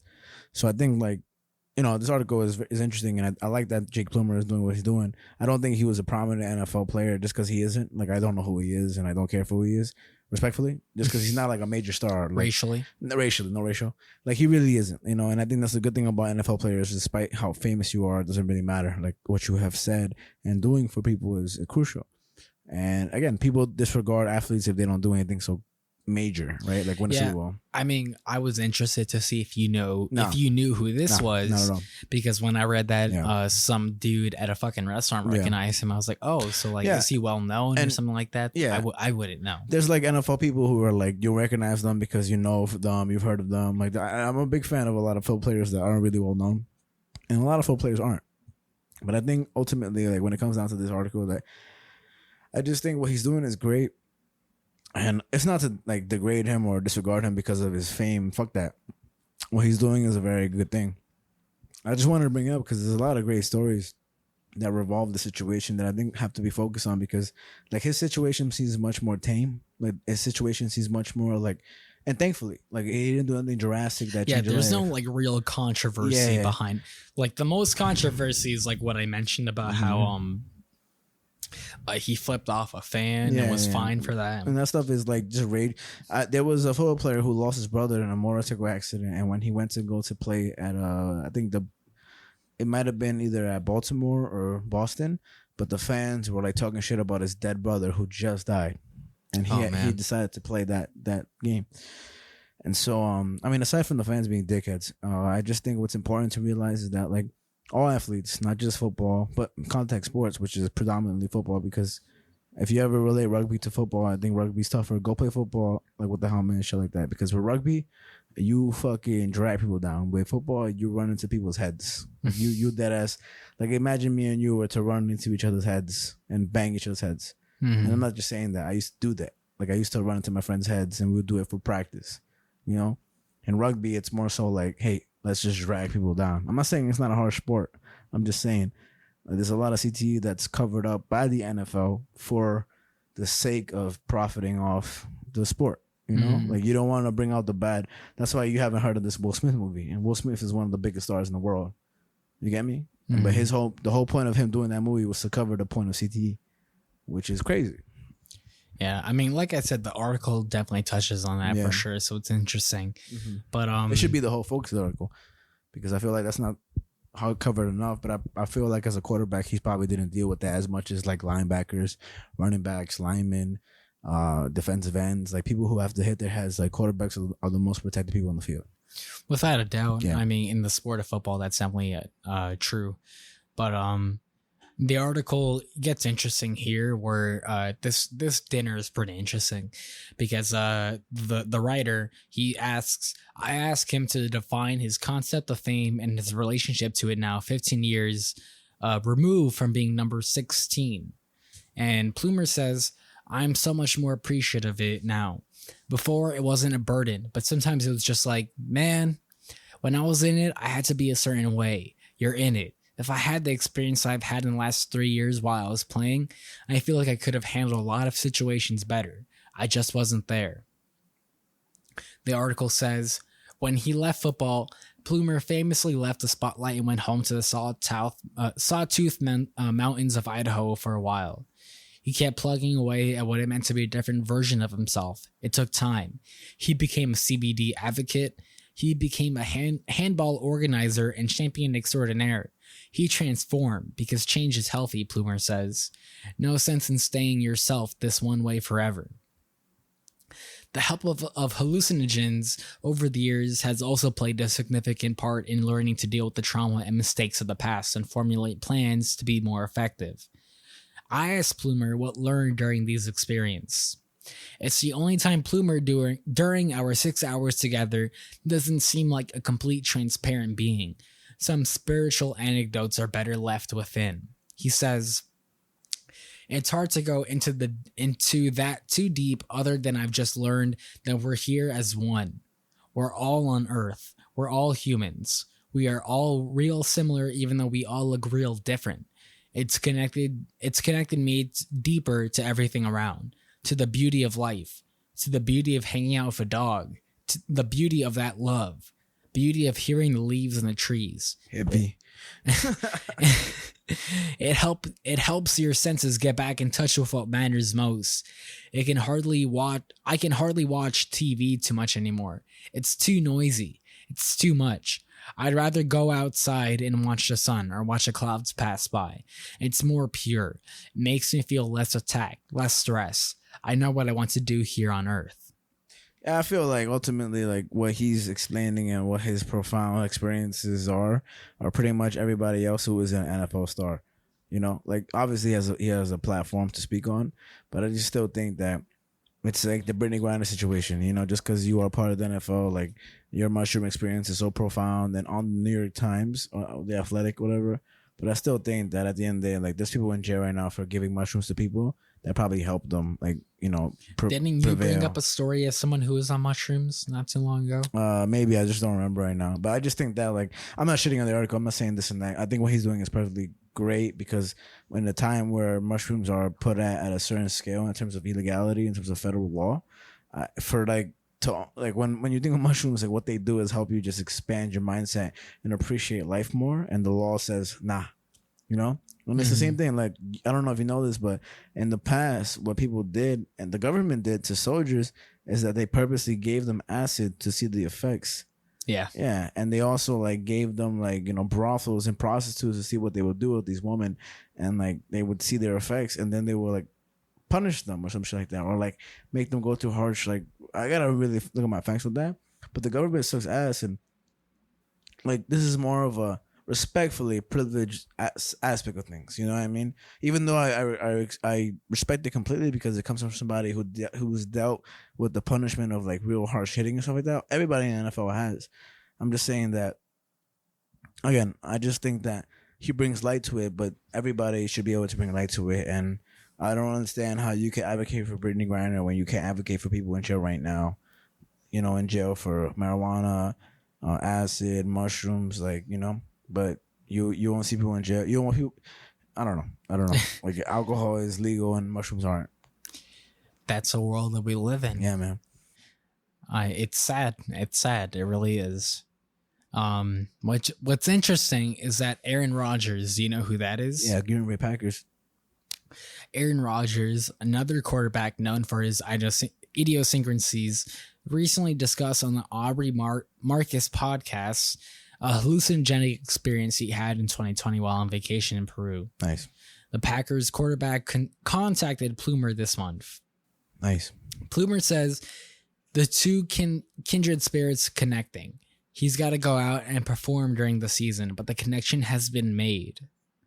And the article continues.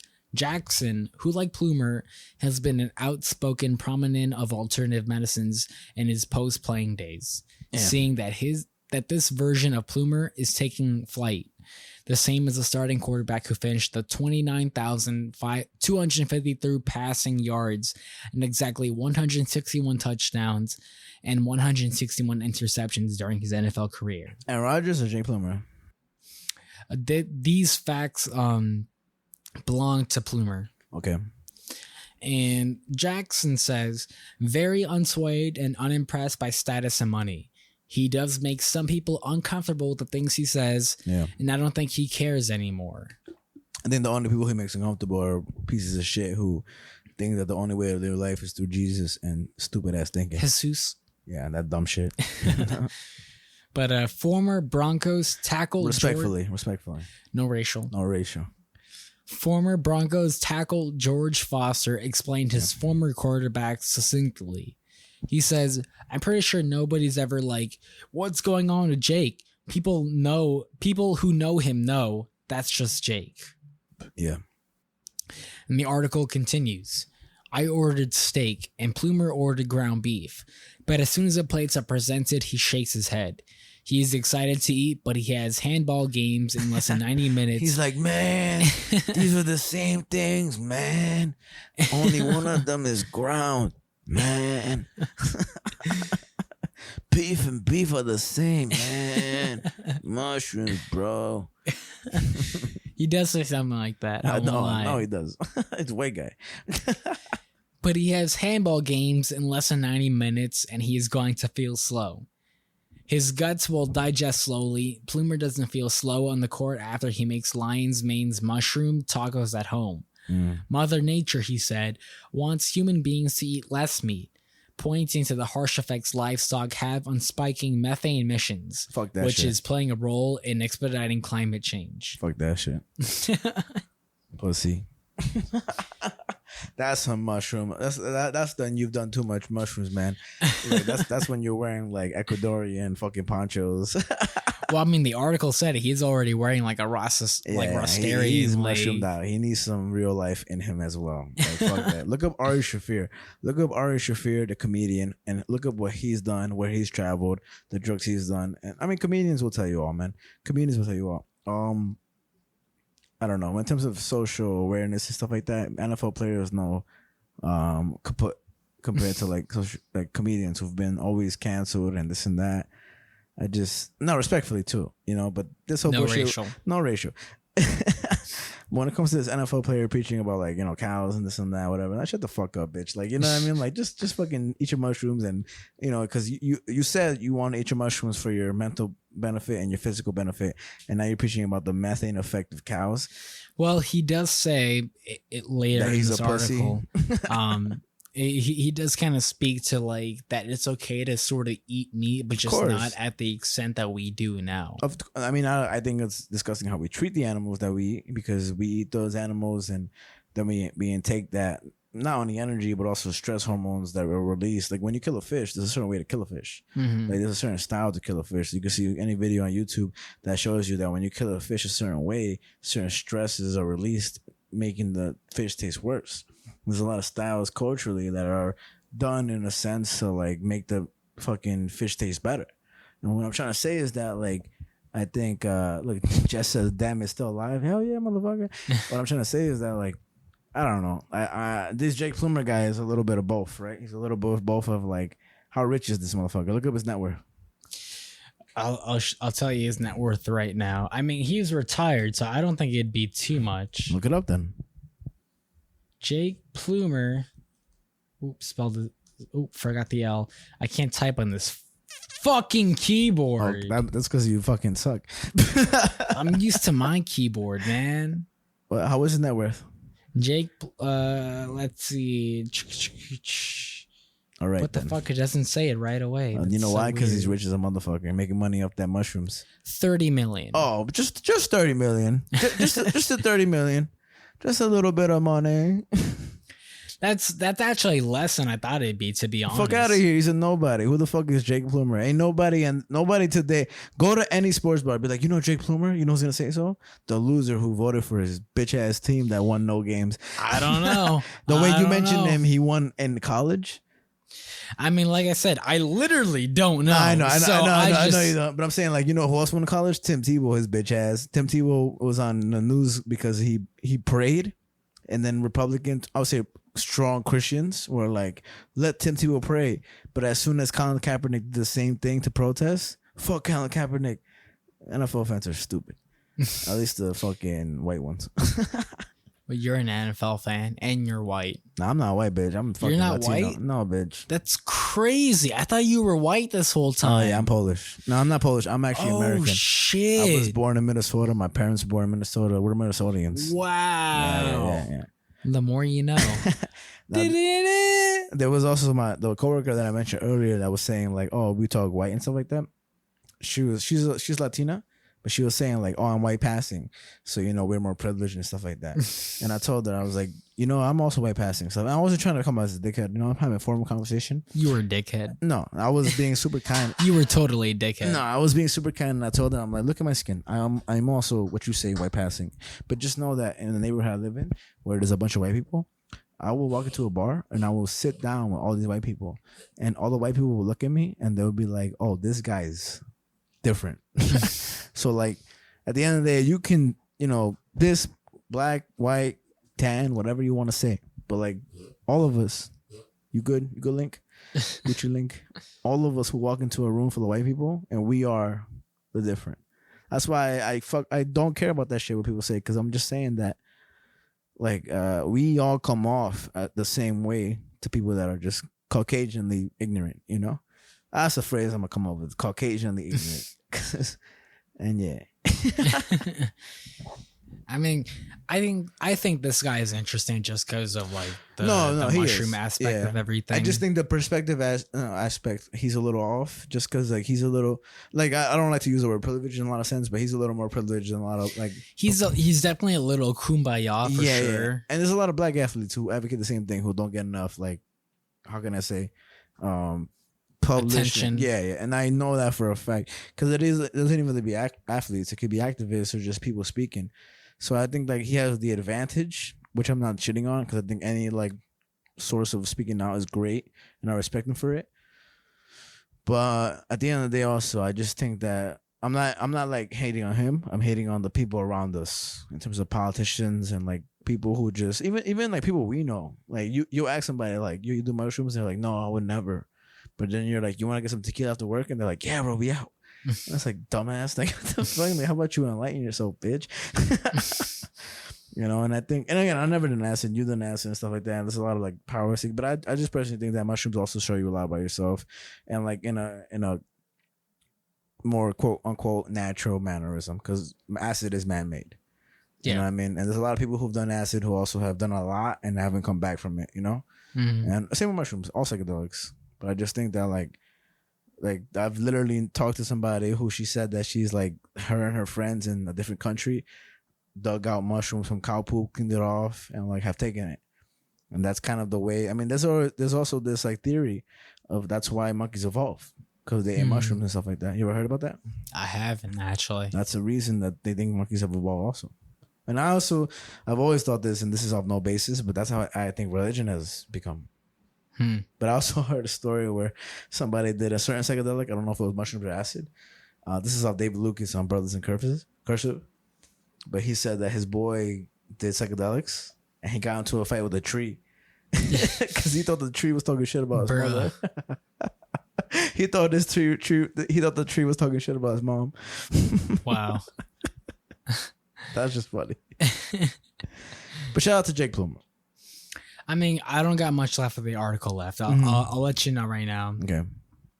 So he's talking about like, you shouldn't eat too much meat, whatever, this and that. Yeah. And it says, to evolve, Plumer says, is fundamental because it forces individuals to let go of ego. A sliver of his own reflection will always be the man who commanded a huddle.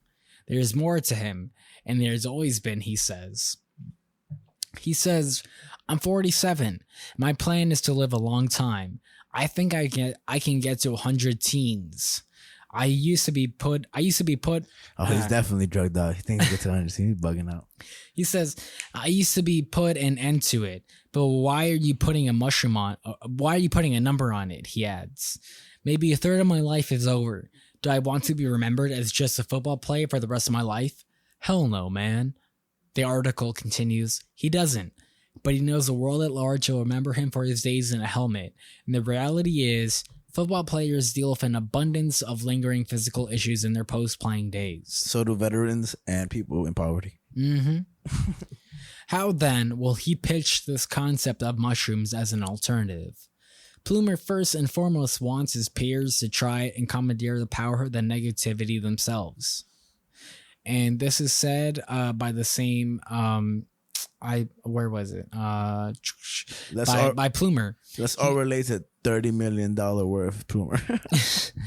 He says, I know a lot of guys who just attach to the storyline that I'm doomed with CTE.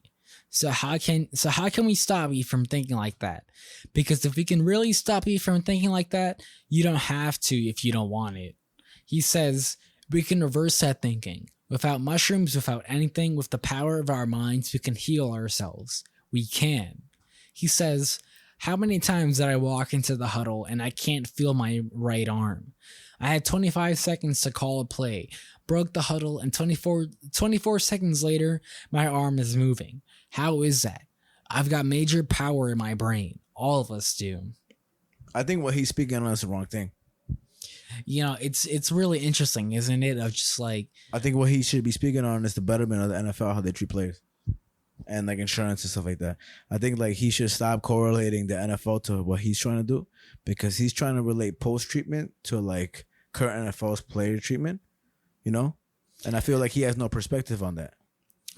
I mean, I don't think he's trying to compare it too much. I think he's just saying like what he experienced more than anything. Yeah, but he's saying it after the fact. You know what I'm trying to say? Yeah, I mean, like he's saying go through all your bullshit, get hurt, and then do mushrooms. But I think what he should be saying instead of this is saying, how about the NFL start taking care of the players, and how about they start invoking, like they already do a lot of rules that take care of the players because they've gotten caught not caring for the CTE. But I think what he should be stressing more is how the NFL like covers insurance. Because UFC fighters don't even get covered for that much. UFC fighters have to pay for some of the insurance they get, the health coverage they get after they fight. That's why they're so broke. That's why I'm so conflicted with this. Because he's saying like, oh, I'm retired. I'm worth $30 million. I'm advocating for mushrooms after you get fucked in the head. You get me? But how many, how many people are in the NFL right now dealing with that, not retired, not worth that much money, and just can't do mushrooms to just fix all problems? How many people come from poverty, always dealt with poverty, deal with the mental health of poverty throughout the NFL, and spend costly and do this costly because they don't know any better. And then this guy is just saying, do mushrooms, you're fine. So that's my whole little quarrel with this story. Like, I really fucks with it because I love the advocation of like mushrooms and psychedelics to better your mental health and stuff. But I also think that what he's trying to direct his attention towards is like completely equivalent to just the real problem of how NFL people treat people that are young that deal with this. Well, I will say he's not necessarily advocating for the psychedelic aspects of mushrooms. It just sounds like he is because what you're saying. Like, no, I mean, it's easy to for him to say. It's easy to sort of compare, or not compare, but it's easy to imagine psychedelics when he's talking about mushrooms. Yeah. But he's just more so talking about the general health aspects that mushrooms can do for you. For sure. Besides the psychedelic aspects of When it. do you think CTE starts? It's hard to say. When do you think? What's your opinion? I wouldn't know. It probably like after like a few concussions or something like that. It starts as early as high school football to college to NFL. Okay. So that's, I mean, we brought this up on the podcast before. That's why I mentioned it. So I'm saying, like, again, I understand, and I agree with you. He's completely saying, like, post, like, what the benefits of mushroom can be for, like, current NFL players and stuff like that. I just still think. Well, I think he's also just speaking for like what mushrooms can do for the general person, not just NFL players. Yeah, but he's an NFL player. He's an NFL player. You know what I mean? Like, at the end of the day, like, you can say that, but also he has NFL players talking for him and like benefiting his like cause. That's why I bring it up, because for me, like, I take this talk more towards an NFL cause because he's. I mean, there hasn't been any NFL players that have pushed this cause. There's a lot of NFL players that push that cause. There's a whole bunch. Not his like individual cause, though. What do you mean? Like, no one has like come out and said, yeah, what Jake Plummer said, facts. Nobody has come out to say, in general, that mushrooms can help you. No, in this article, no one has said that, and that's my whole direction. Where it's come like in this article. Right, but if he had the chance to speak within this article, because Jake Plummer probably hasn't had coverage in forever, because he's a nobody in the NFL, I will say that, at least to me, respectfully. What I'm trying to say, as somebody no racial, as somebody who watches the NFL and pays attention, at the very least, not as hardcore as like real like hardcore fans. I don't know who the fuck Jake Plummer is, For me. When like you attach an NFL player to mushrooms, there's nothing that he said that I didn't already know about mushrooms with strangers, like articles and word of mouth. So when he takes it to a direction of Aaron Rodgers backing him up and all these other players, I just think that he needs to do a better job of taking advantage of the opportunity to speak to the New York Times, The Athletic, and also advocate for CTE and like the mistreatment of players from the NFL. And he hasn't done that at once in this article. Well, I'm like I said, he does talk about CTE. He talks about CTE, which everybody experiences, but I'm just trying to say he doesn't talk about the NFL's handling of it, which is the reason he had to do mushrooms. He does. He talks about it. Does he really go hard on it though? He doesn't go hard on it. That's what I'm trying to say. But he touches on it. That doesn't mean nothing to me. That means nothing to me in terms of like his whole career is NFL. The only reason he has an article based on him is because he was in the NFL and he chooses to just touch on that topic. It should be the other way around. He should talk. This whole article should be on the NFL's treatment of CTE and the partial. Well, I think this article is just mostly about how he wants to advocate for mushrooms. I don't think it's about CTE. That's what I'm saying, though. Like, it should be the other round. This whole article should be about CTE. You're just advocating for a different article at this point. No, I'm advocating for treatment. You are, though. You're advocating for CTE, but this is an article about mushrooms. Where do you think all his problems from getting hit arise from?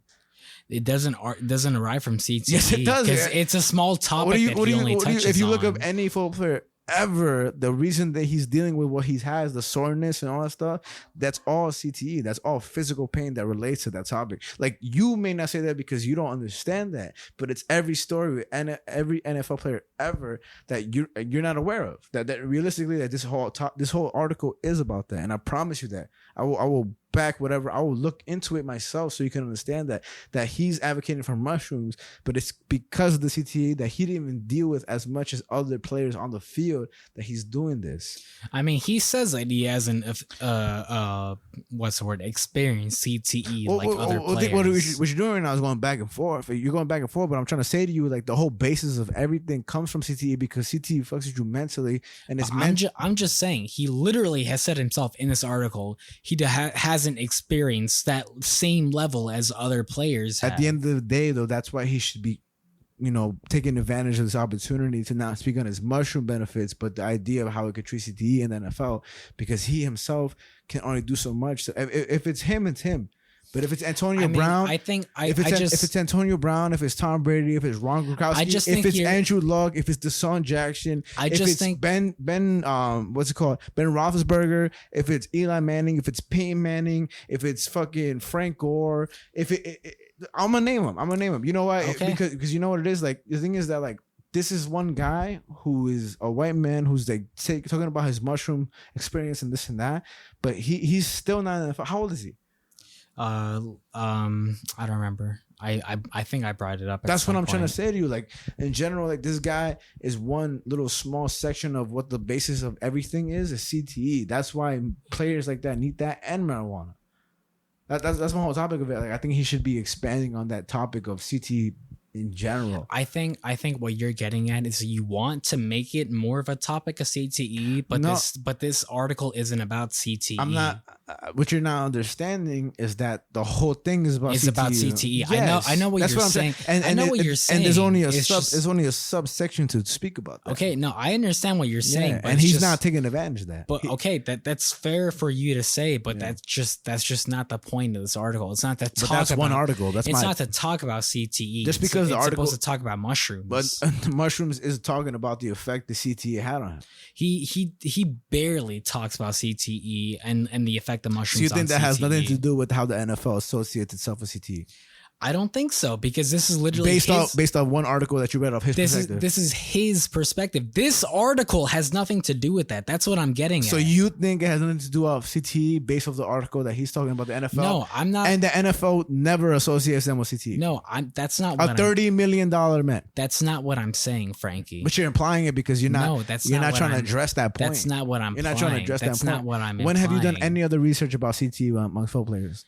I haven't, because I don't follow sports. You don't have to. You could follow the news. You could follow that's general. That's not true. I feel like that's something more imperative for someone who follows sports. No, it's not, because anything outside. Someone who doesn't follow sports doesn't know. If I told you that he was like talking about how much touchdowns he scored, you would be like, okay, that's what has to do with sports. But you're talking about like mental health and what it has to do associated with CTE and what it has to do with NFL. Literally comes from sports. Literally comes from doctors and like scientific studies. Human beings. You sports. You think killing people has to do with sports? You don't get CTE from nothing. What is suicide? You get CTE from doing sports. So you think suicide has nothing to do with sports? It doesn't. Okay, that's ridiculous. You get suicide from your own mental depressions and your own mental self. That has nothing to do with sports. Not with sports. You think so? Sports doesn't push depression. There was a Chargers player who killed himself because of sports. That happened when I was in middle school, and he killed himself because he has CTE from the NFL. That has nothing to do with sports. CTE, like I was also going to point out, this article is only examined after posthumously. You need to meaning do more. After death. You need to do meaning after death. You can't dictate someone having CTE before they're dead. You know why they look at it as a death? Why? Because they don't look at it as they're alive.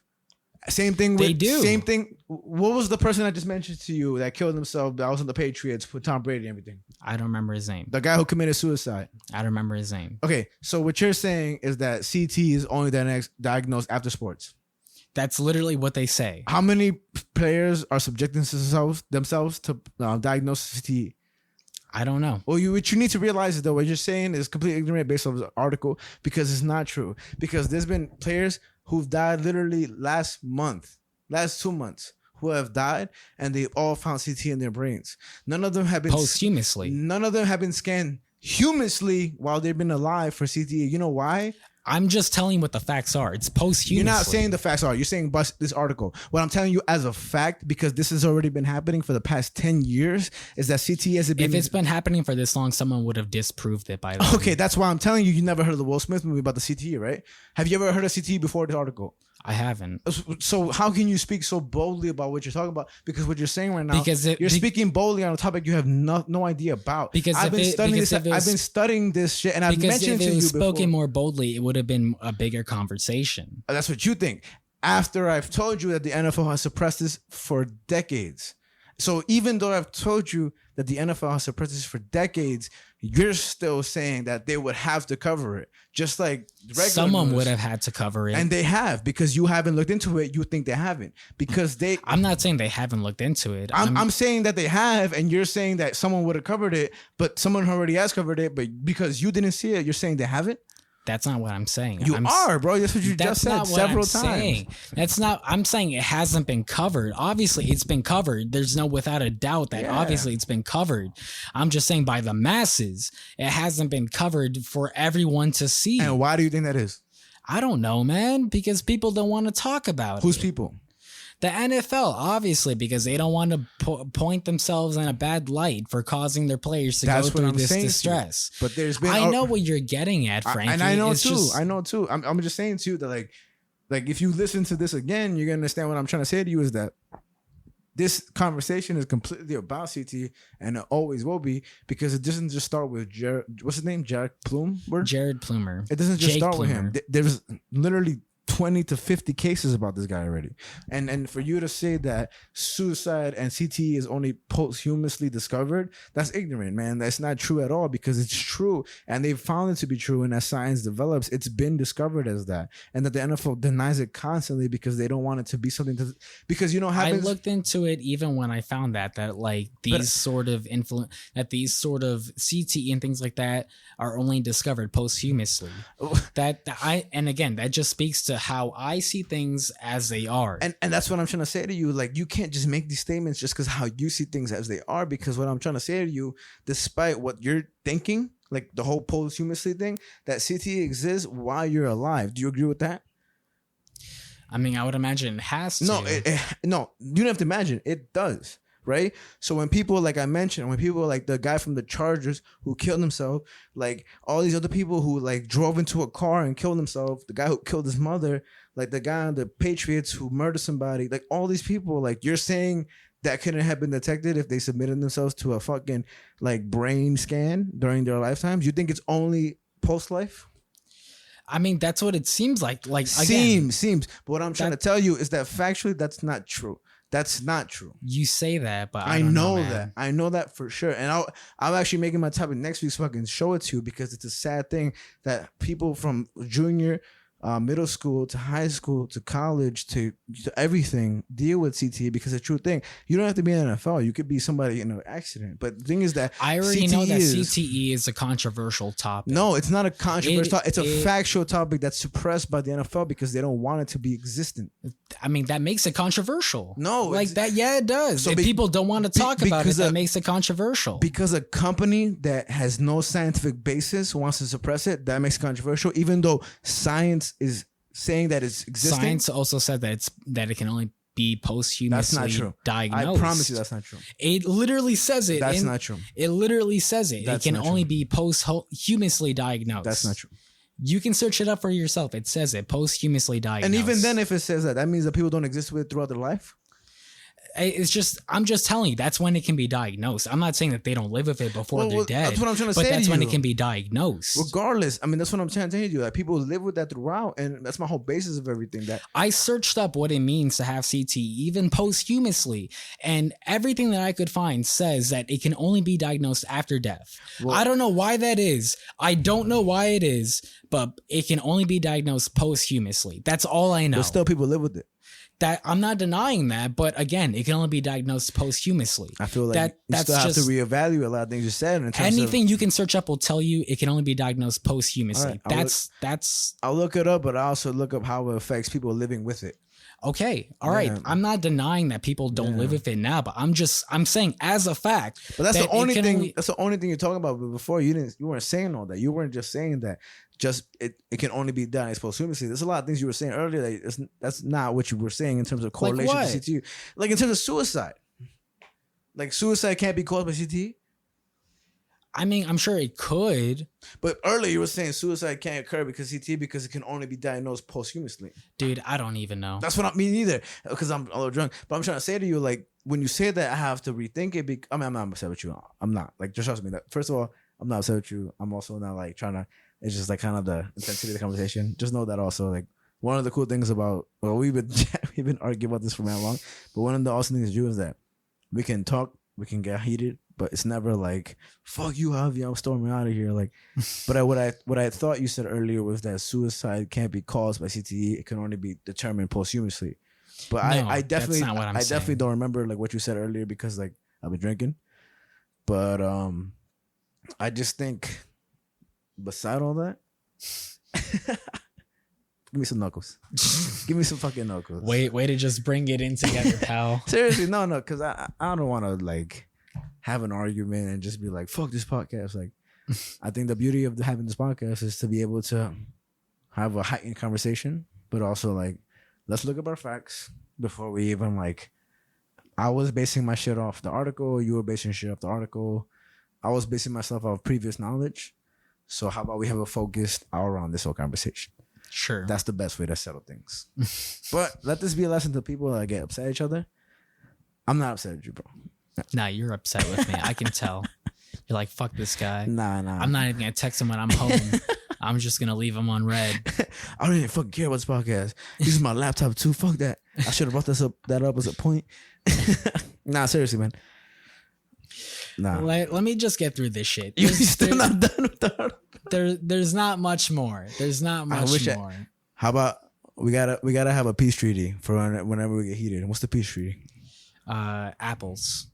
No, like what's the extent of peace treaty? What we gotta do? We gotta make a secret handshake. I feel like I think we've been had to make a secret handshake, right? Yeah. But sometimes people make it on the spot. It don't come out as good. So how about we do what's a dick shake? A milkshake is better. How about what's a good secret handshake? I got you right now. Come here. All right. What's up? So we go in for the left and the right, and we go up for the up and down. How about we do this? Left and right. Left and right. We go up and down. Oh, wait. Up. Oh, like I go down. Yeah, you go down. Okay, left and right. So left and right. Down. Up. Open hands. Open hand. Come through my hands. And then we just wiggle. That's it. And that's it. At the end of the day, Andrew Tate is the GOAT. It's not even his name. Andrew Tate. No, that's motherfucker. I'm talking about Andrew Tate with the sunglasses. Like. But I do appreciate Andrew Plummer. Jake Plummer. Jake Plummer's. For me, I just got heated just because I think I really want to show you what the NFL has done to suppress that shit, man, because it's really unfortunate. But I also respect, and I know what you're saying. I also respect Jake Plummer's like advocacy because like he's not part of what I'm trying to say. I mean, like I said before, he speaks to CTE and he speaks to that. Yeah. Like it's not just an ignored topic for sure in this article. Yeah, and he knows more than I do. He knows way more than I do. He literally says it in this very next thing that I'm gonna tell you right now. He says, "I know a lot of guys who just attach to the storyline that I'm doomed with CTE. So how can we stop you from thinking like that? Because if it can really stop you from thinking like that, you don't have to have it if you don't want it." He says we can reverse that thinking. Without mushrooms, without thinking, with the power of our minds, we can heal ourselves. We can. Hippie. It's very hippie. That's super hippie. He continues, "How many times did I walk into the huddle and I can't feel my right arm? I had 25 seconds to call a play, broke the huddle, and 24 seconds later, my arm is moving. How is that? I've got major power in my brain. All of us do." And the article continues. Plummer rolls off rolls off the list of functional mushrooms he believes can help and says in the next decade or so, maybe with the help of mescaline-related research or psilocybin that could be a plant-based psilocybin, right? Psilocybin. Psilocybin. There could be a plant-based way to battle symptoms of CTE, a disease that has been found in the brains of more than 324 former NFL players. It can be diagnosed only posthumously, it says. I got you. You may be right about that, but it still affects living people. That's my whole point. No, it does. It's whoa, handshake. What is it? Up, down, left and right. No, you go up, I go down. I go up. So okay, right. okay. Up. I go down. Then we cross, and then we just. So I'm wrong. I'll admit that I'm wrong in the sense because I don't have any facts based on it. It could only be proven posthumously. Like I said, I researched this when it said that, like, oh, CTE can only be diagnosed only posthumously, and I researched that it can only be diagnosed only posthumously. I would admit wrongness to that because I was just saying that a passion, right? But for me, what I think, which I don't know if you research, it can affect the living. That's the one thing I thought. No, I mean, it affects the living. It's just the difference is that it can only be diagnosed after you're dead. Okay. That's the big difference. Gotcha. So that we agree on. Like, I agree on that it can be, it can affect the living, but it could also only be diagnosed posthumously. That's the biggest thing I was getting at. It's just like, people deal with CTE, but it can literally only be diagnosed after they're dead. Gotcha. So you can only find out when it's too late, essentially. It is the whole deal. I would admit my wrong assuming on that, but I do think we said some earlier shit where I was pretty reinforced, but I'm gonna do some research on that because I'm interested now. Jake Plummer says, I'm not saying CTE doesn't exist. I'm not saying CTE is non-existent, but it's like, why are you going to get some 42-year-old kid a diagnosis of, oh yeah, you have all the precursors of CTE? What kind of diagnosis is that? Plummer says. What's he going to do with that? Is he going to take the medicine they have and all the brain laser shit, or is he going to change his life and decide, fuck that, I'm not going to have CTE. Yeah. I'm going to take the medicine that works. I don't know if that fixes it though.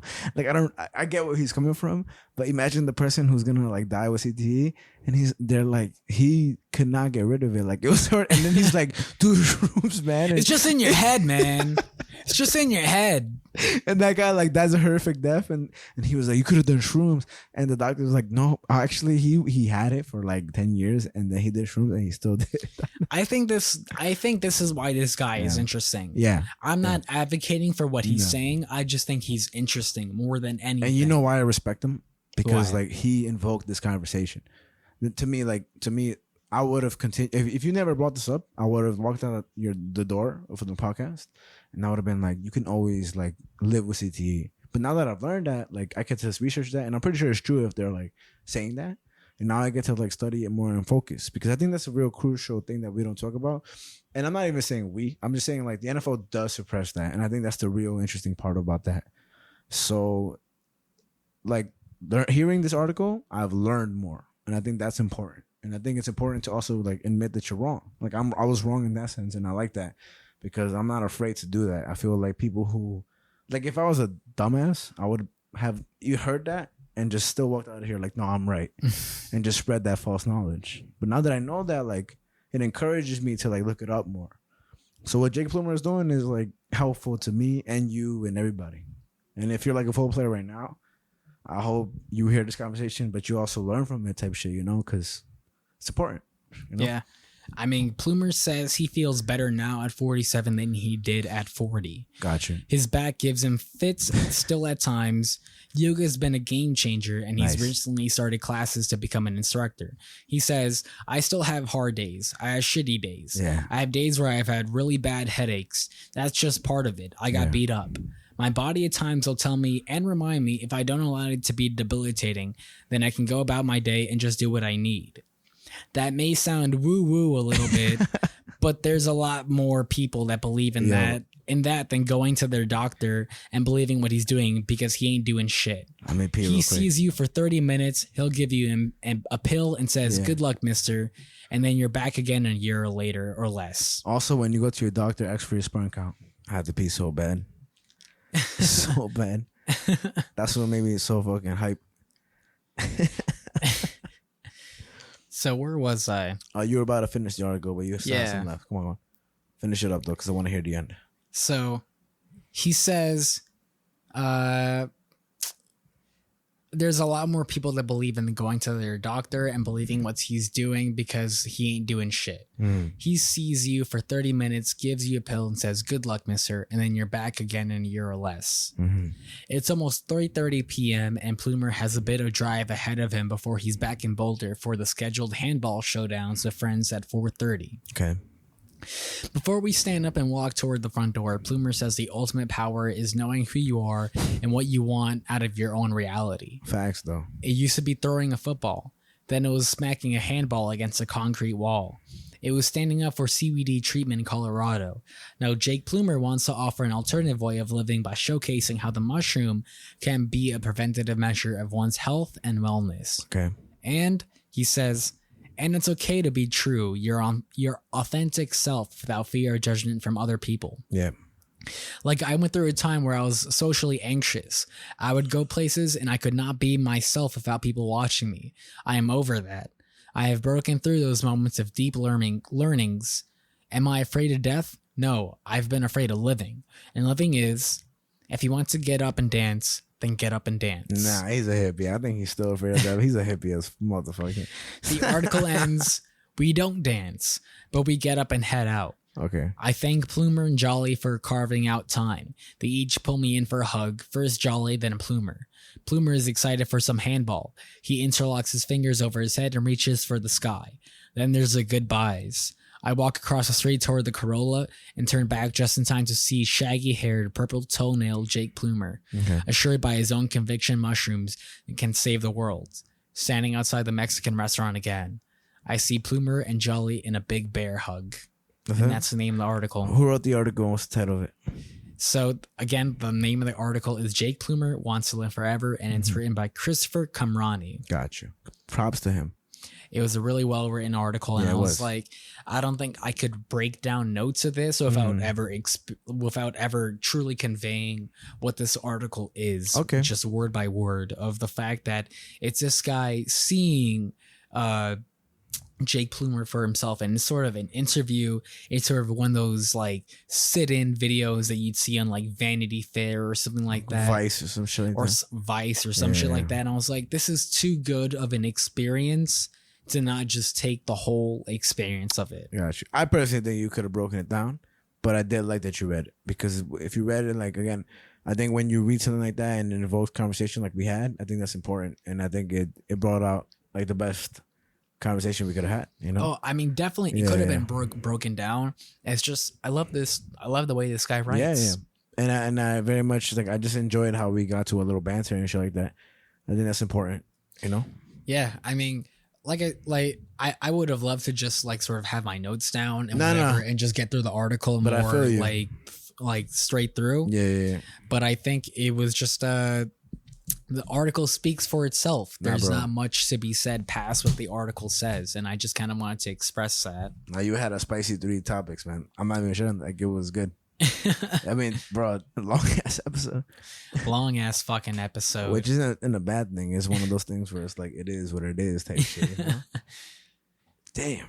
But we are at now. I mean, do you have anything to say about that topic before we let it go? I think it's a topic to revisit, but I also think that because of Jake Plumer, right? Mm-hmm. I think that's the reason we got to revisit it, because it invoked me to want to research it more.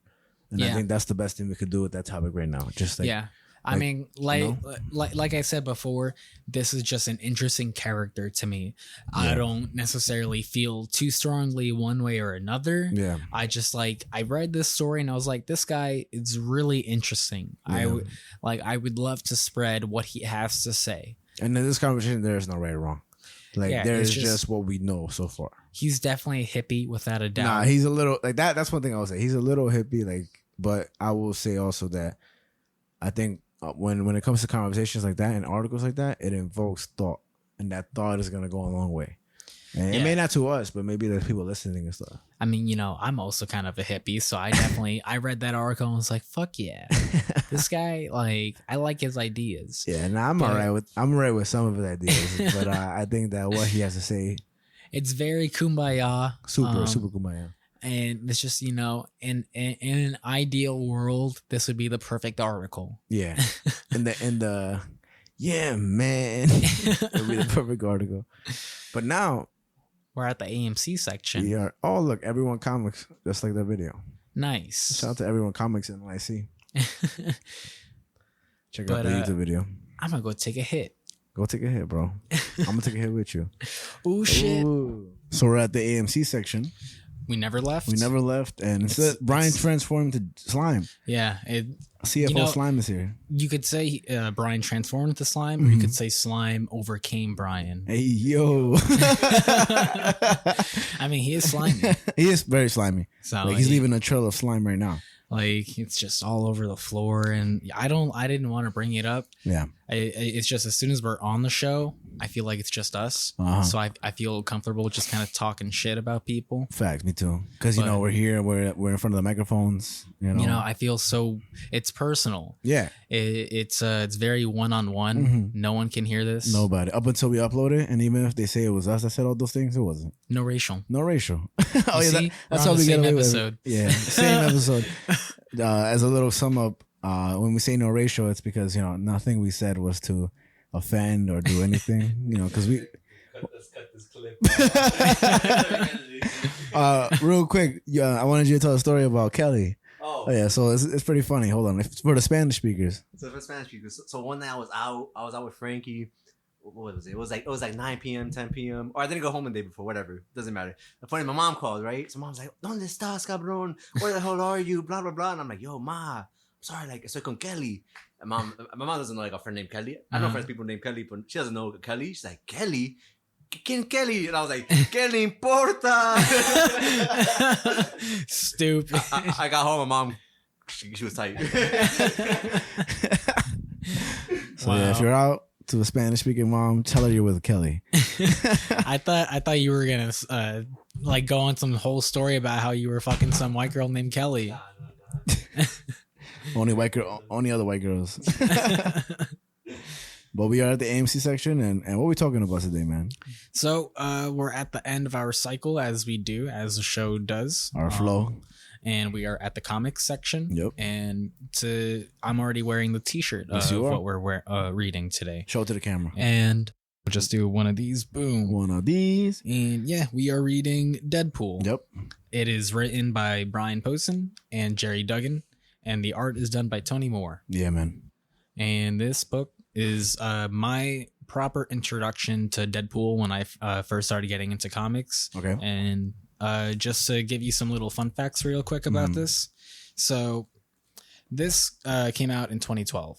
The volume itself came out in 2013, but issue 1 of this like series came out in 2012 in November. Dead Presidents, right? Or is it just Deadpool?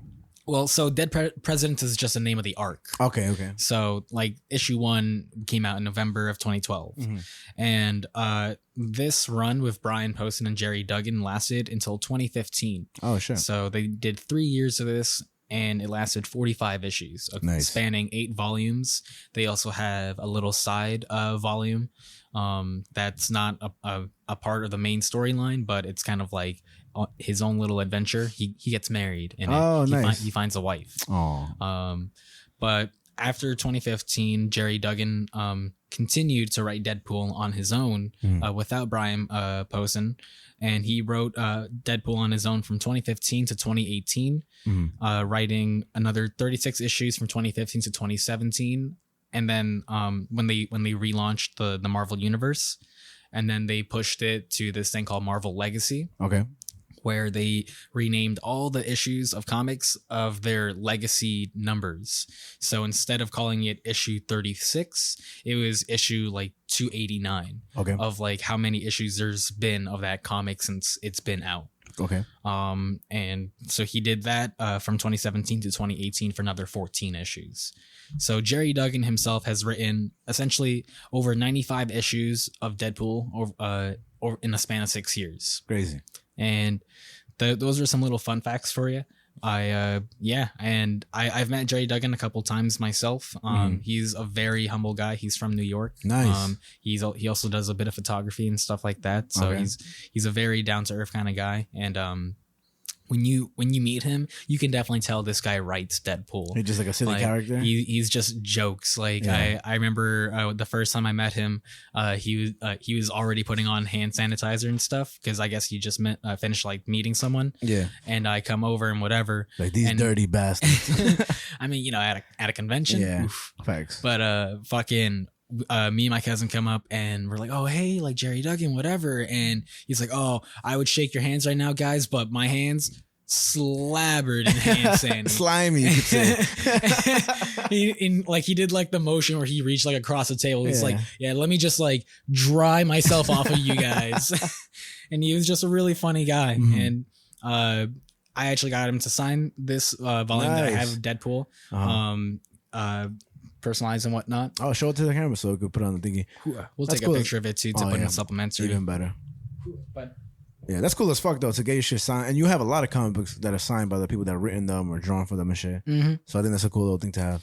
I also have it signed by one of the co-creators of Deadpool, Fabian Echezia, which is actually the guy who sort of got me to start writing. And, you spoke with him, that's why, right? You had a conversation with him. It was pretty heartfelt and everything. Yeah, that's dope. So, and this was a comic that he signed for me. But yeah, this is Deadpool: Dead Presidents. It goes over 6 issues. And the T-shirt that I'm wearing isn't Tony Moore's art.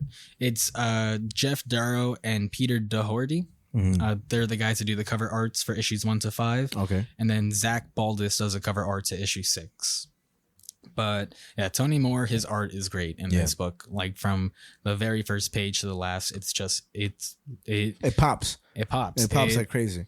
And I think before I ask you what you think of it, I'll just say I think this is the most comic booky comic we've read yet. Okay, I think so too. Yeah, because usually it's like really things that I would never have guessed. I don't like in the core line of superheroes, or I don't know. Is Deadpool considered a superhero? He's an anti-hero. It's an anti-hero, right? So I usually always, at first I was thinking that it's going to be a bunch of Superman, Batman. We did cover Batman. But also when I see this, it's more because it's fun. It's such a fun comic book. And its storyline isn't so like complex where you're like, oh, I have to follow the whole story. It's pretty much just a continuous, ongoing story that kind of follows everything with Deadpool's humor attached to it and goriness and stuff like that. There's a lot of repetition, but it didn't do anything like not justice. It's a good ass comic book. It was my first time ever reading a Deadpool comic book. It's I'll definitely say like I mentioned, this goes on for 45 issues, and I'll say that my favorite volume of this run is volume 3, called The Good, the Bad, and the Ugly is the name of that arc. And the reason why I love that arc so much is because you get to see Deadpool get a lot deeper into his history and his past and stuff. Okay, Wade, right? What's his name? Wade Wilson. Because something that Jerry Duggan and Brian Posehn did with Deadpool with this run is that they really modernized a character in the sense of really bringing a new mythos and a new sort of lore to Deadpool. Okay. Because before these guys, it was Daniel Way writing Deadpool for a long time. And I don't know if you've ever known the thing in Deadpool back in the day where he used to have like 2 narrators in his head. No, I've never seen that. There was like one that was kind of like a angel and like demon. Not like angel demon. One was because you see how his speech bubbles are yellow and stuff. Yeah. So in Daniel Way, what he used to do is that Deadpool would have like another voice in his head, and so that voice would be a lot more formal, and it'd be like in white like clean font, whatever, and then his usual yellow narration box as well. So he had like 2 voices in his head, but that's not the case in this book. It's just straight up yellow the whole time, right? Yeah. And what's really cool is that Jerry Duggan actually starts to dive into that a little bit later when he starts writing Deadpool on his own with a character called Madcap. But what I'm getting at is that these guys really built up a new version of Deadpool in the 6 years that they were writing him. I mean, he became a class title for Marvel at the time, and the sales were really well for him. Like I said, he got married. He fucking even has a kid. He has like actual friends and shit like that. You kind of get to, they really bring the sad clown aspect of Deadpool to the front page. Even how it starts off, like it's not even like, oh, we need Deadpool's help. It's like, oh, we need him to do the stuff that we can't have other superheroes do because it would look bad. Yeah. AKA kill the dead presidents that came back to life and now are complete dickheads trying to take over the world. Which again, like that's super comic booky too, you know, take over the world. It's like dead presidents and shit like that. Technically, they wanted to take over America. Oh, okay, yeah. Which America wants to take over the world always, you know. But yeah, I mean, to kind of get like the premise of it, it's it's just this idea where this dude, Michael, his name is, he's kind of like a spellcaster, like a novice spellcaster, and he starts raising presidents from the United States from their graves, and the presidents what was it called?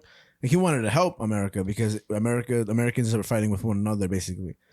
He kind of wanted, he was doing it with a good intention, but when the presidents came back, they came back all kind of like assholey, fucked up and whatever, and just hell bent on destroying America because they were unhappy with what it was. Yeah.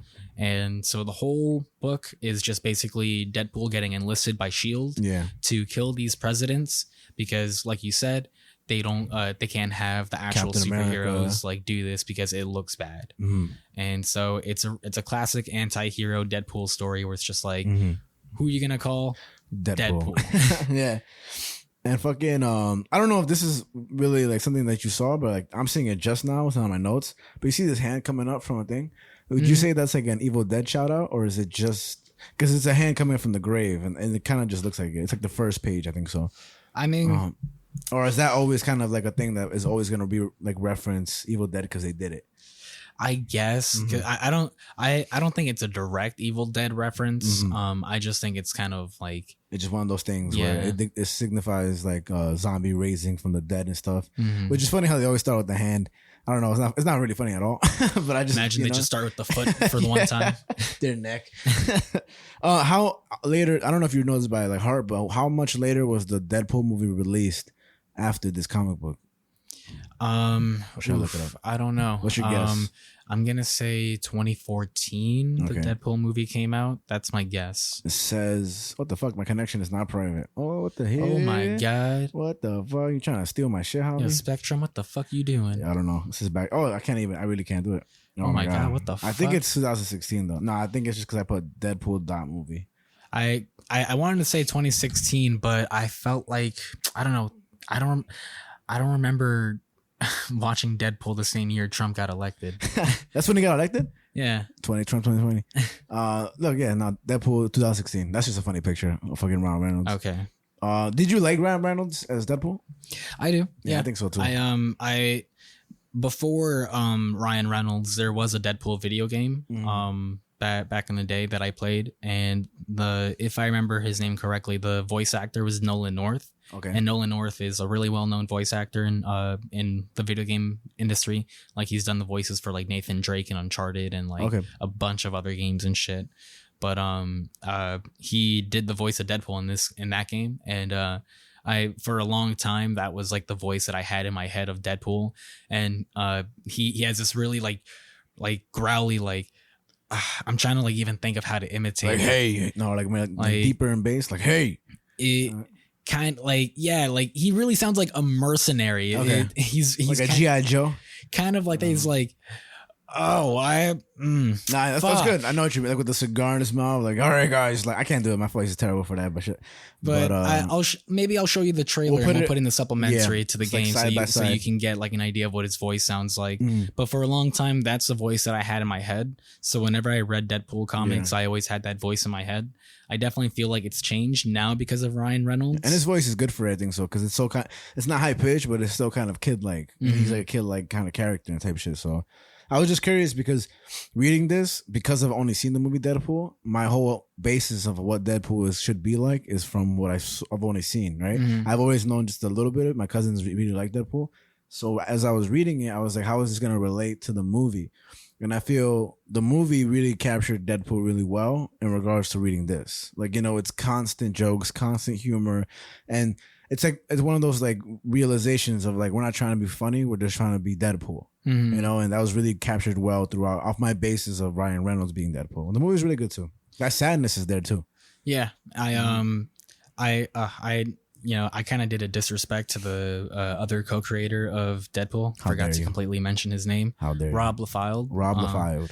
I haven't gotten this signed by him yet. I want to.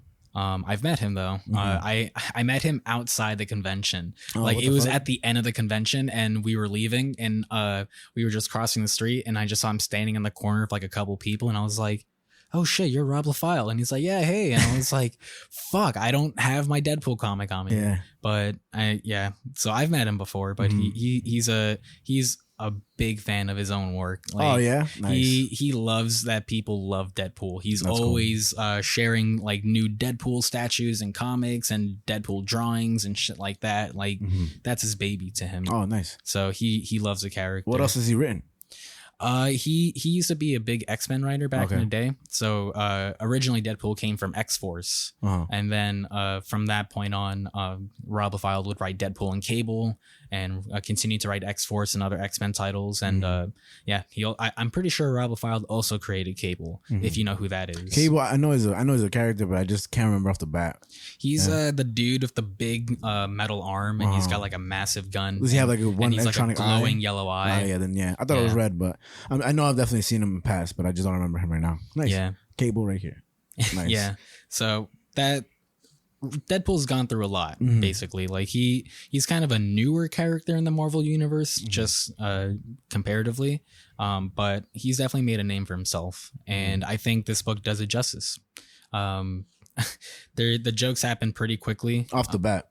Like off the bat, I'm trying to find. I think just how it opens up is just super comic booky, where it's like it's almost like Captain America coming in here being like, "This stops now, madman," and just like dumb shit like that. That cliche. And then I love the first joke in the Daily Bugle where it says "Cap snaps and scrap, decapitating America stars in Truman Show." That play on words and everything, and it's just so dumb. But we are met with Agent Preston. Oh, it's a crucial character. And she actually continues to be a crucial character throughout this entire run. She's basically one of Deadpool's closest friends. And we also meet Scott Adset, the kind of like baldish dude. He becomes a pretty big character in the Marvel universe, and I'm pretty sure this is his first appearance. Was he in the movie, the Avengers movie? No, that's I'm forgetting his name. Not Samuel Jackson. No, I know who you're talking about. Agent Coulson. Yeah. You're thinking of Agent Coulson. No, Scott Adset is a different character, and he goes through some shit in the Marvel universe because of Deadpool. Believe it. So it's like everything Deadpool touches dies, kind of. Sort of some sad shit right there. Now, how Deadpool's presented at first is crazy with the whole fucking. He just comes out like his first image of him is his guts being torn apart by a dinosaur, right? It's like some big like lizard monster that destroying Manhattan, and the monster just takes a second, and like you just see a fucking katana come out his chest and just slice all the way down. Here comes Deadpool, and it's just fucking out guts galore and everything. And again, Tony Moore's art is fantastic. Like it pops. It's so fun. It's so ecstatic. Yeah, I love it. But I thought this was funny rereading this because this guy yells, "Chest burster, run!" And that's funny to me because that's definitely an alien reference. Oh, okay. Because that's what they call the aliens in that movie. Bursters? Chest bursters. Oh, okay. I didn't get that. See, I was like, what the fuck? And I thought it was funny rereading it too because in volume 4, it's Deadpool versus Shield. Because if you recall at the end, like Deadpool kind of has some beef you guys. with Shield. Yeah, like pay me. Cause, and so that kind of plays out by volume 4. And he breaks into the helicarrier, and there's a whole issue where they basically make it like he's the alien from Alien. Oh shit! Like there's a scene where acid starts spilling from a vent, and these like two guys get the acid spilled on them. They're like, "Oh my god! Oh no! Oh my god! There's a fucking alien here!" And Deadpool's in the vent, and like he's like way gone. He's like, "Where did I put my vat of acid?" And it's just so dumb. So when Thor is introduced right here, which again they're very slight introductions because they're gone very soon. This I only know because of the Thor comic book that I was reading that Lucas lent me. Mhm. But Thor has his own font to like have written as. And Yes. what is that called, or is it just to represent him? It's a Asgardian or something like that. yeah, I would say it's like Asgardian font. Oh, okay. So yeah, every Asgardian has that font, That like font of Loki them? and all Yeah. the rest of them and stuff like It's that. a little hard to read, but obviously you just have to look a little closer. Mm. But it's dope how like it's just all significant. Like the Sandman has the black bubble with the white text and everything. Yeah, and, lettering is very important Yeah, to man. comics. Like I usually never shout out the letters, but they do good work, so I should. The Yeah. letters to this were VC's Joe Sabino for issues 1 to 5 and Clayton Cowles for issue 6. But yeah, fucking Deadpool's in the body with Thor's in the body of the monster with Deadpool, and Thor's just kind of like, this never happened. Don't talk about this shit. This never happened. And Deadpool's he like, says- come on. He says we did not team up. And he's like, oh, you got it, partner. And then there's this funny moment where this fucking dude's like, hey, freak, you can't just leave this here. Mhm. Deadpool just says, just roll Deadzilla to the curb. A hobo will eat it. Yeah. But and then I love Tony Miller's art again because I love how Deadpool looks with his sort of pizza face Yeah, man. underneath the mask and stuff. That's pretty cool how they show it, because I mean of course they would show it, but again the only time I've seen it was the movie. So Mhm. seeing it here, it's like, okay, this is exactly how they would have represented it because it's how it should be. Yeah. And what's his origin story, real quick, Deadpool? Like, as I see it as a government thing that they were trying to figure out. So Deadpool is kind of derivated from Wolverine. Mhm. So basically the same program that turned Logan into Wolverine Yeah. was conducted upon Deadpool, and the experiment just kind of went wrong and fucking turned him into what he is, because he had cancer. Oh, And yeah. it gave him a regenerative process, but the cancer is still killing him at the same time. So he's Damn. kind of always in pain. Oh man, and he's always dying, always reviving. Mhm. It's crazy. Yeah, and That's some sad shit right there, man. yeah, he has a really sad fucking life, Mhm. man. Did Stan Lee come up with him or no, somebody else? No, like I is said, it? Rob Liefeld Oh, and Fabian okay. Nicieza. They came up with him completely. Mhm. Oh, what the fuck? I don't know. I thought it would be like one of those things where they just, they write for them and everything. That's crazy. Yeah, came no, up they with him. created him. That's fucking amazing. But we're introduced to the first dead president coming in, FDR, FDR in a wheelchair. his bitch ass. He's just rolling through, and he fucking lifts a taxi and chucks it at Deadpool. And they speak in third person. He's like, FDR will clean up the city, even if I must do it single handedly. It's so dumb. Yeah. And just such a cheesy joke where Deadpool says, who says you can't catch a cab in New York as it's getting thrown at him. Oh no, he says because FDR's in a wheelchair, and then the cop is terrified. He's like, I'm not trained for this, and Deadpool says, nothing can prepare you for when Stephen Hawking goes crazy. And then fucking they just start fighting it out. He pulls out his Uzis and stuff Mhm. and just starts letting it out. And I love the joke where Deadpool yells, just so everybody knows, the wheelchair guy started it. And is that the whole fucking book? Like, it's nonstop little jokes, and I think that's also hard to do, because you got to be really on point with how you write these things, because Yeah. it can get dry real quick if you're just making some shitty ass jokes. Yeah. Mhm. Because I will say, like, some people aren't as a fan of Jerry Duggan's solo work on Deadpool. They kind of feel like Brian Posehn and Jerry Duggan working together is what made the book work so well. But I like Jerry Duggan's run on his solo stuff. I kind of just sort of blame Marvel for sort of pushing certain stories that weren't like the best at the Gotcha. time.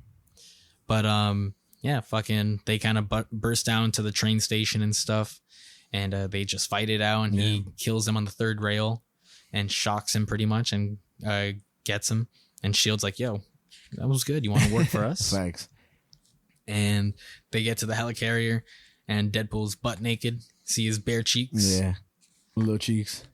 And something that I thought was interesting too, is that you see it while he's fighting FDR, but when he puts the mask on him, the eye holes, or like the eyes, his eyes are yellow pretty much. So the eye holes in his mask are holes. I always thought that they were kind of like lenses. Oh, but they're literally his holes popping out of his eye, like the mask and everything. Yeah, because like when you look at him pulling it over FDR, you see the hair kind of like coming through the holes, and I was like, shit. so it's just kind of like slits pretty much. His design is crazy nice. Like his design of like costume and shit like that is pretty dope. It's Tony Moore, man. Yeah, man. But yeah, they fucking enlist Deadpool, and Deadpool it seems like this might be a real quick thing to do. And Deadpool fucking bursts into Liberty Hall, where all these dead presidents are at. And that's a splash page, right? When it's 2 pages combined. Yes. Nice. No, spread Page. Okay. Splash is more like 1 page. Okay. And he bursts in and he says, "Knock knock, League of Women Voters. Is this what happens at Camp David?" And I'm guessing this is George Washington. He says, "Hark, a knave." And Deadpool says, "Why didn't I come back later when the undead strippers join your little party?" And this one guy who's not even dead, he's like, "But I'm not dead." And I don't know what president this is, but it's like, "You're dead when we say you're dead, Jimbo." Yeah. And he's just there like, "Bro, I'm not even part of this shit." And this is dope with the way they present the writers and stuff. It's like the Declaration of Independence kind of paper, like that old school paper. But it's just the title of the issue, right? Or something like that. In Wade we trust. And then it's just the writers and the authors are down there. That's super clever because I read that as like, oh, this is part of the page and stuff like that. But I think that's kind of important too, because you kind of like, oh, I'm already started reading it. Let me see who the writers are. Like, to give as much credit as possible. And there's just the absolutely amazing joke where Lincoln fucking shoots Deadpool from the back of the head and says, "I've always wanted to do that." So dumb. But that's issue 1. Because it seems like the presidents are gonna fuck up the country America. And everything, and Deadpool's out of commission. They don't know that Deadpool can regenerate. And then issue 2 is such a fun issue, where it's called "We Fought a Zoo," and even the cover to it, which I'll show to the camera. But just I love the cover arts to this book. No, they're all really good. Fucking just. What's his The name? elephant got a gun. I just seen that. The elephant has a gun. That's like the question you asked me earlier, like who would win, a rat with a gun or a sword with a katana? I didn't even catch that. That's crazy. I just seen that myself actually. And he's like holding it sideways almost. Like I don't know if he is, but like when people hold a gun sideways, like shit's about to get real. But issue 2 opens up with this funny little scene where Deadpool's on the beach with his hose. And do you know who these characters are? No. I was curious about that. I was like, the fact that you just called them hoes too. I was like, I know Frankie doesn't know who they are. Who are these hoes? So the blonde chick, well, they're both blonde. Yeah. The first chick, she's if you Fantastic notice, Four. Yeah, has a 4 on her thing. Okay. So that's Sue Storm. And then the other chick in the like high heel boots is Emma. I forget her last name, but she's from the X-Men. Oh, okay. So is he dreaming or is he just chilling with them? This is like in his head because it opens up and he's like, "Oh, my head hurts." This is like, and he's not even with them. Yeah, and then the only random girl is the girl in the fucking who actually came by and in the roller blades or the roller skates. And she's like, "Hey, baby," and then she gets kicked mad hard by She-Hulk.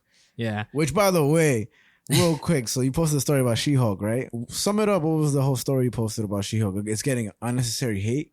It's just getting review bombed. Which is what people do nowadays. Yeah, it happens.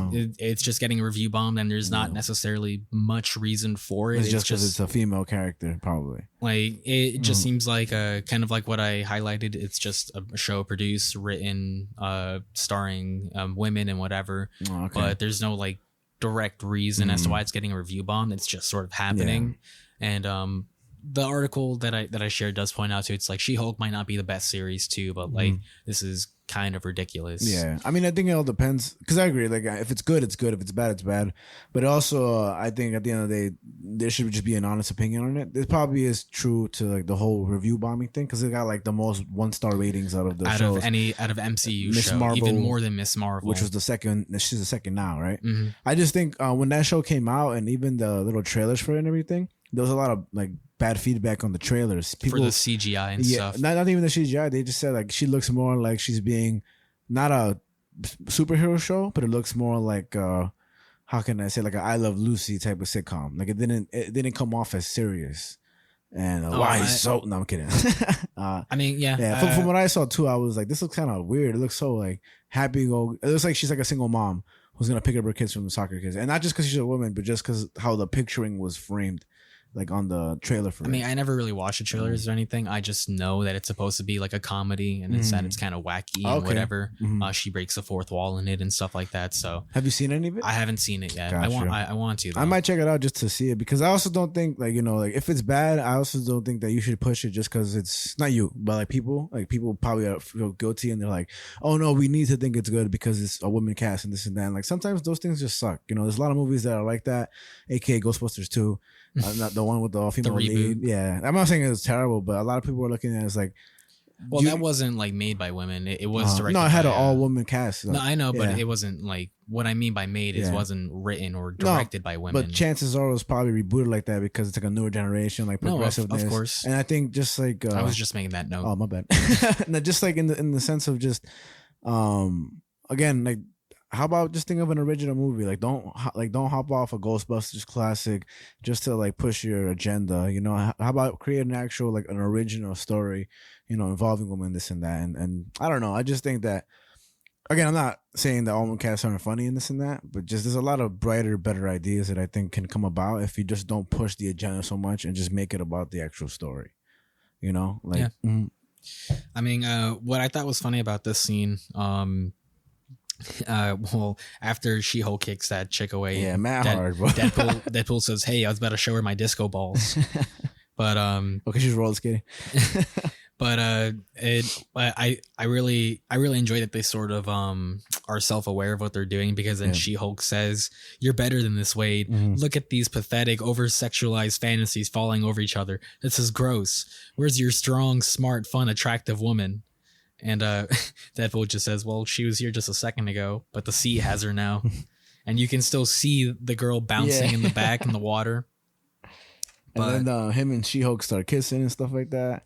But it ends up really being the crotch of, what's his name? Benjamin Franklin? Mm-hmm. So was he kissing his crotch then probably? Or just near it? I think he's just near it. Okay. Or I think like maybe that's just him coming back up from like maybe giving him CPR or something like that. Okay. And his eyes gouged out like from the shot that Abraham Lincoln. That's crazy, man, that he can regenerate. And yeah, it's the fucking ghost of Benjamin Franklin. Who's cool as fuck? This guy is cool. Because he's not a president, but everybody thinks he is. I think it's so funny because literally he's the like white man on money. It's kind of funny. I was looking at money the other day. I'm like, we really have people on our money. It's fucking stupid, bro. These people do not matter to us. But yeah, it's fucking ghost of Benji Frank. And he's all like, my respiratory massage was successful. And they quickly, Deadpool tries to kill him, but he's like, "I'm not a president, and I'm not undead. I'm a ghost. I've been a ghost since I died." And he just wants to basically help Deadpool with what's going on because he's like, "This is wrong." But which is just really funny. It's just like he's fucking the ghost of Benjamin Franklin. Like, what the fuck? But it cuts back to our spellcaster Michael, the one who brought all the dead presidents back to life. Back to life, quote unquote. Which president is this? This is It looks like like my president. Kennedy, maybe. It looks like Kennedy's hair, but I have no idea who this guy is. On some real shit, like that's the one good thing about this whole thing is like I don't know who the fuck half of these presidents are. You know, I think it was clever for them to use them because they actually. Oh yeah, it is Kennedy because it says, "Damn you, Kennedy, focus." But what was I gonna say? Like it's clever how they really counted every single one of them. Like they accounted for even the ones that didn't matter. They just had a quick montage scene or just get killing all of them and stuff. Yeah, and Washington, after getting caught on fire, says, damn you, my teeth are wood. And he says teeth, not teeth. And Michael starts to run away. He uses his book, turns invisible, tells some people to get the fuck out of there. They don't. And those presidents are like, "Yo, we gonna kill these people if you don't come out." Is this Michael character ever shown in movies? No, right? I don't think so. All right. But they force Michael to basically raise the dead and stuff. And that's what he does. And then it cuts back to Deadpool and Benji Frank. And Deadpool asks, "Hey, I've always wondered what was up with the powdered wigs you dudes used to rock." Yeah. And he responds, "I'm surprised that fashion criticism comes so easy to a man that used to gallivant about in leotards with pouches around his thighs," which is a jab at sort of older Deadpool where he used to. There was a joke with Rob Liefeld specifically because he's an artist that Rob Liefeld would just draw as many pouches as possible on Deadpool just because he thought it looked cooler, like if he had more pouches. That's like so pants in the past that had mad pockets for no reason. That had like a chain coming down from the right side and shit like that. Yeah, that's just been a joke in the comics and stuff that like Deadpool has a bunch of pouches, which is funny. Did you know that the powder wigs were actually used a lot because a lot of them are balding? And a lot of it, if I'm not mistaken, came from what's that STD with the S? Starts with the S. The what? It's an STD that starts with the S. Syphilis. Syphilis. There we go. So a lot of old people in the past that were very rich had syphilis, and they would cause them to bald. So like they would have these big, huge white wigs because a lot of them were balding there back then. So the richest and the high class people had these wigs because of that. It's crazy, right? Dumb. Okay, nasty motherfuckers. No, I'm kidding. They didn't know any better. They should have. But yeah, fucking Deadpool and Benjamin Franklin are just kind of like, let's get to business. And Deadpool gets a word that there's something going on at the Los Angeles Zoo, and it's fucking Teddy Roosevelt, and he's hunting. And it's just this fun. The rest of the issue is just so fun. I think just fighting in a zoo and shit like just that. Fighting in a fucking zoo. Teddy D. Roosevelt punches the shit out of a bear. Yeah, Theodore Roosevelt. There we go. But there's also this funny joke. I don't know if you caught this before we cut to the zoo, where Deadpool tells them that he's talking to the ghost of Benjamin Franklin, and they're like, "Oh, he's crazy." And he asks, "Is Lucas gonna sue me for talking to a blue ghost named Ben?" And that's a joke on Star Wars, where in the old trilogy, Obi-Wan, they call him Old Ben. Oh, okay. And so when he dies and he turns into a blue ghost, like it's kind of like, a it's blue Lucas, ghost named Ben. Look at you, bro, picking up on shit that I definitely did not pick up on. But yeah, and fucking the zoo, so dope. Deadpool comes flying in, and it's, what are these, like weasels or something? Meerkats. Meerkats. Yeah. he I don't know, man. And then Lion King, bro. he holds his hands up just like them too. Yeah. And he fucking pulls up behind Roosevelt, and he's like, "Hey, what you doing?" And he's like, "I'm about to shoot some alpacas and camels." And he asks, "Why are you mad at zoo animals? Did you see that Kevin James movie too?" And he just says, "I don't know who that is. Are you here hunting too?" Yeah. And he says, "Yep, rabbits and dead presidents." And he just shoots him fires him in the back of the head. Theodore was like, "Ah." Seriously, that tickled. And then there's just this almost menacing panel where it's like Roosevelt's like fist in the corner, and he's like going fucking full Saiyan.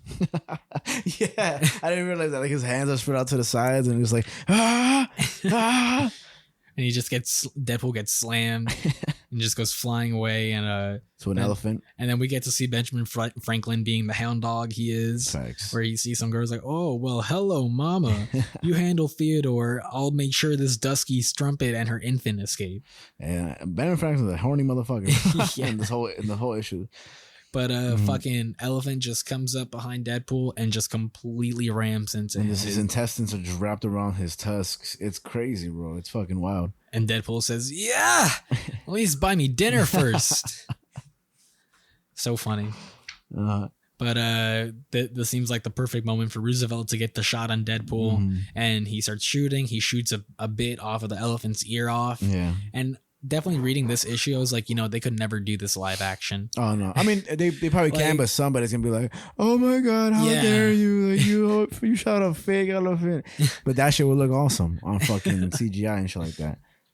But and when the elephant gets shot, Deadpool says, "No wonder you Dumbos are going extinct."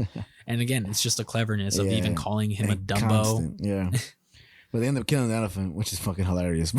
Oh my god! Like, how much does an elephant cost?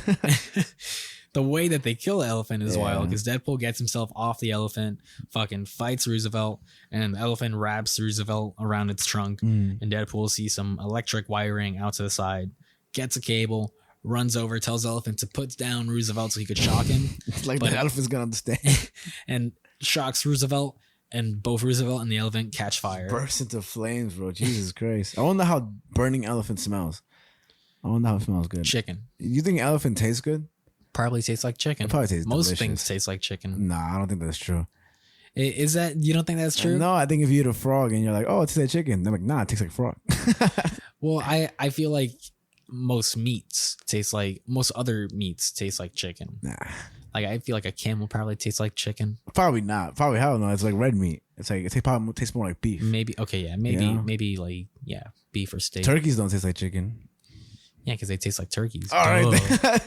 God, you're so dumb, Frankie. Oh my god, man. What are you getting at? Duh. Are you trying to be dumb for the podcast right now? Saying duh is like saying ooh. It's like one of those things, like, you got me, bro. I can't respond to duh. It just fucking diminishes anything I say. Like, give me a smart fact. Like a real smart, unique fact.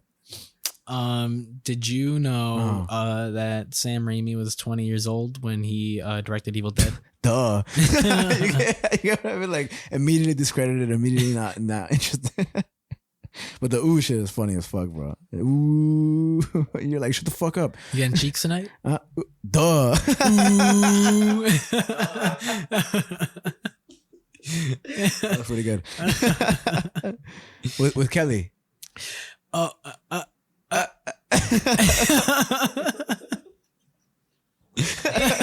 Hey, lick my ball. Well, what was the first episode of season 3? Remind me. Oh, it was basically so the last season, Rick and Morty. So I just seen the first episode yesterday by mistake. But the last episode of season 2 is when he basically goes to the wedding for Birdman's wedding. And then Bird person. And hello, I'm Bird person. Welcome to my wedding with Tammy. I shouldn't be telling you this, but I am become inebriated. And basically they can't return to Earth no more because if they find them, he was like, they'll do the equivalent of like torturing you to find Rick. And when Rick goes, because they're in a small Earth, and Rick goes to the other side of Earth, and they start talking mad shit about him, especially Jerry. Yeah. So then Rick turns himself in. It's a super sad ending. Earth is kind of like fun now and this and that. So the third season starts with basically Rick just breaking out of prison in the most badass fashion and just fucking everybody like, Morty. But at the end of it, he's like, and your dad, Morty, he betrayed me, Morty. Don't ever cross me. More years of Rick and Morty, Morty. More years of Rick and Morty. And Morty's like, what are you talking about, Rick? He's like, I gotta have that Szechuan sauce, Morty. I don't care if it takes 9 seasons, Morty. I gotta have that Szechuan sauce. What the fuck are you talking about? I think Morty was like, oh shit. Oh, fuck you, Rick. I love that. 9 more years, Morty. He starts getting some toxic shit. He's like, I'm going to take over the whole family, Morty. The whole family's going to be mine, Morty. Don't ever cross me, Morty. I can't burp right now. You know, Justin Roiland doesn't drink anymore when he does the I imagine recording. So. And it just happens that the new seasons, people talk more shit about it. I'm just saying, man, drink a little more, make people laugh. Fucks up his stomach, he says. Probably all that acid reflux or some shit like that. Yeah. But that video is awesome. We'll put that up here and then the supplementary. But just him, you know, drinking and doing the voice and stuff like that. Like, I mean, I still, you can be funny with or without the alcohol. Like, I don't think you need to have that to make you the funny person. But I think it's just funny in line with this character type shit. You know, it's a cool little. But good for him. Like, good for him. It's kind of like method acting. Yeah, pretty much. Daniel Day-Lewis of cartoons. That's a great show. You know what, Rick? You're a dick.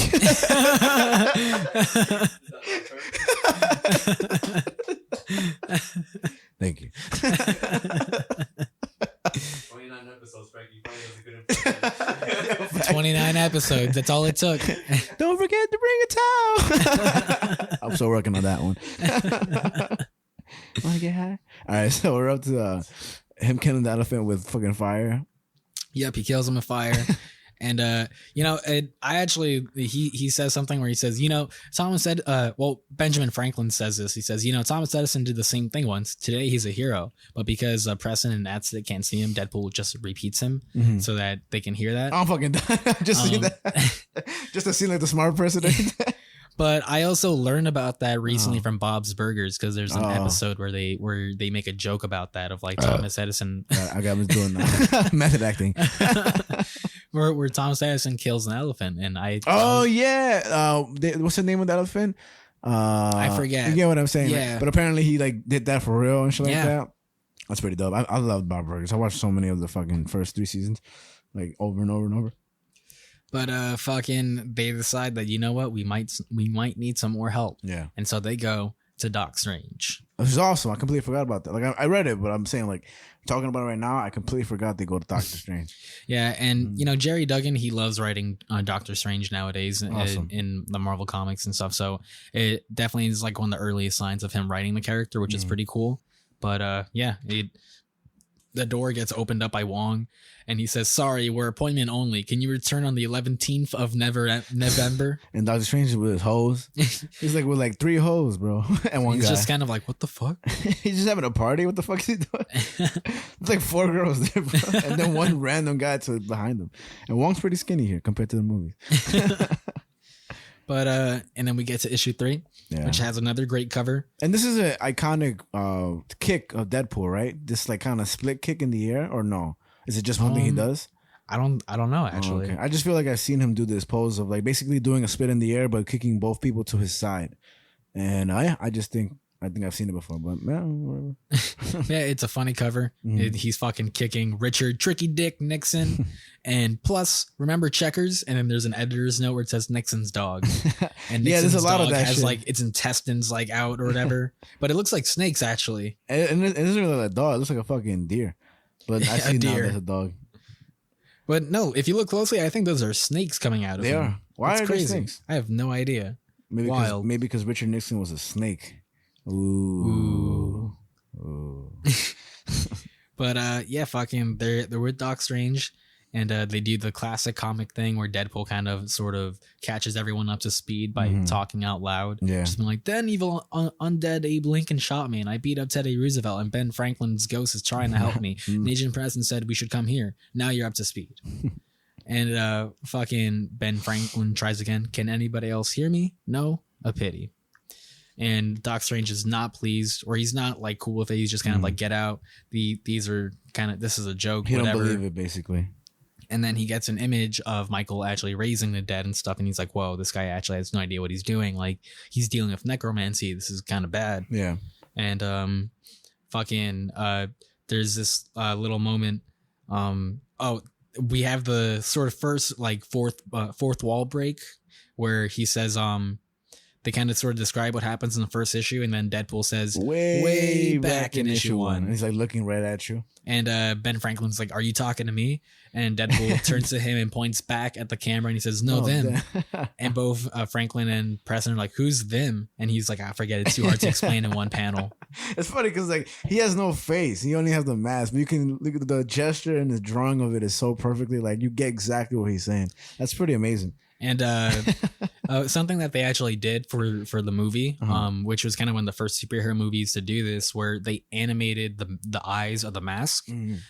So if you see like the behind the scenes stuff, they have like the little white dots for like the CGI on his mask to work around the animation of his eyes. Yeah, because I if I remember correctly, that's something Ryan Reynolds sort of said that he felt like was kind of lame in other superhero movies where like there's no emotion when someone's wearing a mask. Like take Tobey Maguire's Spider-Man, for example, where it's just like his lenses. Yeah, you can say anything you want, you know what I mean? And it's just kind of the same.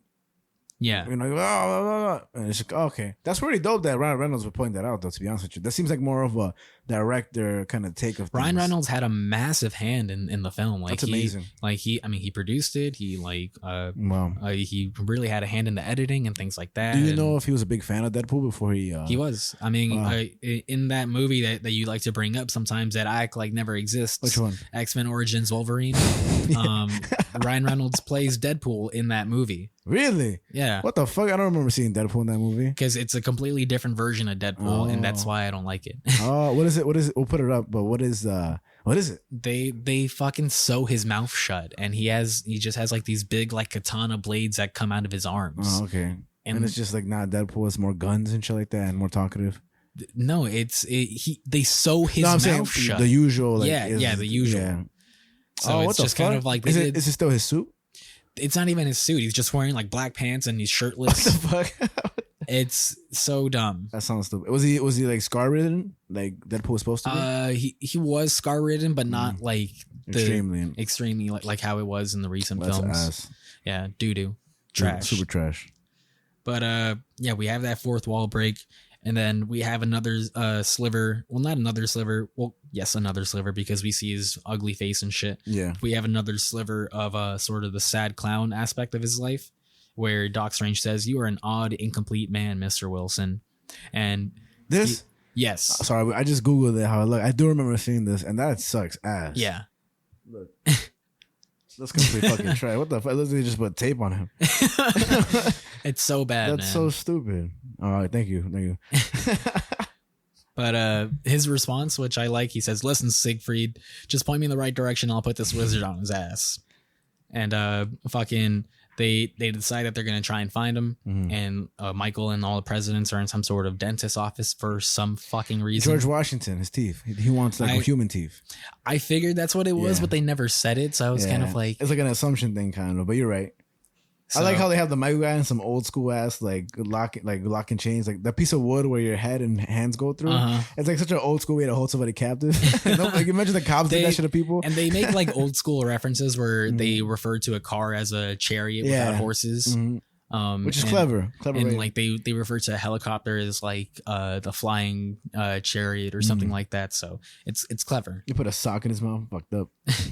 But fucking he gets a sock out, blasts a spell, and Doc Strange is able to locate him. And they burst through, and Deadpool just says the dumbest thing, 230.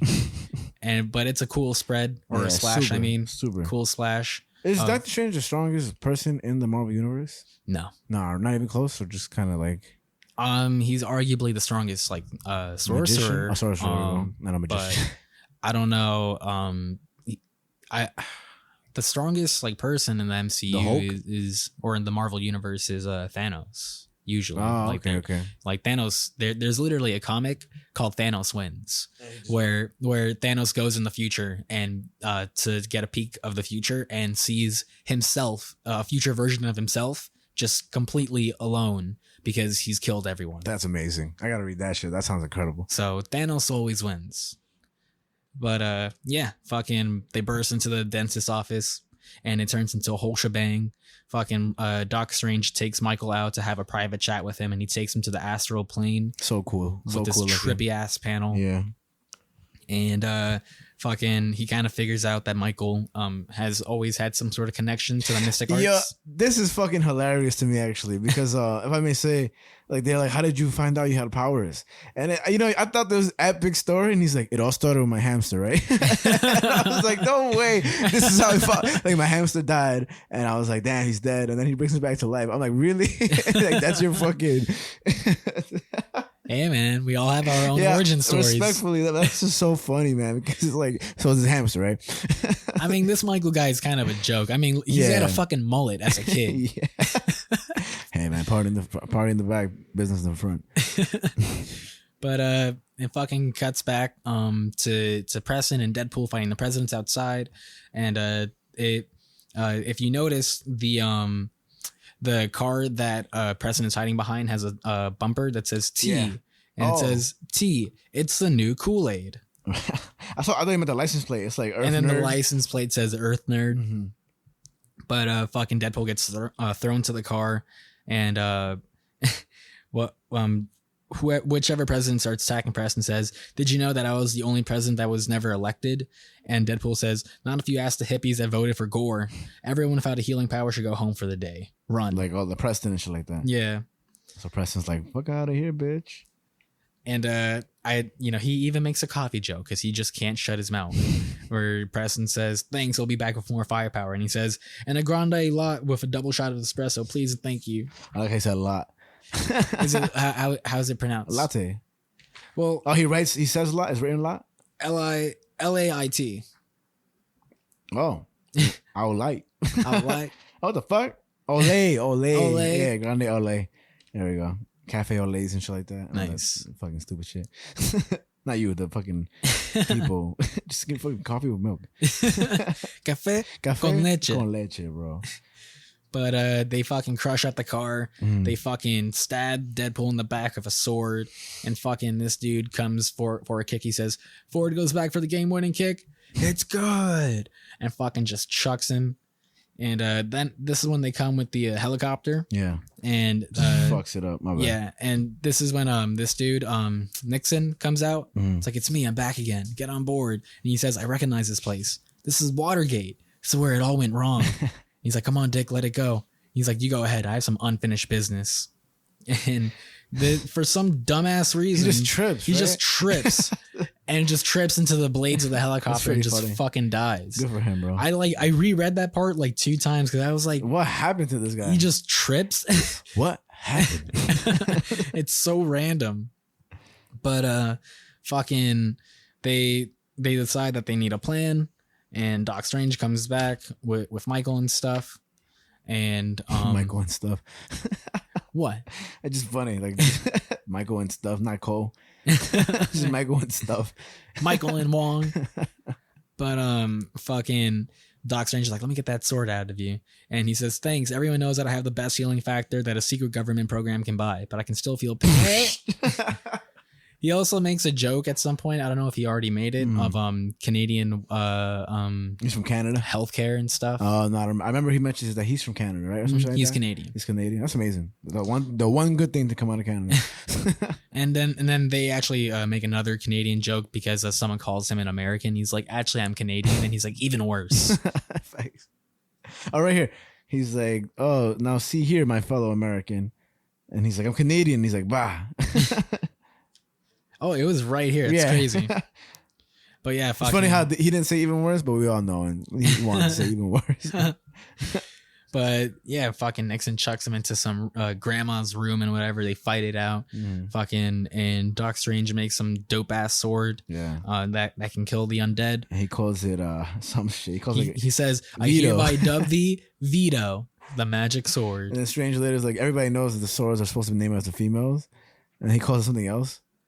Yeah, he says, how does Nancy the sword grab you? It doesn't. Doctor Strange responds.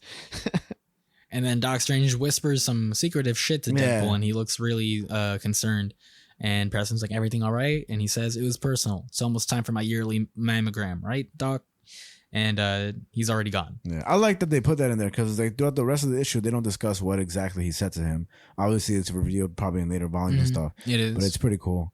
Yeah, because it really just shows that they definitely had a plan forward and everything. Yeah, moving forward and everything. It wasn't just this. Is there a I'm sure there is, but is there an issue where Deadpool dies completely? There is. It's kind of cheap how he dies. How is that? He gets crushed? He kind of gets crushed, actually. Yeah. So you remember in Doc Strange when they explained the whole sort of like multiverse situation where there were incursions where planets were crashing into each other? Yeah. That's what kills Deadpool. Just a planet crashing into each other? Yeah. Like the whole planet ceased to exist, therefore he did also? Yeah. Trash. So it's a little cheap because it's like, I guess you really can't kill Deadpool. You have to get rid of everything. Yeah. So that sucks though. There's an image of Ryan Reynolds reading that issue on the toilet. Oh, no way. Yeah. That's fucking awesome. So we'll put that right here. Please do. That's fucking cool as shit. Is it in the movie or is it just one of those like things? It's just a funny image? Just a funny image. Good for Ryan Reynolds though. He's a fan, man. Yeah, He loves the character since day one. But yeah, they fucking Deadpool has some heroic moment where Preston says, all right, it's time to fucking get the rest of these guys. And Deadpool says, over my dead body. He has a heroic pose. And he says, that inspired confidence, right? Right? No, well, excuse me. Preston's like, we are so screwed. And we cut to issue 4. He's just fucking fighting Abraham Lincoln in the wrestling ring. So dope. And the ref is like, what? the ref looks like Bill Murray? No. Fucking hell. His name. What's his name? I don't know. No idea. I wish you knew. The funny thing I'll point out while you think about it is that the ring girl is coming around and people know that the ring girl usually shows like what round it is, but it's round 201. That's fucking hilarious. The fucking dude, American Splendor. I'm looking at it right now so we could do him justice. Something. Harvey Picard. There you go. Oh, he does look like him. That's dope. Maybe no relation. Maybe there's. Nah, I doubt it. It's funny though. Everybody in the crowd is white. There's like one tan. Oh no, there's a black guy in the back. Yeah, no, I see a black guy. There's like 1 to 35 ratio. I think I see a Mexican dude in the back, too, right? Or maybe Italian. Yeah, they're like we need to be diverse. Let's put in 3 minorities. I thought the fact that Preston was introduced in this volume was pretty cool because like rereading this I was like, oh man, this is where like her first appearance came. This is pretty dope. Like, and she's become such an important character to Deadpool and stuff, so awesome. It's like, you know, she's a black woman, and they never make any mention of that. That's just how it is, and that's how it should be. Just to like really just present characters as they are. You know, I think that's what I'm trying to say with the whole, like, you know, She-Hulk and like other things. Like, you don't have to make it about like, oh, this strong woman and this and this. It's like, no, it's a strong person. And then like you could just also observe very easily with the other characteristics. It's just people don't do that. I think so. I think there's two sides to it that just go wrong. Where in the middle, you just create a character and you're like, that's badass. You get me? Yeah, we got to issue 4, and we have this hilarious little scene where Deadpool Marilyn Monroe is dressed in Marilyn Monroe's white dress, wearing a wig and stuff, and he's singing "Happy Birthday, Mr. JFK." And we all seen that video with Marilyn Monroe. Happy birthday, Mr. President. That's a dope video, man. That's so cool. And he says, "You, what you doing, Jackie boy?" And fucking JFK is just there, and he's like, "Hey there, baby girl. We're reinvading Cuba, and when we get there, we'll launch Castro's missiles at America. It's great to see you again." And when he gets a closer look, he says, "Yeesh, the years have not been kind, Marilyn." And while fucking Deadpool is like leaning forward, he's kind of like pushing the skirt down, and you can see up skirt. And Deadpool's like, "Surprise! Say hello to my little Wade." And then fucking JFK says, "God, I wasn't there last time. Come on, Marilyn, put on some panties." Which I thought, like, also honestly is kind of like another sort of progressive thing in a sense where it's like they sort of made a trans joke without like. Oh, really? I thought it was just that he was wearing a dress, but he has a dick. I mean, but that's what I mean. It's like it's Marilyn Monroe, and now she's got a dick. Maybe. I don't know if it was a trans joke though, to be honest with you. Not any sense of just like, I don't like if it was like if it was like, damn, this is really 2022. Like, you know. Yeah, I know it's not a joke like, but that's kind of what I'm getting at. That's what I like. That it's not a joke like that. Oh, okay. It's like, oh man, this is the future. Like they just kind of that wasn't their last time type of shit. Yeah. Okay. But fucking real quick, Deadpool just fucking stabs him with Nancy the Sword, which is like a pink glowing katana. And there's this funny moment where he says, "I've always been curious. Did you really get shot from the grassy knoll?" And he says, "The shot came from inside the car." And Deadpool says, "I knew it. Jackie Kennedy was the second shooter." For that conspiracy, that shit is crazy. There's a whole documentary. I mean, there's a whole bunch. And he says, "Damn it. He was my favorite president too." And there's just this little image of fucking like JFK just dying, and Deadpool's skirt is just like getting lifted by the explosion. Just like the famous photo of Marilyn Monroe. And this is where he breaks the fourth wall again. He says, "Woo, almost broke a sweat going for that joke. Don't go anywhere, boys and girls. The show's not over. There's so many other undead presidents for me to send back to hell." And he cuts back to the helicarrier. He's eating a chimichanga, as he does. And he's reading a book that's called A Moron's Guide to the American Presidents, also for Canadians. But Preston tells them they got some D-list presidents out on what bridge? Golden Gate Bridge. Yeah, in San Francisco. And this is when we get a montage. I feel like this issue is definitely maybe a little more filler for sure. Yeah. It's definitely just kind of like we got to get through the presidents and whatever. I like the touch of adding the protesters that are for the dead presidents coming back. Just because like that's so America, you know what I mean? Like just people like, oh, we need John F. Kennedy, you know, because he knows exactly what's going on this year, you know. Just and they're wearing like the old, you know, style like presidential. They're wearing the hats, and Ben Franklin's like, "Ooh, I like their hats." And some dude's holding a sign that says "Party like it's 1776." Yeah. And with some other ladies holding a sign that says "Save our doomed country, founding fathers." Ridiculous. It's like their version of "Make America Great Again." This one sign says America, but it's spelled UHMERKA. America?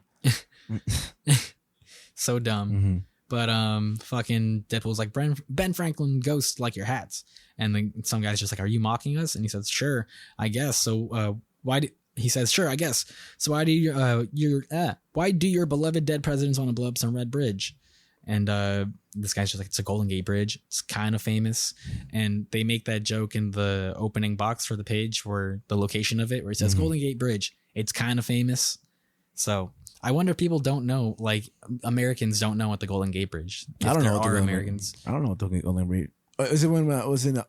Hold on, I do. When people were going over to San Fran for like the gold rush or gold mine or whatever, and then people built that bridge. There's like a lot of Asian people and shit like that. I believe so. I don't know the history. I just mean like if people know that the Golden Gate Bridge exists. Oh, for sure, yeah. That's a full house. That's a Golden Gate Bridge. People commit suicide on a lot too. I mean, people commit suicide on bridges all the time. No, but that's one of the most famous ones. It is. Yeah. I know what you're saying, but yeah. Did you know that most people that survive from jumping off bridges regret it? Yeah. So that's crazy information. I think it's super crucial. People should definitely get that information. Don't kill yourself. 988 if you have any suicide thoughts and thinking about hurting yourself. 988. There's actually an issue of Deadpool later where he actually helps a suicidal girl from basically stepping off the ledge and helps her throughout the day. What's that song? Step off that ledge, my friend. What is it? I don't remember the lyrics. I just know Jim Carrey sang it in a certain movie. Yeah. Step off that ledge, my friend. Something. Fucking two things that I would like to see Deadpool do is contemplate suicide because he can't, and also like what he would think and say right before he actually dies. Like I would want to see like how that was written or like how they would think about that situation and stuff because that has to be some real dark shit. Well, the issue where he dies, you get to see what he does of his last hours because he knows he's dying. Oh, okay. So he's just kind of like living life to the fullest. So you get to see what he does in his last moments in that issue. Interesting. But fucking Deadpool, he basically says we're gonna have a montage. He says, so I have about 6 pages to kill 10 presidents and their henchmen. I say it's montage time. That's exactly what he does. Like you said, more so just filler, but it's still badass. Like he cuts off somebody's head and you can see the brains from the top of it. I love when they do that in movies, man. Like when they cut off the head and you can see the brains off the top half. And I love right before the montage starts where he says, I suggest the reader crank 5 Minutes Alone by Pantera. Perfect song for me to kick some dead president butt to. If you don't have it, play whatever crap you like. And you know what's kind of cool? That's reminiscent of Dave Pilkey's Captain Underpants when he's like, oh, make sure with the flip pages that when you do that, you can make your own sound effects. You don't have to, but whatever.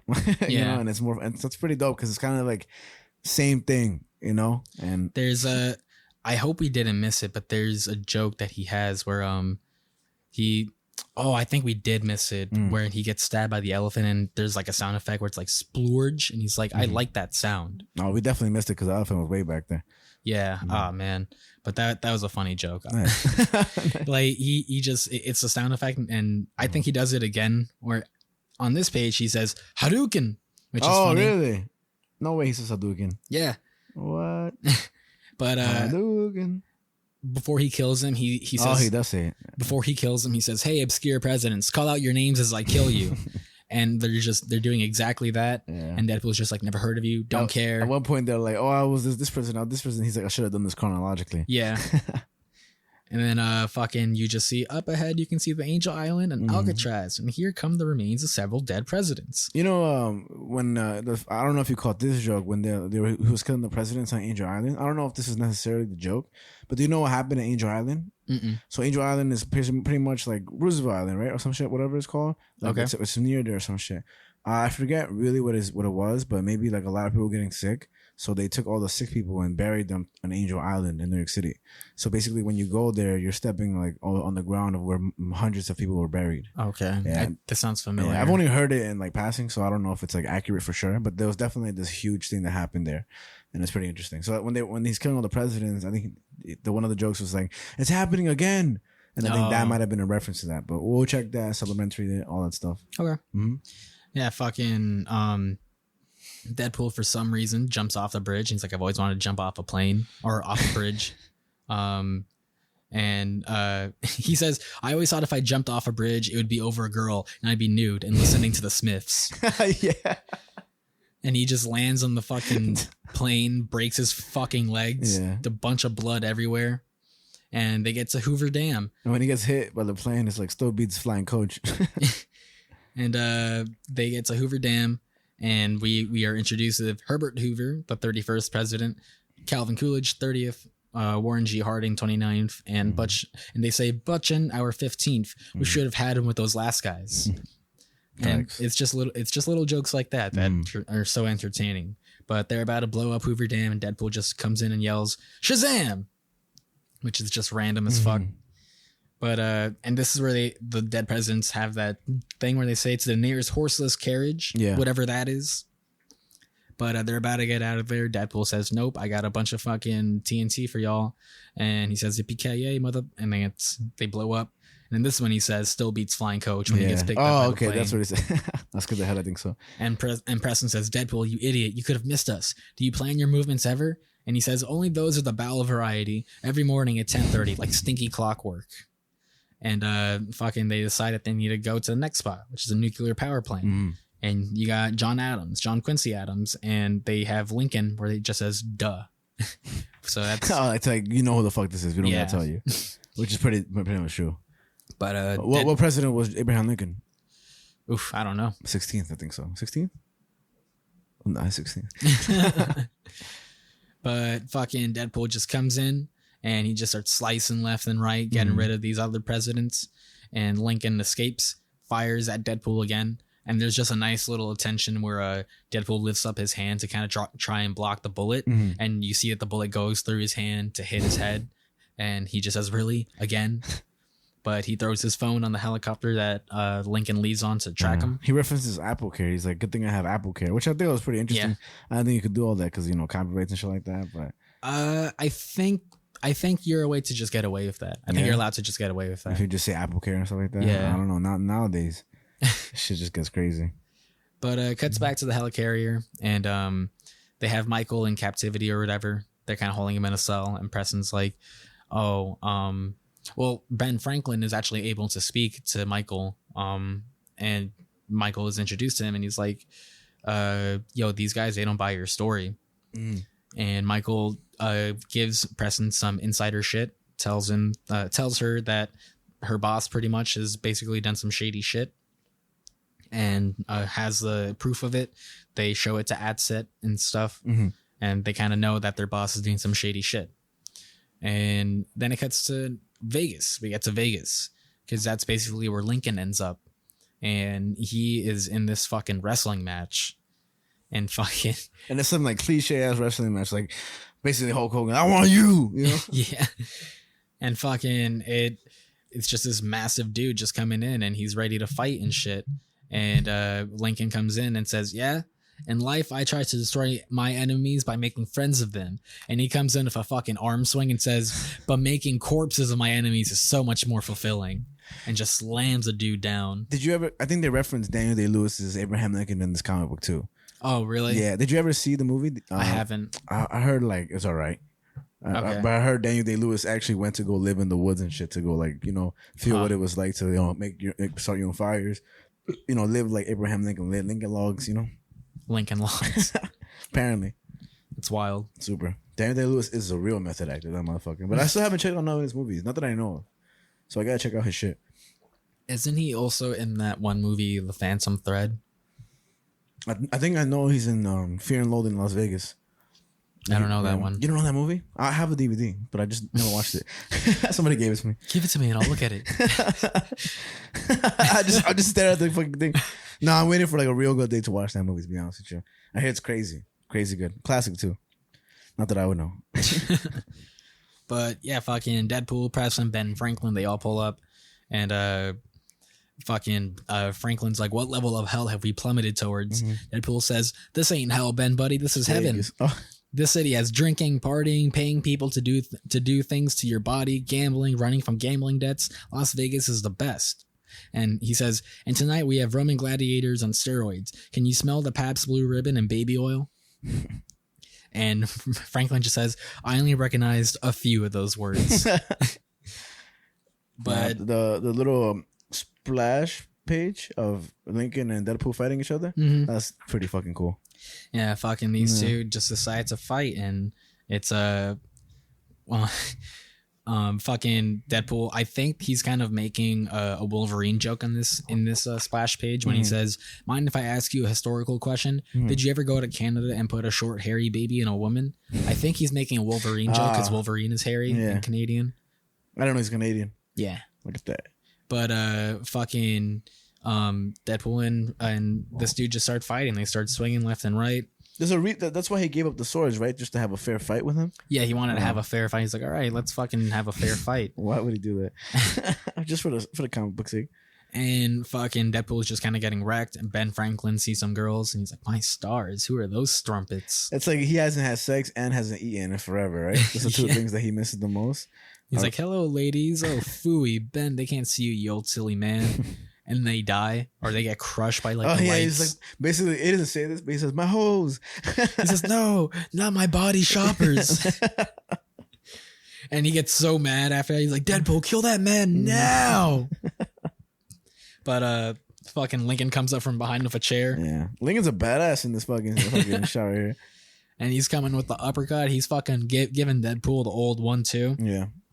And then this is when Lincoln gets a little serious with Deadpool, where he's just making jokes and Lincoln just yells at him, shut up, and he says, you're a vapid, unfunny, pale shade of a hero. You're unintelligent, uncreative, and unremarkable in every way. You don't seem to do anything well except heal yourself and appear everywhere. I don't understand your appeal. And I feel like, if anything, that's also maybe what some people who don't like Deadpool would say. Just say about him, like, all he does is just come up out of nowhere, and it's kind of cheesy that he can't regenerate. Like, that's like, there's no killing him. But like Wolverine's kind of the same way, to be honest, right? It's just, he just has a more serious vibe Deadpool, to him. Wolverine's more serious. Yeah. So, but I think Deadpool's great because like there's this kind of certain style that comes with Deadpool, absolutely, right? So I think it's like a give or take thing. Where if you like, you don't, you don't. But he's still badass as fuck, and you can create so many stories around him too. To kill a character that many times and just find different ways to kill him and stuff, like show his intestines, this and that. I don't know. You could decapitate him and he's fine. Yeah, that's awesome. And fucking Lincoln just keeps going into him. He says, "I hate you. These people hate you. Tell me, what is it you're good at? What do you do?" And Deadpool kind of says quietly, "I don't give up." And then he says a little louder, "I think I'm gonna cheat on my sword diet." And Ben Franklin can't hand him the swords, and he says, "Damn, my ethereal form." And fucking Lincoln asks him again, "I didn't hear you. Tell me, in what way are you exceptional?" And this the other boxer wrestler dude fucking throws him his sword, and Deadpool says, "I said I don't give up." And that in a way is decapitates him. Yeah, and that in a way is Deadpool getting kind of serious himself. Like there's no joke there. There's like, no, this is dead ass what I'm able to do. Like, because I regenerate, like I just don't give up. And I think that's cool, man.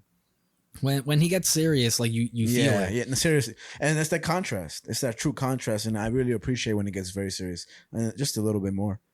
But and there's even that little moment where after Lincoln's head gets taken away by, I'm guessing that's Lyndon B. Johnson. I don't know. But they fly away in a bathtub, and the crowd starts that's chanting. William Taft. William Taft? Or something Taft. Yeah, President Taft, because he says, wow, Taft really let himself go, and then he died and went even further. Gotcha. But yeah, the crowd chants Deadpool's name, and he's kind of surprised. He's like, they're cheering me? And that's kind of sad. Like, kind of like, it's like, oh, fuck, like he never gets praise. But yeah, and it cuts to fucking a Russian rocket ship, just completely changes pace. Yeah. And fucking Nixon is, or not Nixon, who is this? Is it Nixon? Or no? Probably, because Richard Nixon was during the whole like Russia thing. Didn't he already kill Nixon? Maybe actually. Whatever. It's one of the presidents in a Russian spaceship. Yeah. He kills like this Russian dude or some other person, some other astronaut, and says, "I'm finally going to get to play Star Wars, mommy." And I'm imagining that president probably like has made some Star Wars references. Yeah. And I think this book, you can tell that these guys did their research. Like they know exactly like who these presidents are and whatever. Do they remember? Probably not. But they definitely did the research as they were writing it, which is really good. And it shows. It's important. But fucking, I love this little scene with issue 5 opens up, with another dope cover of Deadpool basically wearing this massive like spacesuit thing. It says Star Wars: Revenge of the Gipper.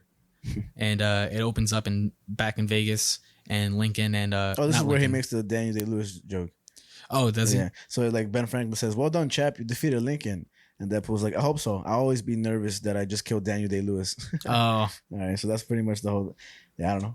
And then some kids just like, "Hey, Deadpool, wait up." This is funny, man, because I don't know if you know what this is a reference to. Like the "Hey kid, catch." Yeah, it's the that football player, the Gatorade commercial and stuff. He's like, "Hey kid, catch," and he throws him a towel. Yeah, Family Guy's made a joke on that too. Yeah. So yeah. But this is funny as fuck, man, because he just throws. He's like, "Hey kid, catch. And he throws his mask at him. He's like, yeah. But then it lands in his face and there's blood all over his face. And he's like, oh my God. And he says, oh no, blood. Is this happening? This is just another nightmare. I'm not homophobic. And the Deadpool just super proud of himself. He's like, I don't want to see that mask up for auction on the internet. And the kid's just screaming for his life, running hands on away. his hips. Blood off, must get clean. And for people who don't know, homophobic is a phobia of blood. Yeah, hemophobic. Gotcha. But yeah, fucking like hemoglobin and shit like that. I'm mistaken. Makes sense. But yeah, the story just continues where they get a word of where to go to next. Reagan is who's in the spaceship. There we go, Ronald Reagan. But Preston tries to see if anyone else could handle it since they're in space, and she references Iron Man, the Guardians of the Galaxy. And I at the time too, like this was way before the Guardians of the Galaxy movies. I was like, oh man, Guardians of the Galaxy, I have no idea who this is. Oh really? Yeah, because this was when I was first getting into comics. Oh, so I had so you don't even know who the fuck they were. But there's been comics about Guardians of the Galaxy for years. Yeah, it's just I never knew of them. Wow. So the movies popularized them like insanely. Crazy, yeah. Insanely. Yeah. I high key though, like for me, I only like the first one, and the ones that are forward are like Like to I mean, there's like only one more. Isn't there? There's two or three. There's two. There's two. Well, the second one I didn't like that much.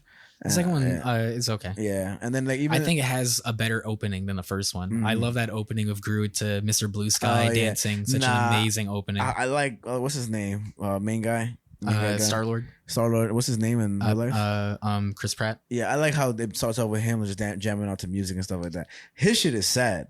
Like with his parents and stuff like that. Like that little thing. I remember watching Beatrice and she was crying, so was I. I was like, she's sad as fuck, bro. But I like the opening scene of old music and shit like that. I like that. I like that really exposes the younger generation to like not newer, but like newer things that they don't know has been just around forever. Yeah, like making like Michael Jackson cool, you know. Listen, I don't know if Michael Jackson was in it though, to be honest. Yeah, it was ABC 1, 2, 3. Yeah, because I mean that's something that James Gunn kind of stylized when he became sort of a filmmaker, especially for superhero films, because he also made Suicide Squad. Oh, nice. And there's a lot of like sort of iconic. The newer one or the older one? The newer one. Oh, the better one. Yeah. So there's kind of like it has a good soundtrack. Yeah. I like one song that I remember off of New Suicide Squad is "Hey" by the Pixies. Oh, okay. So they have he's really good at music. You know who didn't do it good? Thor, Lord and Thunder with like 1,000 unnecessary Guns N' Roses song. Like that was just fucking ridiculous, bro. Fucking really, really ridiculous. I would love to know how many Guns N' Roses songs. Oh, probably 700 of the most overrated, not overrated, but like most known. Like, and it's not that they're bad songs; they're great songs, right? I wish they put Dead Horse, but that would have been cool. But fucking man, the best one was November Rain. That's because I love that song. Like, you know, that was awesome as fuck. But I just think they just needed one song and they just really, really pushed it too forward, man. That got me so mad. Name me Axel. Because that's my favorite doctor. Yeah, because that's really what happens. You know what I mean? Like, but Guns N' Roses probably got paid, bro. They probably got paid. Go up. So good for Axel. And Slash. Good for Axel. But fucking Michael is able to basically bamf Deadpool up into the space station, and he ends up in this. He says like, I can bring you back, I can bring you forward, but I can't bring you back, basically. And when Deadpool ends up in the spaceship, he says, I got 99 problems, and Houston's most of them. And he's inside, and there's a bunch of fucking like space monkeys, and Russian space monkeys. And he's like, how do I get through the door? Which button do I push? I think Russians. I don't think they're Russian. I'm sorry. And the monkey kind of points to one button. He's just like, Gru? And the monkey's like, this one? Thanks, Buzz Alt Chimp. And hits the button and opens up the gates to all the monkeys. And the monkeys start fucking him up. The monkey says, kill, man. And he says, hey, no more monkey around, guys. I'm trying to save Earth. So you guys can grow up and one day knock over the Statue of Liberty and rule the planet. Think of the big picture here. And they're like, which is a Planet of the Apes reference. Okay. And then I thought it was a King Kong reference. Nah. Okay. Planet of the Apes. Shit. And then he makes a direct Planet of the Apes reference where he quotes one of the lines from the movie, take your stinking paws off me, you damn dirty apes. And he says, I say that line all the time. It's finally a propos. What's a propos? I thought it was apropos. Like apropos. Like that. And I always known that as a phrase, but what does that mean? You know? I've always just kind of assumed that it's just sort of a shortened term of appropriate. Ooh, let me look it up. Because I've always heard it, but I never, but let's see, apropos. Yeah, I've never looked it up personally. It says, let's get some knowledge on this show. Oh, I got you. So apropos, it says with reference to concerning. With reference to. Nice. Now we both learned something. And anybody else. And Scooch, slime over here. But so Reagan's in there. Yeah, and he's like, darn, it's that weirdo again. And he's just like, I'm about to unleash a nuclear holocaust in the world. Mm-hmm. Then I'll kill whatever his name is. Whoa, too soon. What? Can't say Holocaust. My bad. Gotta wait 21 years after it's done. Should we bleep it out? No. Okay. No racial. But the spaceship has like sort of Russian language, where like it looks like Russian lettering. Yeah, like backwards letters and shit like that. Yeah, the R's are backwards, and all the missiles are getting locked and loaded and stuff. Silly Russians. And Reagan rips the control panel, so Deadpool like a can't do dickhead. anything. And fucking they fight for a bit. He takes out his sword but can't get it through, so he starts fighting with him, slashes out his stomach, and a bunch of jelly beans come out of him. Yeah, and then it's funny because he eats one. He's like, licorice. And but he also says, "What? Why are you still eating jelly beans? You're dead." So I guess Reagan ate a lot of jelly beans. I guess so, right? Because he's like, my jellies, my precious jellies. I thought it was very clever how he killed Reagan. By throwing the sword through the rocket ship, creating a little worm, like a little hole. He shoots the hole. Oh, he shoots the hole. Yeah, he's like, you missed me, right? Or something like that. But then he gets sucked in because of space, which I thought was super clever. But how come he didn't get sucked in? Because comics. That's fair enough. But fucking Reagan is like killing the monkeys too. He rips his fucking monkey's head off. That I thought was pretty crazy. He says, I guess you could say it's bedtime for Bonzo.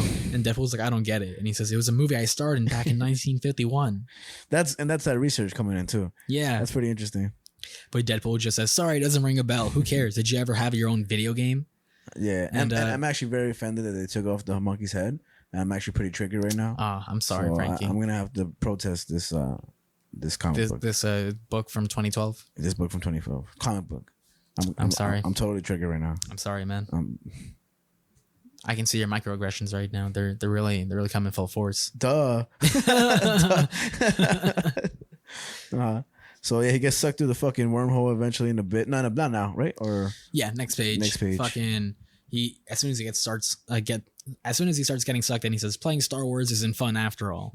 And he just fucking gets sucked out the spaceship. Yeah. And the drawing is amazing. Tony Moore kills it. And Deadpool is like, all right, time to get he says it. So please grab your belongings from the overhead bins and GTFO. And he tries to You ain't gotta go home. But he tries to check for extra shit, and he says, I expected this Russian emergency locker to be filled with a bunch of empty vodka bottles. Facts. And he comes out with this big-ass like suit thing that flies him out. Fuck. With the fucking machine gun to like a turret. Yeah. Basically on his right hand. That's so unnecessarily badass. And he says, this is one small step for man, one giant fucking fall for Deadpool. And he just crashes somewhere in the middle between California and Colorado. Yeah. And then they're back on the helicarrier later. Which is disgusting. He has a bucket of Coronas. A bucket of Coronas. He's got a bucket of Coronas and a plate of chimichangas. And he's just going to town. And then this is where the book gets a little serious. Because, like, at first, they're kind of going over the report. Like, yeah, there's a bunch of the pieces of the spaceship, like, across the country, whatever, this and that. Deadpool says, quit bitching about the mess. If it weren't for me, you'd have a half dozen radioactive craters across the country. And Preston says, no need to be so offensive. Nobody's complaining about picking up a few pieces of junk. You did an exemplary job under difficult circumstances. Deadpool says, really? I did? And she continues, as a S.H.I.E.L.D. agent, I exploit all my available resources. It's my job to manipulate assets like you into doing what I want. Sure, I'm appealing to your bank account, but deep down you want to be seen doing some good. Ultimately, I don't give a damn why you do what you do. I'm just glad you're good at it, because I'm not just protecting a nation, I'm protecting my family. And Deadpool just says, the more you thank me, the less complimented I feel. I thought that's funny, man. That's pretty fucking funny. That's like, sorry, this is a big word again, but when he's like, he acts, when they do the Purge episode, and at the end, Rick's like, all right, Morty, it's your chance. And he's like, hey, so you mind if I call you? And she's like, oh, no, I'm sorry, I have a boyfriend. And he's like, oh, no, it's okay. And she's like, yeah, no, oh, you're so sweet. Oh, I just have a boyfriend. It's like, and Rick is like, Morty's like, like, I took you fine the first time. Now you're just kind of overdoing it. And it's just it's reminiscent of that. Because that has, like, you overdo it. You kind of start backhanding complimenting people, so. But she says, It's true. I picked you so we could keep this crap storm of an operation at an arm's length from S.H.I.E.L.D. as a merc and assassin. You're utterly repellent. S.H.I.E.L.D. likes you because you're the perfect disposable weapon for this disaster. But I like you because you're getting the job done. So if nobody has said it, thank you. Keep up the good work. That's a really sweet little thing. And then fucking Michael and Ben Franklin pop up behind him. They're like, great work, Deadpool. Wonderful job, Wade. And it's just this really sincere moment where Deadpool's almost taken aback. Like, oh, wow. And he says, now that the gang's all here, let's finish this fight. There's less than half of the presidents left. And in that moment, the helicarrier starts to lose altitude and fucking comes in 2 more presidents, Washington and someone else, using the book that Michael had. They fucking just start fighting on the helicarrier. They fucking fry up Adset. They don't kill him though. Oh, this shit is crazy actually coming up. Yeah. And fucking this dude, Deadpool, tries to kill this dude with the sword, but he says for some reason has some karate skills where he grabs it midway. Yeah, he says, I learned me some Chinese boxing. Some Bruce Lee shit and everything. And just catches the sword between his hands. Like with almost like when you clap your hands together type shit. It's so funny. He's like, oh, well, you've thought of everything, haven't you? Catch these! And just fucking fires a bunch of Uzis into him. And fucking Washington's like, enough. Yeah. I must admit, you intrigue me, masked man. And he fucking picks up Preston by the neck. Yeah. And he says, you are outmatched and outmaneuvered. Surrender immediately. Deadpool says, okay, just don't hurt her. And Preston says, no, Deadpool. This is crazy. And Washington says, oh, I promise. She won't feel a thing. And Deadpool says, no. And Preston says, wait. Finish this ugly undead wooden teeth having mother. And in that moment, Washington snaps her neck. And they do not shy away at all from showing it. Like right now, what I'm looking at is Preston's neck literally getting snapped. Basically, her face is facing towards her back. And it's so, like, you know, obviously this is badass and cool because Deadpool. But, like, it's sad because Preston, like, literally just finished thanking Deadpool for, like, probably the first time he's received that. That, you know? And he is fucking pissed. Yeah. He yells no. He says, I don't have a single reliable memory from the time before I put on this mask, which is another thing to Deadpool's origin. He forgets everything? He doesn't remember his past before becoming Deadpool. Oh, damn. And they actually touch a lot on that later in this run, which is where he gets into a lot of the sad shit of his history and his past. Like, to not, like, to no kind spoilers. No spoilers. No, let me read it. We'll cover it in the next. I gotta read. I want to read these and everything. You already spoiled like 7 things. So let me have that. But we'll cover it in the future because this is definitely something I'm definitely gonna continue reading. I just want to have the physical copies because I won't lie. If I may say real quick, the spread pages they come out so much cleaner on the laptop because there's no split down. Yeah, there's no split. Oh man, so I would say that like reading like an issue is better. Like versus a trade like this because like with an issue. Less thickness, right? It's less thickness, so you can really curve. Open it up and stuff. Got you. Well, in general, like that's the first time I got to see this because I really always buy the physical ones. The comic book Action City Comics near my house didn't have it. They're like, we have other Deadpool stuff, and I was like, bitch, I don't want other Deadpool. I just hold the phone. But I want it now. But like I was just like, all right, because it was such short notice, so let me just buy it on my laptop. So I mean, it's awesome because it's preserved there forever. I can always access it. But nothing beats having the book in your hand type shit. You know, like you take a break from the technology type shit, stop looking at it, and you could just flip a page and. I do rip my pages sometimes though, which I hate. You know what I mean? We know when you turn, you're like, fuck. My heart. Yeah, man. I know what that feels like now. You just tore my heart. But fucking Deadpool says, I've had everything taken from me. I don't get to make many friends. No more. I won't lose anymore. And he fucking kills the other president and whose name we just do not know. Yeah. Fuck that guy. And Washington jumps at him. Not so jovial now, are you? And fucking has his head like with 2 swords using Deadpool's katanas. It seems like it looks like, that's cool. I'm actually realizing this. He grabs Deadpool's katanas from the holsters on the back. And he pulls them back and everything. Yeah. So just the sort of the choreography and the artwork is crazy. Detail, man. Detail's crucial. Yeah. And Deadpool tells him there's nothing you can do to stop me from killing you. And he fucking slices Deadpool's throat. And Michael bounces both Preston and Deadpool out of there. And Washington's like, now it's finally time to fucking do what I need to do. Yeah. And Michael is just kind of saying some spells, holding their necks and stuff. And he says, my friends, I'm so sorry. This is all my fault. And they're in Washington, D.C., as you can tell by the what's it called? The monument? What Lincoln Memorial? No, Washington Memorial. Washington Memorial. Something like that. The big pointy penis with the big reflective pool. Yeah. Oh yeah, and then like they at the end, and when he's like, nobody tell me about this. Nobody tell me about what I'm thinking right now. And he's like, this over glorified and homeless urinal. Yeah, totally whatever. But we get to the last issue 6. This is my favorite cover. This is your favorite cover? My favorite cover. Because I know they're trying to reference something else for sure, but I just absolutely love how this is drawn. Like so simple, to be honest with you. The last issue is done by a different cover artist, and the rest of the issues, again, that's Zach Baldus. Okay, so he did the art to cover 6. This is, to me, it's my favorite. Even though the other ones are significantly more like unique and much more detailed, for some reason, like this just takes the cake for me. Nice. I'm also noticing, like, I guess you could say another Evil Dead reference in that cover where you see a hand sticking up. Yeah. So yeah, I think Evil Dead kind of just did it themselves, and it just always will become it because nothing else can be. It's just like it's pretty dope, pretty fucking. I can't. They capitalize on it. Yeah, man. I can't unsee that now. For me, that's always gonna be Evil Dead. Shit's groovy. I actually just saw. Oh wait, did I tell you already that in Doc Strange 2, like the pizza guy or the pizza ball guy is Bruce Campbell? Oh yeah, but who's Bruce Campbell again? Ash. Well, I remember you told me that, but I forgot about it. That's crazy. Oh shit, that's crazy. That's so cool. So that's why I like the post credit Sam scene. Raimi and everything. Yeah, because that's why the post credit scene at the end is him like hitting himself, and he's like, "Oh, finally!" Yeah, and it's just a little gag because it's Bruce Campbell. It's awesome, man. But I saw a meme today where they redid the scene where Doc Strange gets introduced to the Illuminati. Oh, shit. And it's different characters from different Sam Raimi movies. So there's like Xena, the Princess Warrior, Darkman. And it's actually done as that, or is it just kind of like a fan made thing? It's just like a meme, like an edit. Still, that's pretty cool. And then instead of Reed Richards, it's fucking and the grooviest man alive, Ash Williams. That's so cool. That's cool as fuck.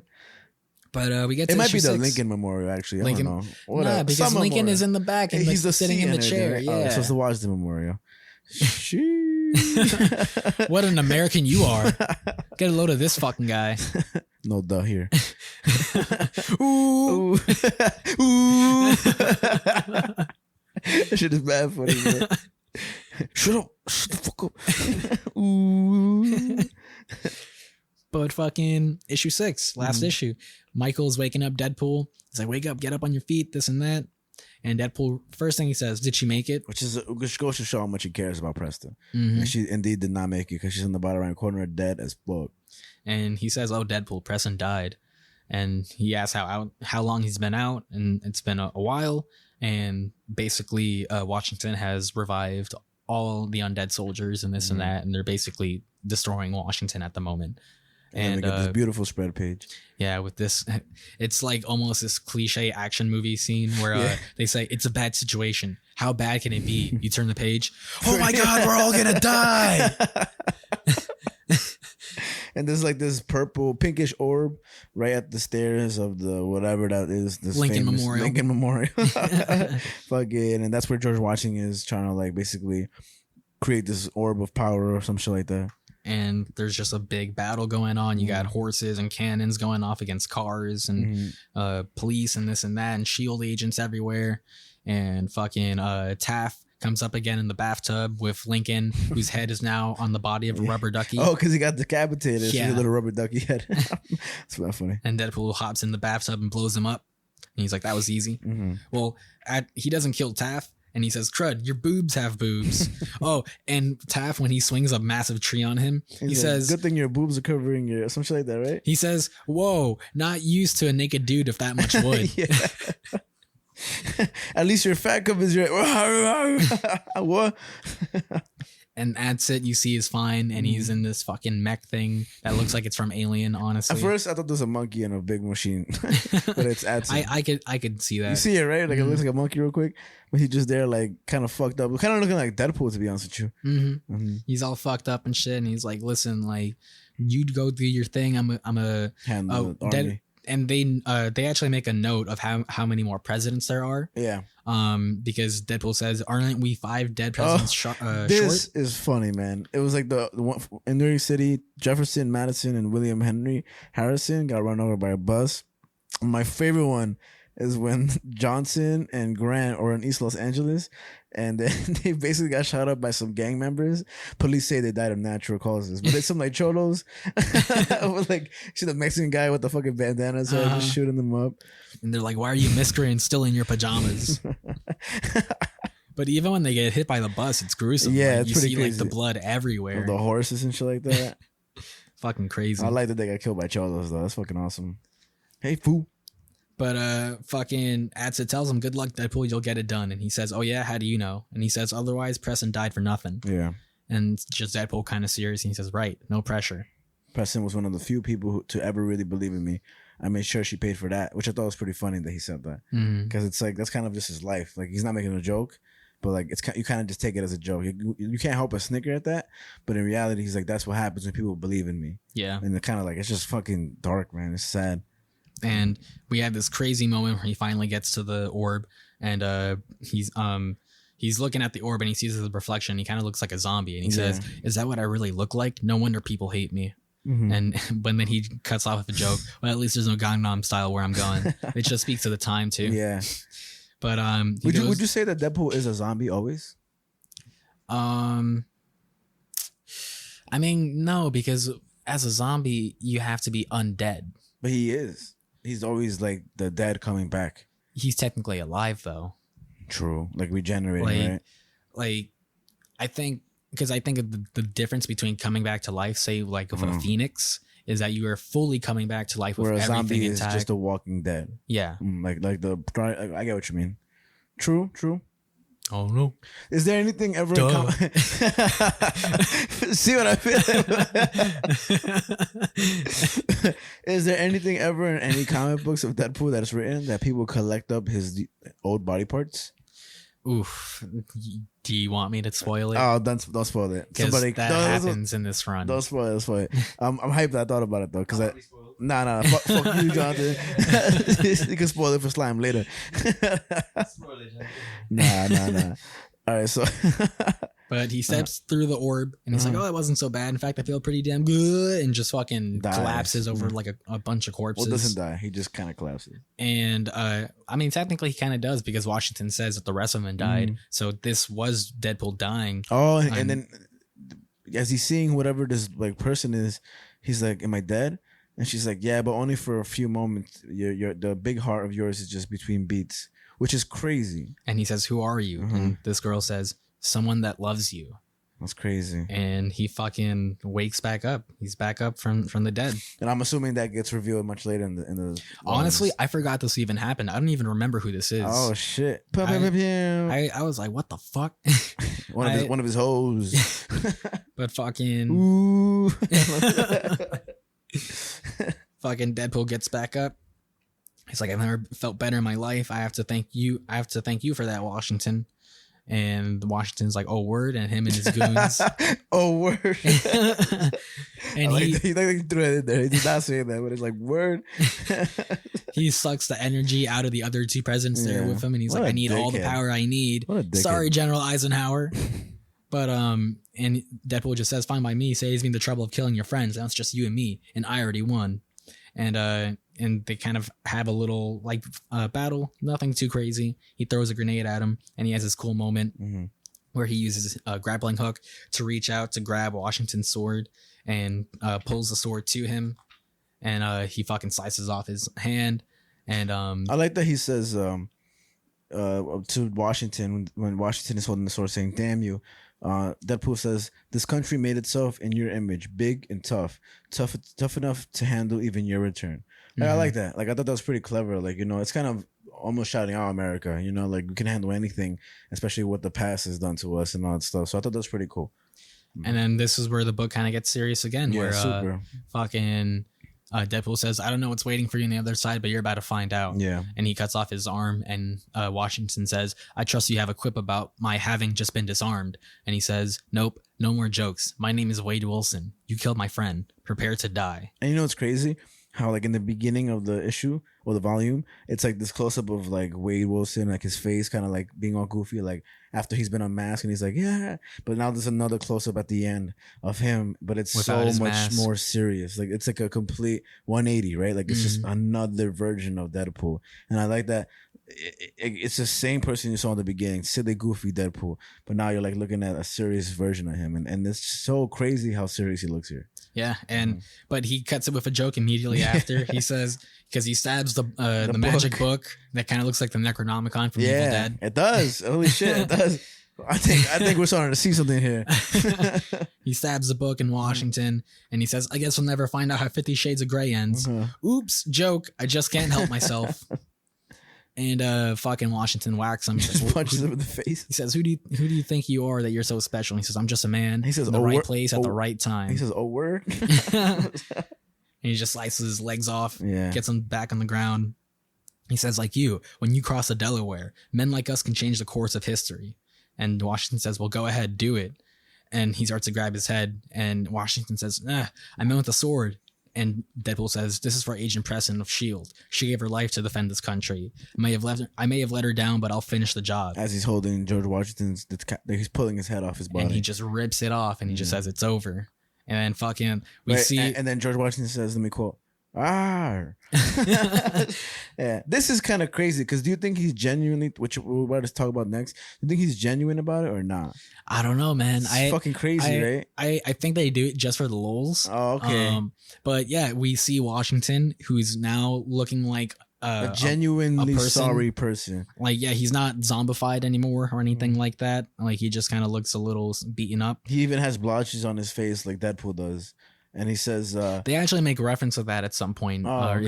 If you remember, they're like, "Oh yeah," and they kind of look like me. Oh, really? Yeah. And while Deadpool is staring into the eyes of the decapitated George Washington, who looks more human than ever, he says, "Thank you, soldier. I was watching from inside my body, trapped as though from a dark lodge as my wraith ran amok across the great land. I apologize for the pain I've caused. Thank you for ending this grotesque scheme. I owe you a debt of gratitude I can never repay. This country owes you too." Again, another sort of gratification towards Deadpool that he doesn't really receive. But he said, "Fuck George Washington." Yeah, he says, "Damn straight owes me a couple $1 million." He says, "Have you seen the Lincoln Memorial?" George Washington says, "No." And he fucking just kicks his head and he says, "It's good." And he lands in like the crotch lap area of Lincoln. And he says, "I deserve this." But this is where it starts to all wrap up. Yeah. Doc Strange comes up and he's like, "Yo, good shit. You did it." "Oh, word." "Oh, word." And but Doc Strange says, "Please share how you breached the barrier and survived." And Deadpool says, "I didn't, I think." Which I don't know if he's just withholding information from Doc Strange or he actually doesn't know. So it's just interesting. But Doc Strange is like, "All right, be seeing you." And he's kind of like, yeah, I must have hit my head harder than I thought. My head kills. Which is interesting because in the beginning when he was like, "I hit my head," then he started imagining those women. Like, who's to say he hit his head? And he's just like, what if he's just imagining everything? Or Ben Franklin, you know? Yeah. I mean, again, like when Daniel Way was writing him, he had another voice in his head. So, and they do make reference when Ben Franklin does come that Deadpool says, "I mean, I am prone to seeing hallucinations and things like that and whatever." So definitely speaks to that. But yeah, S.H.I.E.L.D. pulls up with Michael and everything and Dead Preston. And this is where beef broils between Deadpool and S.H.I.E.L.D. Yeah. Where S.H.I.E.L.D.'s like, "We're not going to pay you. This is a fucking mess." Bullshit. And Deadpool's like, "Excuse me?" Yeah. And fucking he starts to rip off a bit of his mustache, which is, oof, I can only imagine how much that fucking hurts. You can see him holding his face and there's blood coming from his face. He looks mad as fuck though. Yeah, and he's like, "You have no idea what I'm about to do to you." And then right then in that moment, fucking the Avengers pulls up. And they're like, "Yo, good shit." Captain America's like, "You did good." And it looks like he's about to go shake his hand, but then he just pushes Deadpool aside. And he's like, "I gotta get these bodies like back to where they need to be, fucking America." Yeah, and he starts referring to Washington, like, President Washington. This reminds, like, you're talking to him, like, kind of, And Thor tells him, they're with this victory, you've earned your own cask of mead in Odin's Hall. Gladsheim. Oh wait, Gladsheimer. Gladsheimer. Heim? Sure. Heimer, yeah, because the R at the end, you say Gladsheimer. Oh, Gladsheimer? Gladsheimer. Ooh, duh. That's all I'm gonna say to that. I don't know. And then Deadpool's like, I would love to get a drink with you. And Thor's like, I did not say I would drink your mead with you, just that it would be there. And he just flies away and he's like, fare thee well, warrior. What an asshole. And Deadpool's like, nice working with you. This is just like the end of Band of Brothers. Never watched it. No, me neither. Fuck that joke. But fucking that Shield dude's like, oh, you think this is gonna stop me and whatever. Mm-hmm. And Deadpool's like, you think this is gonna stop me from killing you? And fucking they just kind of have their little back and forth and they pull him away and stuff. And At said and them leave and Michael's like, there's something I have to tell you. Yeah. And Deadpool says, you love me, I know, Michael. And Michael says, no, thank Odin. And he says, but this is serious. I tried to save Preston and he says, you did what you could. Now please stop talking. My head kills. Yeah. Michael says, but Deadpool says, no more. All done. Gonna eat till I'm tired and then sleep till I'm hungry. Just need a break. Some peace and quiet. And he actually says in the beginning of the volume that he needs a break before he ever gets recruited by S.H.I.E.L.D. Got you. So it's just a nice little callback to that. And then he has a joke where he says, nobody remind me that this reflecting pool is also an attractive hobo urinal. And then Michael's like, we really need to talk. And then this is when Deadpool gets the voice in his head in pink. The voice says, how did I get here? And he hears it. He's like, Preston? And she's like, wait, oh God, I remember now. I'm dead, aren't I? And he says, you're worse than dead. You're Deadpool. And it's that's so cool. I just realized that line. That's such a great line right there to finish the comic. It's just a splash of fucking Preston in a Deadpool suit in the reflection. And she just says, oh, hell no. Basically, like in real life, him looking down. And he's so happy. He's looking down and he's happy to see his reflection. But his reflection is Preston wearing the Deadpool suit, looking back all like flustered. And she says, I'm going to kill that fool necromancer. And Michael's just in the back like, oh shit. But I love that, man. That's such a cool, like, that's a cool ending, man, to end the volume off. Like, it really, like, to me, even as I finished, I was like, damn, that's crazy, bro. Like, what a cliffhanger. Yeah. And it really just builds like this whole idea of what they're going to do with the rest of this run. It's just, this run is incredible. And this is just the beginning of it. It's awesome. It's, again, 45 issues, spans 8 volumes. It's a good fucking read. Oh, yeah, bro. And honestly, I really fucking enjoyed it, though. I really fucking enjoyed it. And I'm guessing this was your first Deadpool comic, right? Ever. I'm telling you, the only thing I've ever seen with Deadpool was the movie. And I think this comic book, even though it was released before the movie, did Deadpool justice from my little knowledge. And I know that Deadpool has a huge fan base. Yeah, I was definitely one of those people that kind of was a fan of Deadpool sort of for the pop culture ever before I started reading it or watching the movies or anything. He wants a book. Just talk shit. Oh, my bad. How dare you? You ripping my pages now, motherfucker?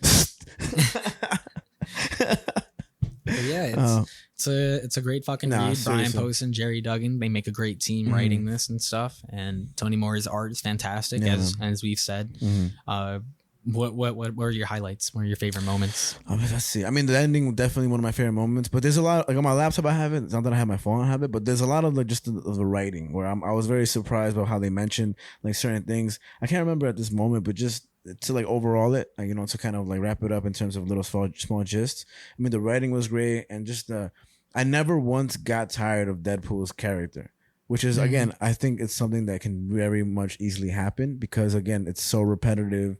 It's so, like, just him always coming back to life. It's always, like, imagine for other people, and I'm sure you already know this, but for superheroes that can die, it's like you have to spend so much time on how, like, showing how they have to survive and, like, making it make sense. You know, and a lot of it doesn't, because even that part where I'm like, why didn't he get sucked into the spaceship? And you're like, oh, because comics. You know, you kind of like forgive that with Deadpool, even though in some strange way he would survive, even if he was just floating in space. Yeah. You know, like it would just be like, well, this is going to take some time, you know, and you'd just be like, oh, ha, ha, ha, you know? And so, I mean, I don't know. I think for me, it's like the perfect way to read a Deadpool comic book because there was a whole volume, which I'm grateful for, you know? And it's cool because issues are so short. I forget how short issues really are. Yeah. You know, it's crazy. So a volume put together well is like, I'm more excited to read this shit more than ever, you know? And then it sucks because I have so many other shits to read too. Like, but it's just like I have all the time in the world when I have the book in my hands, you know? And it's very fun. It's very fun and just like, it's cool, man. It's cool to find like, it's like the beginning of my journey towards finding more about Deadpool and being able to, you know, so I think it's really cool. Yeah, it has that sex crimes humor, actually. You know what I mean? Like similar to that. Yeah, I mean, I've definitely read some bad Deadpool comics before, where it's like kind of just sort of repetitive in terms of like the jokes don't really land. Like Deadpool's characters just doesn't feel the same sometimes. Gotcha. So Deadpool is a difficult character to write. I feel like, because it's like you said, he's very quippy, but he's like.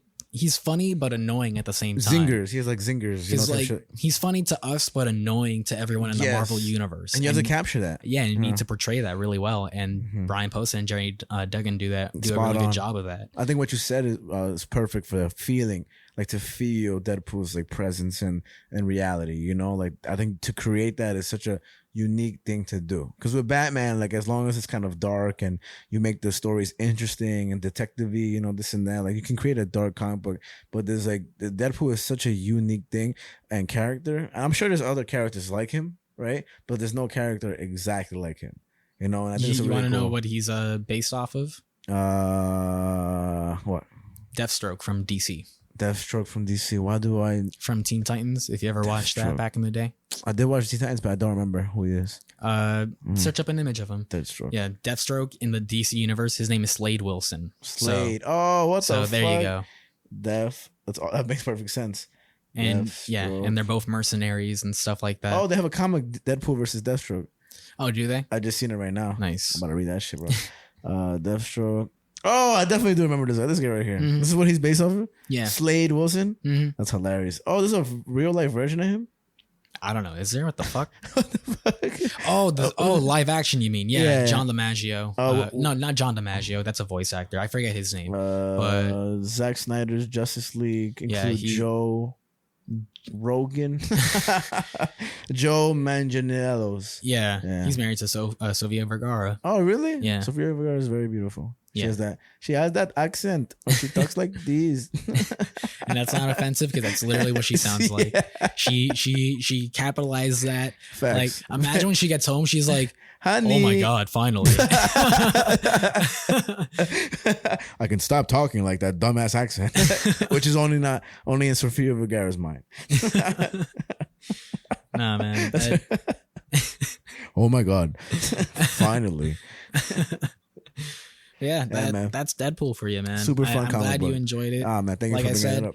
This is what introduced me to Deadpool as well. Yeah. And it's a dream for me to write Deadpool one day. I aspire to do that. Let's fucking do it, man. So one day I want to write a Deadpool comic. Do it. And maybe we'll cover it. We will. And I'll be here. Man, this is all right. This is all right. But before we let you guys go. Oh, yeah, before we let you go. I just wanted to see if you were gonna say it. I was like, I'm gonna keep that. I know what you're doing, bitch. So, before we let you go, make sure to check out the Instagram, Earth Might Matter Pod, TikTok, Earth Might Matter Pod, rate our show on Spotify, give us 5 stars, send us money, our cash app, we'll put it on the screen right here. Check out the YouTube, Earth Might Matter. We won't really put the cash app, we'll put some charity, donate to charity. And yeah, man, just give us any feedback, messages, articles, movies, albums, comics, because that's kind of what we do on the show. Kind of. You know? And just duh. Fuck it. Ooh. But Frankie, what did we do today, my friend? You know what? Slime, what did we do today, Slime? What did you do today, Slime? We talked about Earth. We talked about the Earth. we talked about minds. And why it matters. This is Earth, Mind, and Matter. Boom.